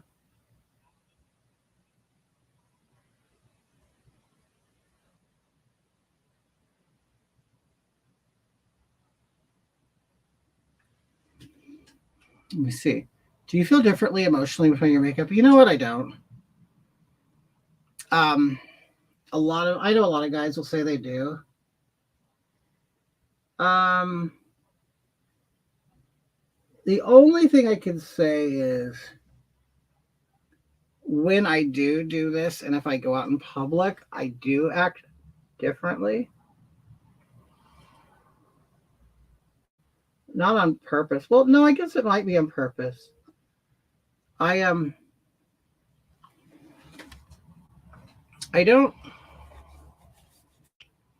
I'm kind of quiet. I guess because I don't want to look like some loud. I am not okay. A lot of drag queens are like these loudmouth, attention-seeking people, and I'm really not that person. I honestly just like doing this.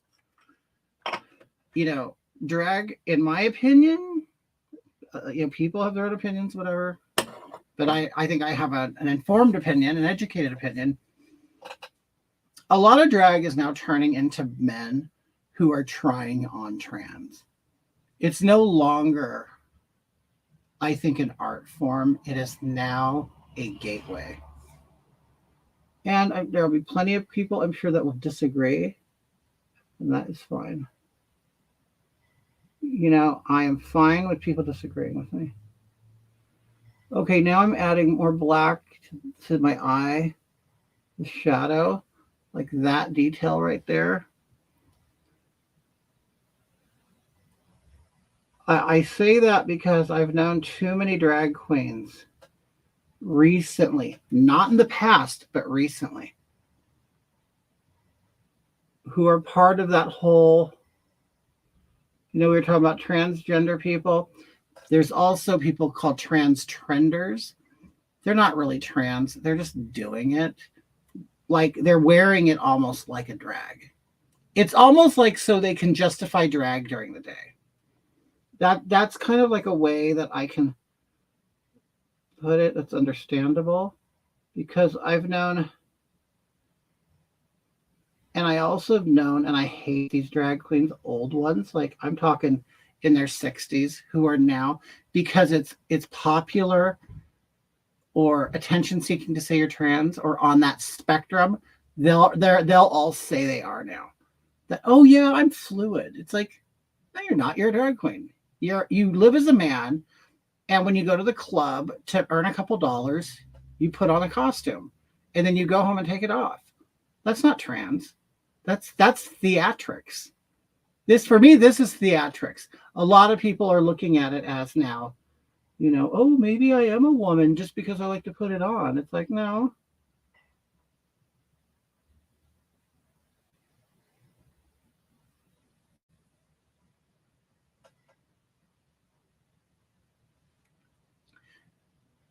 Because biological women don't look like drag queens, right? It's like, come on. Okay. I'm almost done here. Then I'll do my lips. And then I'll put on a little blush and we're done. And then we'll try on Chaz's wig.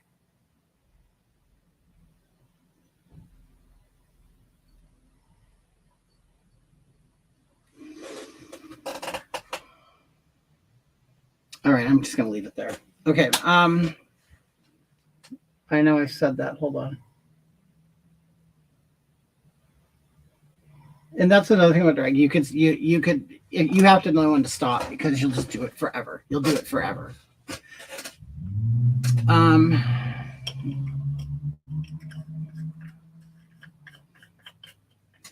Maybe if my wig is red, maybe I should put on red lips. Let's see. I don't really have a red lipstick.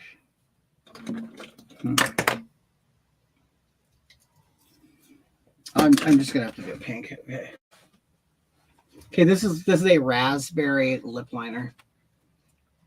And if you look at my lips now, okay, that's you see what shape they are. They'll look nothing like this. Okay.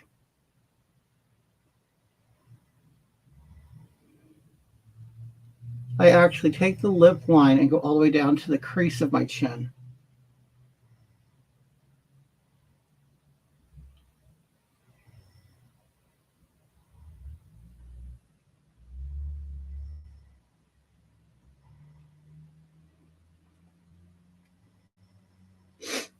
You're probably gonna hear Mark snoring.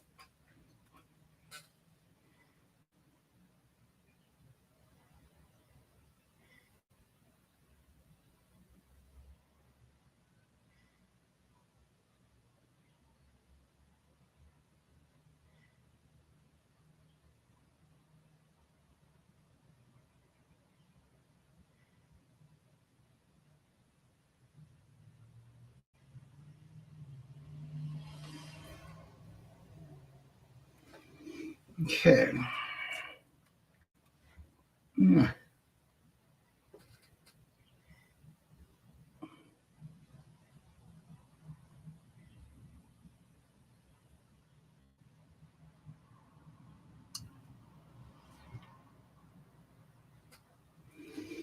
Okay. And then to add dimension to your lip, if you use your darker lip liner and color the corners.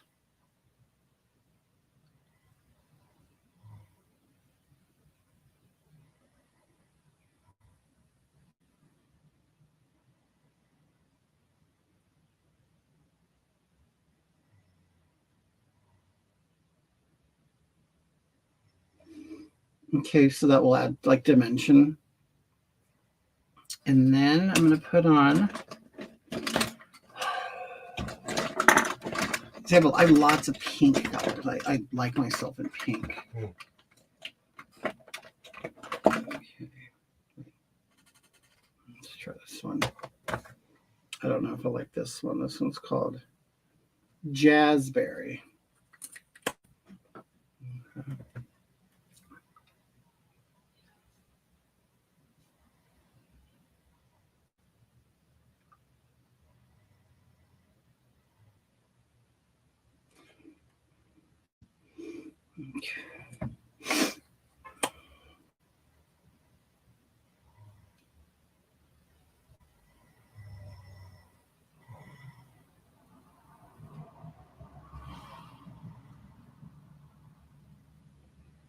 Okay, then I'm going to get a lip brush and I will brush that all together.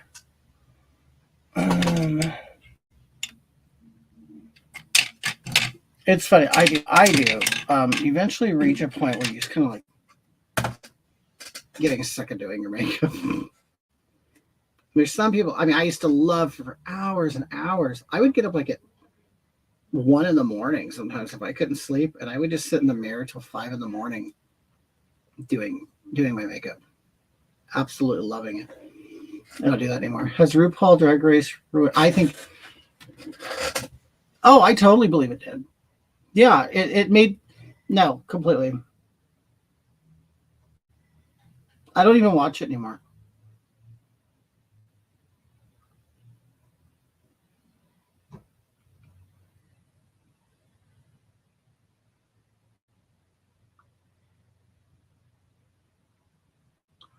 I do go on Reddit and I will read all the like the negative things about it, which is very interesting to see what old producers have to say about the show. That much of it is extremely manufactured, and they will set people up to win. Like I was on Reddit and there's this producer from the show.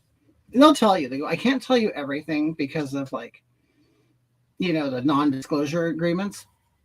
But They flat out said that Jinx Monsoon was not supposed to win, and that was a manufactured win for her. And the same with Violet Chachki. Like, they knew from the beginning they wanted them as the winners. Violet Chachki and Jinx Monsoon are like fake winners.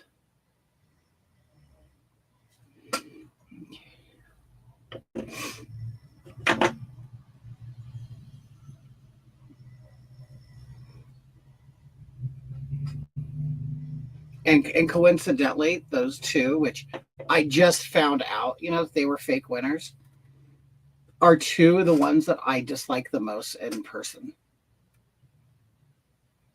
And I'll tell you what's really I hate is to see. I mean, and good for Jinx. Is so successful right now. He's everywhere. Like Jinx Monsoon is everywhere right now. And he was the biggest piece of shit I ever worked with. And yes, I will say him.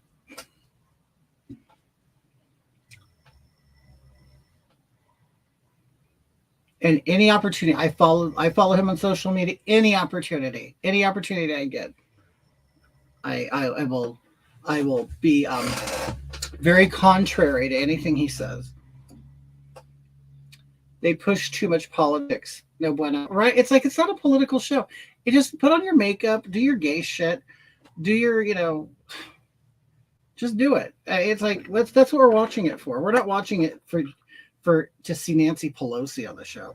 I mean, when I saw Nancy Pelosi on the show, I went, who the hell is this? Why is this bitch here? What does she have to do with RuPaul and drag? I hope the wig doesn't ruin your look. Thank you, Chaz. Oh, it won't ruin my look. I already look like Ursula. Wait, I gotta add. So now what I do is I add like white to my lip to make it look popped out.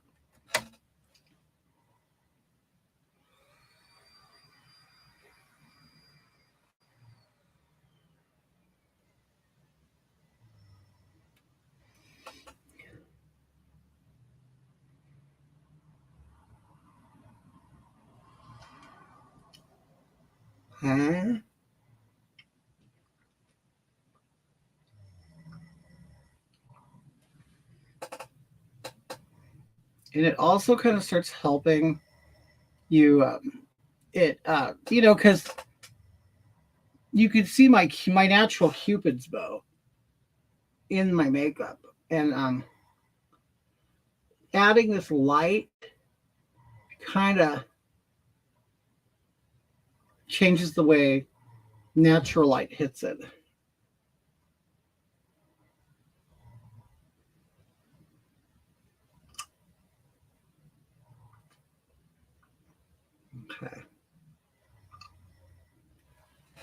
Okay, and then I add on my 3D holographic, what is this shit called? Right, Nancy, makes it look fuller, huh? What is this? Lip gloss.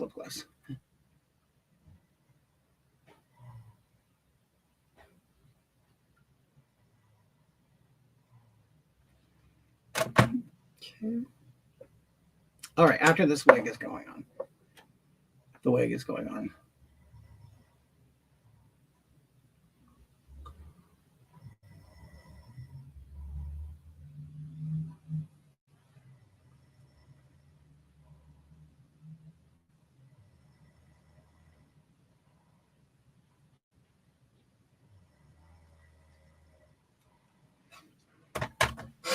Okay.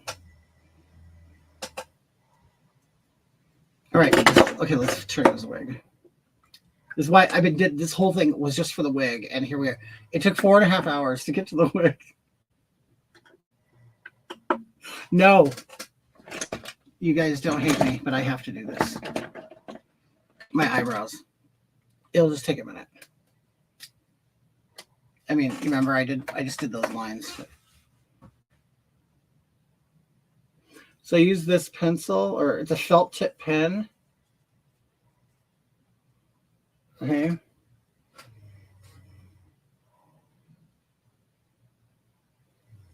And I kind of like to make like kind of natural hair strokes.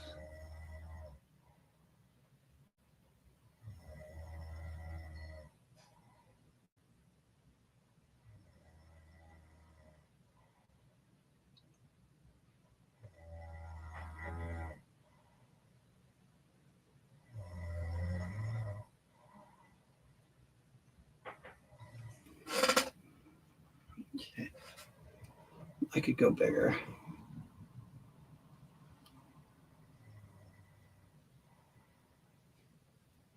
It's like there's this fine line, unless like you're doing like real campy character stuff, you know, then you could have like these really big eyebrows. But I'm not. So it's like you really got to find this happy spot of eyebrow thickness. Because I mean, I'm a guy and I have a naturally bigger face, so you kind of need bigger brows. But I still like the thin brow look.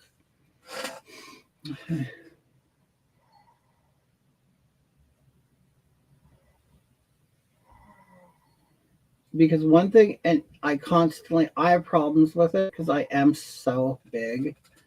Like a lot of you don't know how big I really am. Like, okay, when I did my gig in LA a couple weeks ago for the Log Cabin Republicans, I walk in and they're like, "Oh my God, oh my God, Travis, do you think I'm disgusting? How do you sleep with that snoring?" Oh, that's not even snoring. This is nothing.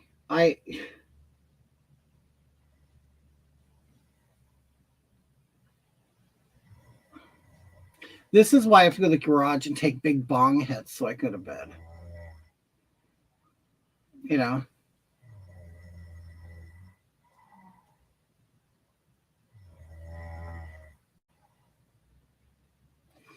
All right, we'll just end it there. Okay. Travis Bodish. So what's up? What's your story, Travis? Why are you here? Huh? Are you looking for some D? Because I'm not. You're not getting any. I already have somebody who gets the D, and he gets it good. Okay. So I don't know what you're looking for, dude. But I like that you're here. I do like it. You seem, you know, like a nice guy, nice, attractive young man. Nice, attractive young man. Are you okay? And I have bottom lashes. I'm just not putting them on. Okay, Travis. How do you say your name? Travis, is it Bowdish or is it Bodish? Travis, I'm very interested. Let's, you know, we want to show you the proper respect and attention, dude. So let's see. Travis Bowdish.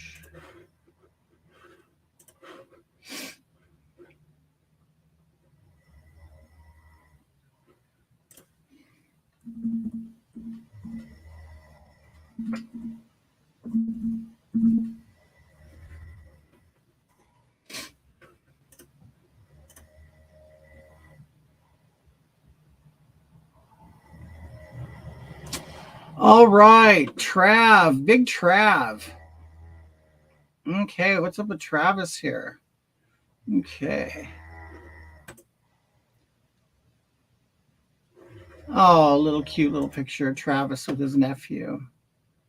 That's cute. Oh, is this Trav?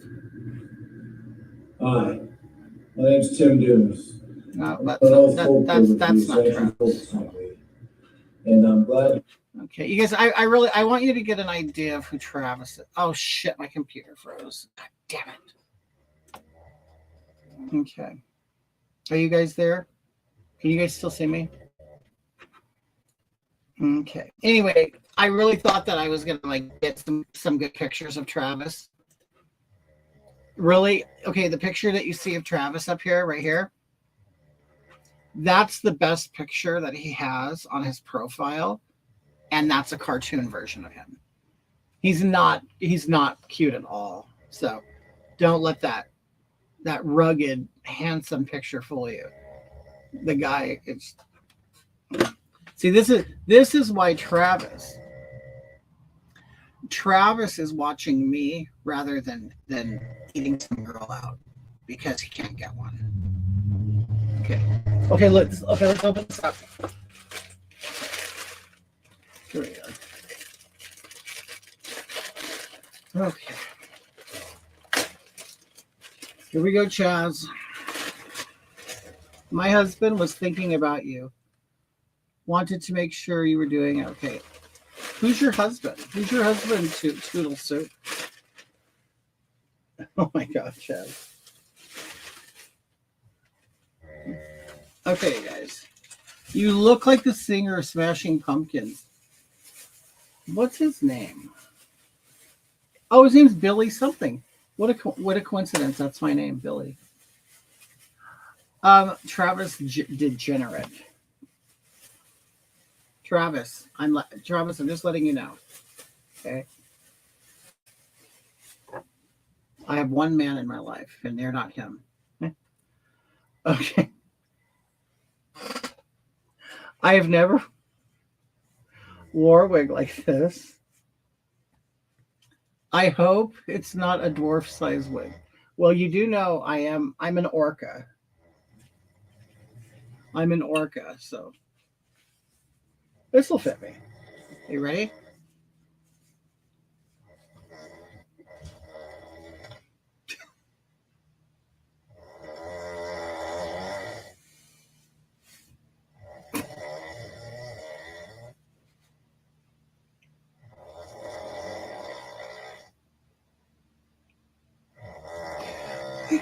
I'm gonna cry.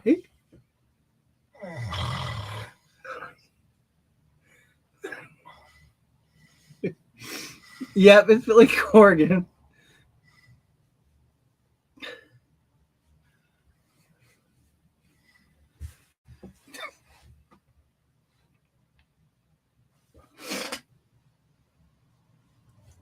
Oh my God, I love it. You look like Tammy Faye Baker.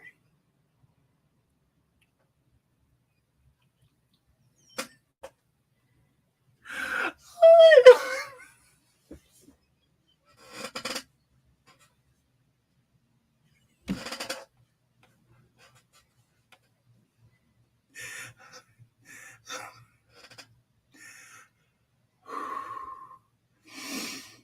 Okay.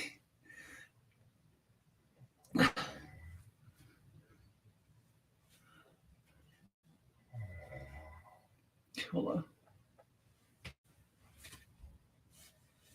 I can't see the back. Hold on.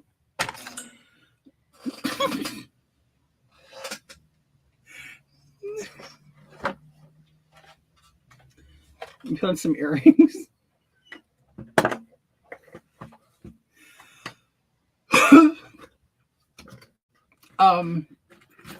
Travis, do you like it?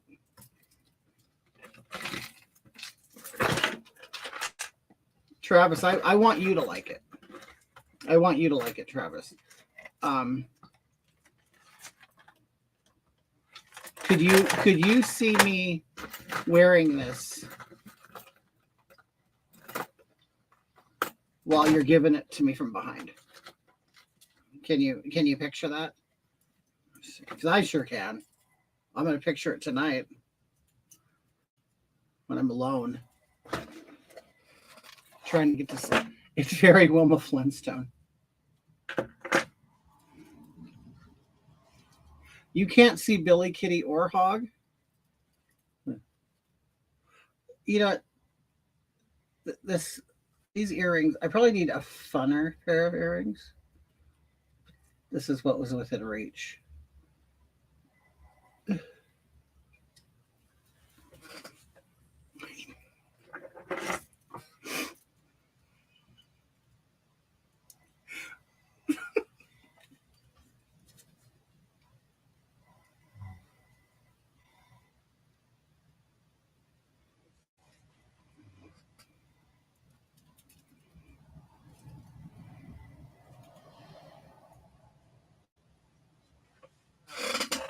Reed, has the couch auction happened already?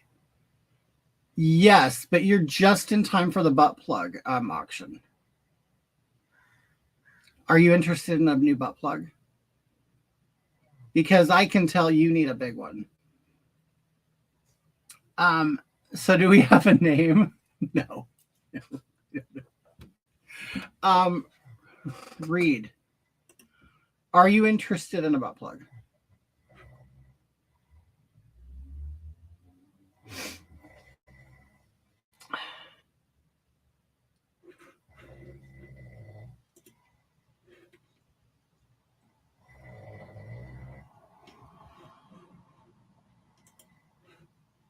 Reed, Reed, shit right off the pot, dude. I don't have time for you. Okay. Are you interested in a butt plug or not? Because I do have butt plugs up for sale. Isn't it? It's a throwback, isn't it? Just a couch. Okay, well, I don't have a couch available right now. I did offer some. Are you interested maybe in a beanbag? I had one beanbag left and somebody already turned it down. So are you interested in a beanbag or is it strictly couch? You're just late. You're just late. I mean, the couch, I advertised that auction 4 hours ago, and within 40 minutes, everything was gone. I mean, I don't know if you're a loser in life all the time, but you lost this time. So no, no couches available. One beanbag. I have a full supply of butt plugs. No leather couch I saw on Craigslist. No. I could probably hook you up with like a leather thong, a leather crop, a leather leash. Men like you, they like the leather bondage gear. I can hook you up with that. But no couches.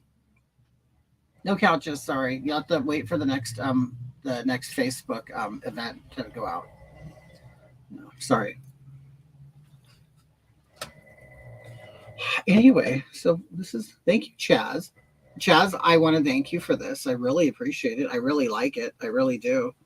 I will be employing this, in online. Working on a show, me and 2 other homosexuals, Hispanics. I'm not racist. I will work with Hispanics. Not just employ them, but I will work with them as well.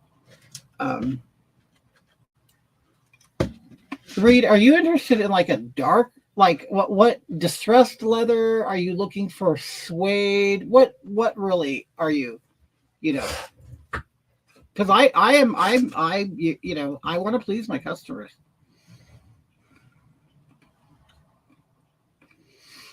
Anyway, you guys, in case you're joining me, I have really gotten to what is called pub mix. All this salty carbohydrate stuff. Absolutely delicious. Reed Gallant. I don't know how gallant you are, but or is it gallant? Reed Gallant.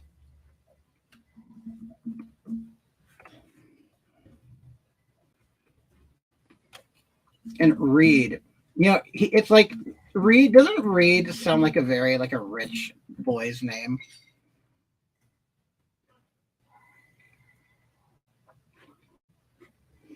It sounds like a rich boy's name, but I bet he's complete white trash.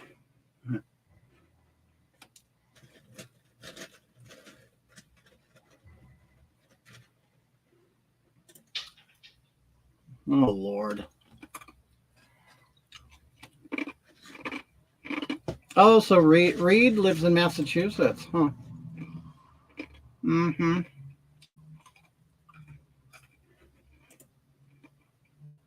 Oh, Reed, is that you?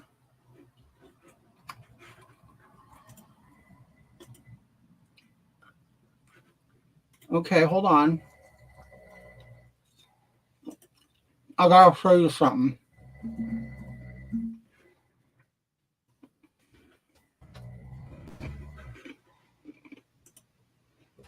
I'm going to show you something.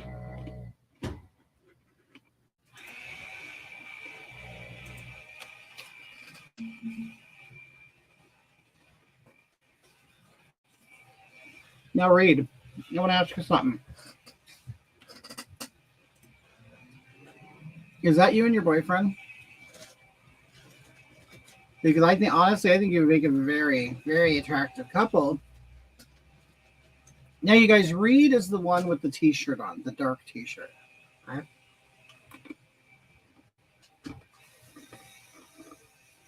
This one is Reed right here. This one, that's Reed right there. Now, Reed, I am not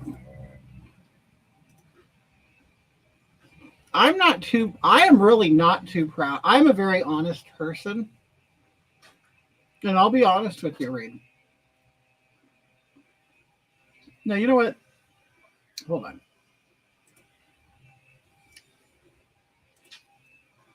Now, hopefully this, you know, when I ask too much of my computer, it will freeze up, and I hope this doesn't do it.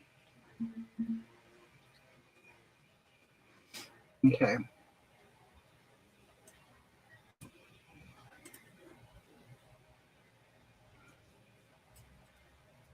Okay, here we go.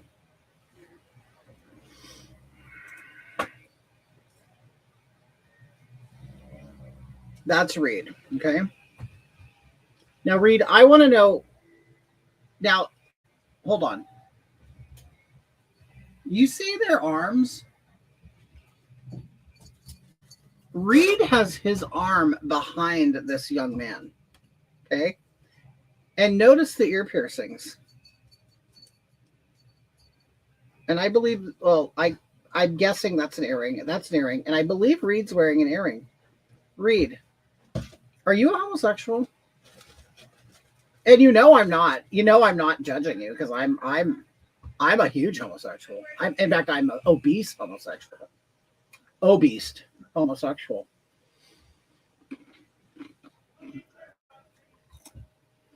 Now, I don't want you to Reed. I don't want you to think that I'm taking. I don't want you to think that I'm hating on you or anything.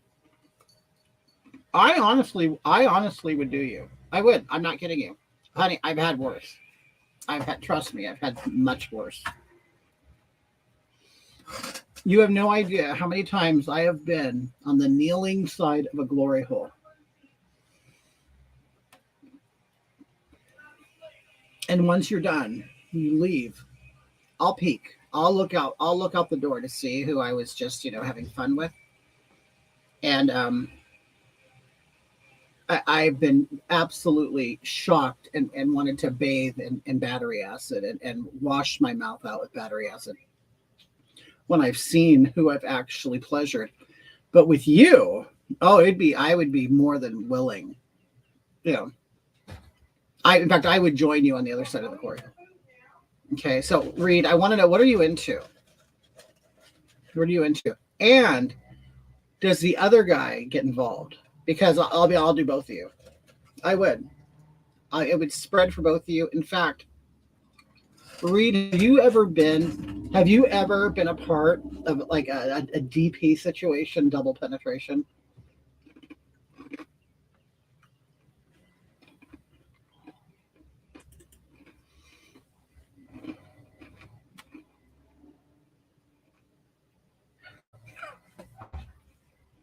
Reed, where are you at? You notice Reed, he has the black hair thing going on, the black guy hair going on. Because I always saw black guys do that first. Where they kind of cut in apart right there. Do you go to a black barber? Not that it matters. I just want to know who did, because it looks great, and I'm assuming a black barber did it. I bet he likes to toss the salad too. Oh yeah. And you know what? And look at his teeth. I bet he looks like kind of like a little rat. So he's probably on your booty hole, like doing this.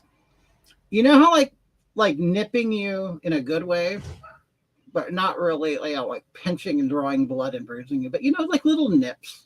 Kind of like to clean like the little particles off. Like, but I'm gonna be honest with you, Reed. If you and your friend, if it was like really my last day on Earth. Now, I don't know your friend's name or what he is. I don't know if he's your brother. You guys don't really look related. Because I'm gonna be honest, he's better looking than you. He is. I think he is. I mean, he's much nicer. Gerbil action, yeah. I'm hearing.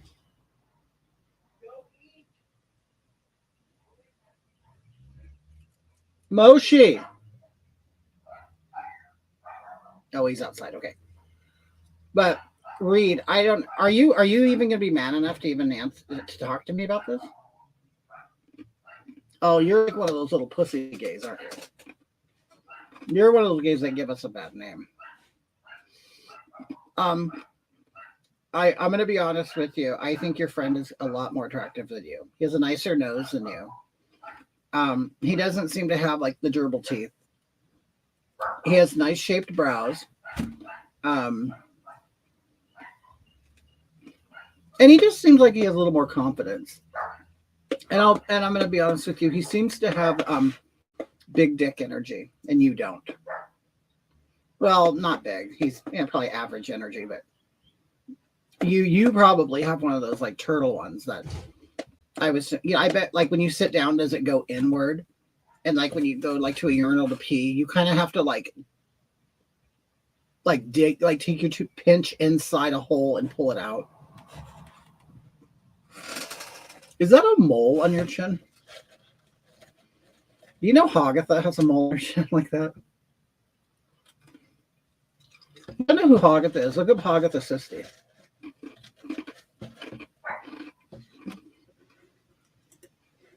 Okay. Let's look at some more pictures of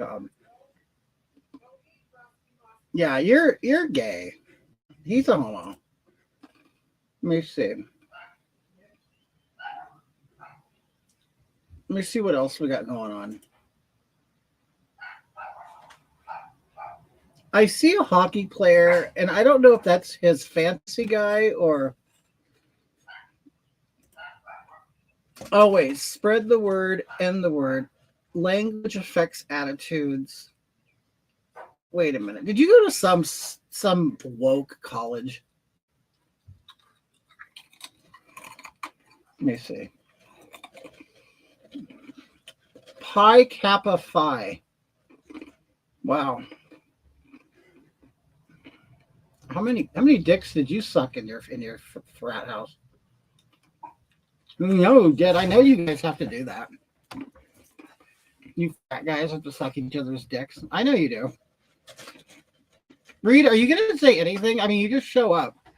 You're just like a man. You show up for 5 seconds, you blow your load and leave. Is that it?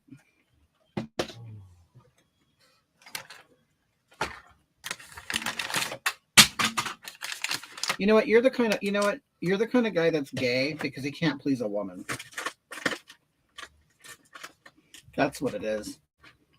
You know what it is? You're like one of these fake trannies that get into women's sports just so they could be winners. You're gay because you know you can't make a woman orgasm with your little innie pee-pee. So you're probably just a strict bottom. In fact, your penis is probably so small that you're ashamed of it and you don't even deserve to masturbate. You're like, I honestly don't even deserve penile pleasure. I'm a complete beta faggot. And my job is to please other men.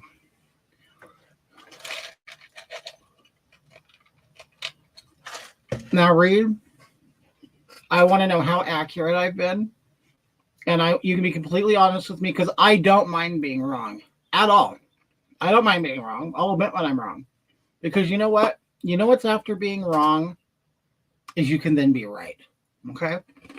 So, I'm never afraid to ask for help. I'm never afraid to ask for advice. And I'm never afraid to ask for the truth because everything can be better. Okay?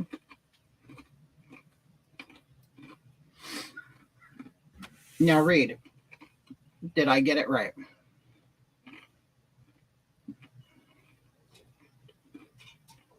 What a pussy. Nothing but a giant puss.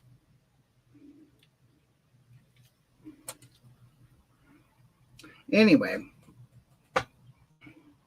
Well, God, Reed, you brought this to a screeching halt, didn't you? I mean, you come in here, try to be part of something, try to start something, and then you leave because you can't take it. And you would call me the fag.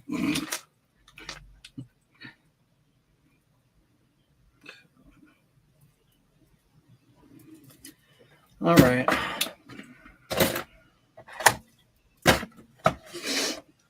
Well, you guys, it's been 5 hours. Been doing this for 5 goddamn hours. Which is really, it's good for me. I haven't done this in a long time, and for me to last for 5 hours.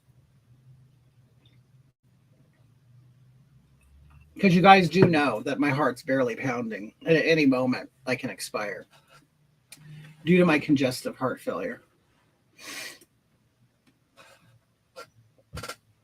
And you guys, if you ever get a chance, really, you need to look up Puss Puss ASMR. She's an amazing makeup artist. And her techniques are really very groundbreaking, really. Okay, you guys. I'm going to take off. I had a great time. Thanks for joining me. I want to thank Marion, and I want to thank thank you. I know. I'm yes. Puss Puss ASMR. If you're into ASMR, you'll love her. If you're into makeup, you'll love her. If you're just into hot, sexy women, you'll love her. She has nice, luscious tits. I'm telling you, like her. All right, you guys. Thanks a lot. I'm going to be working on my show. I'm really actually kind of glad the couch people came in. That means people are sharing me, which is great. That's how I get, you can have the fun stuff, We need unexpected people to stumble in and have fun. Thanks for the fun, Hoggy. Love the way that. Thank you, Chaz. You know what? You can borrow it anytime. Chaz, maybe you can borrow it when you go on your birthday trip. When are you guys going again? I mean, I could look back at my phone and I could look at our messages, but so when are you leaving again? Well, I'll look at my phone because your stalker could be on here and rob your house while you're gone. Chaz is a stalker, you guys. He was telling me he has a night. Well, no. Chaz has a stalker. Saturday. And I was just talking to Mark. Mark, I would love to go. I told Mark, I want to go there. I do. We just need passports. But there's a lot of there's Mexicans down there? I thought they were all up here. They're down there too? All right, you guys. Love you guys. Had a great time. Have a great night. Make sure you join me again.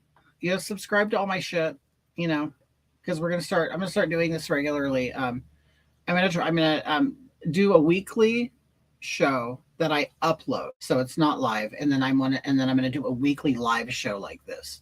Not doing makeup, but just having fun like, we're used to having. Anyway, you guys, have a great night.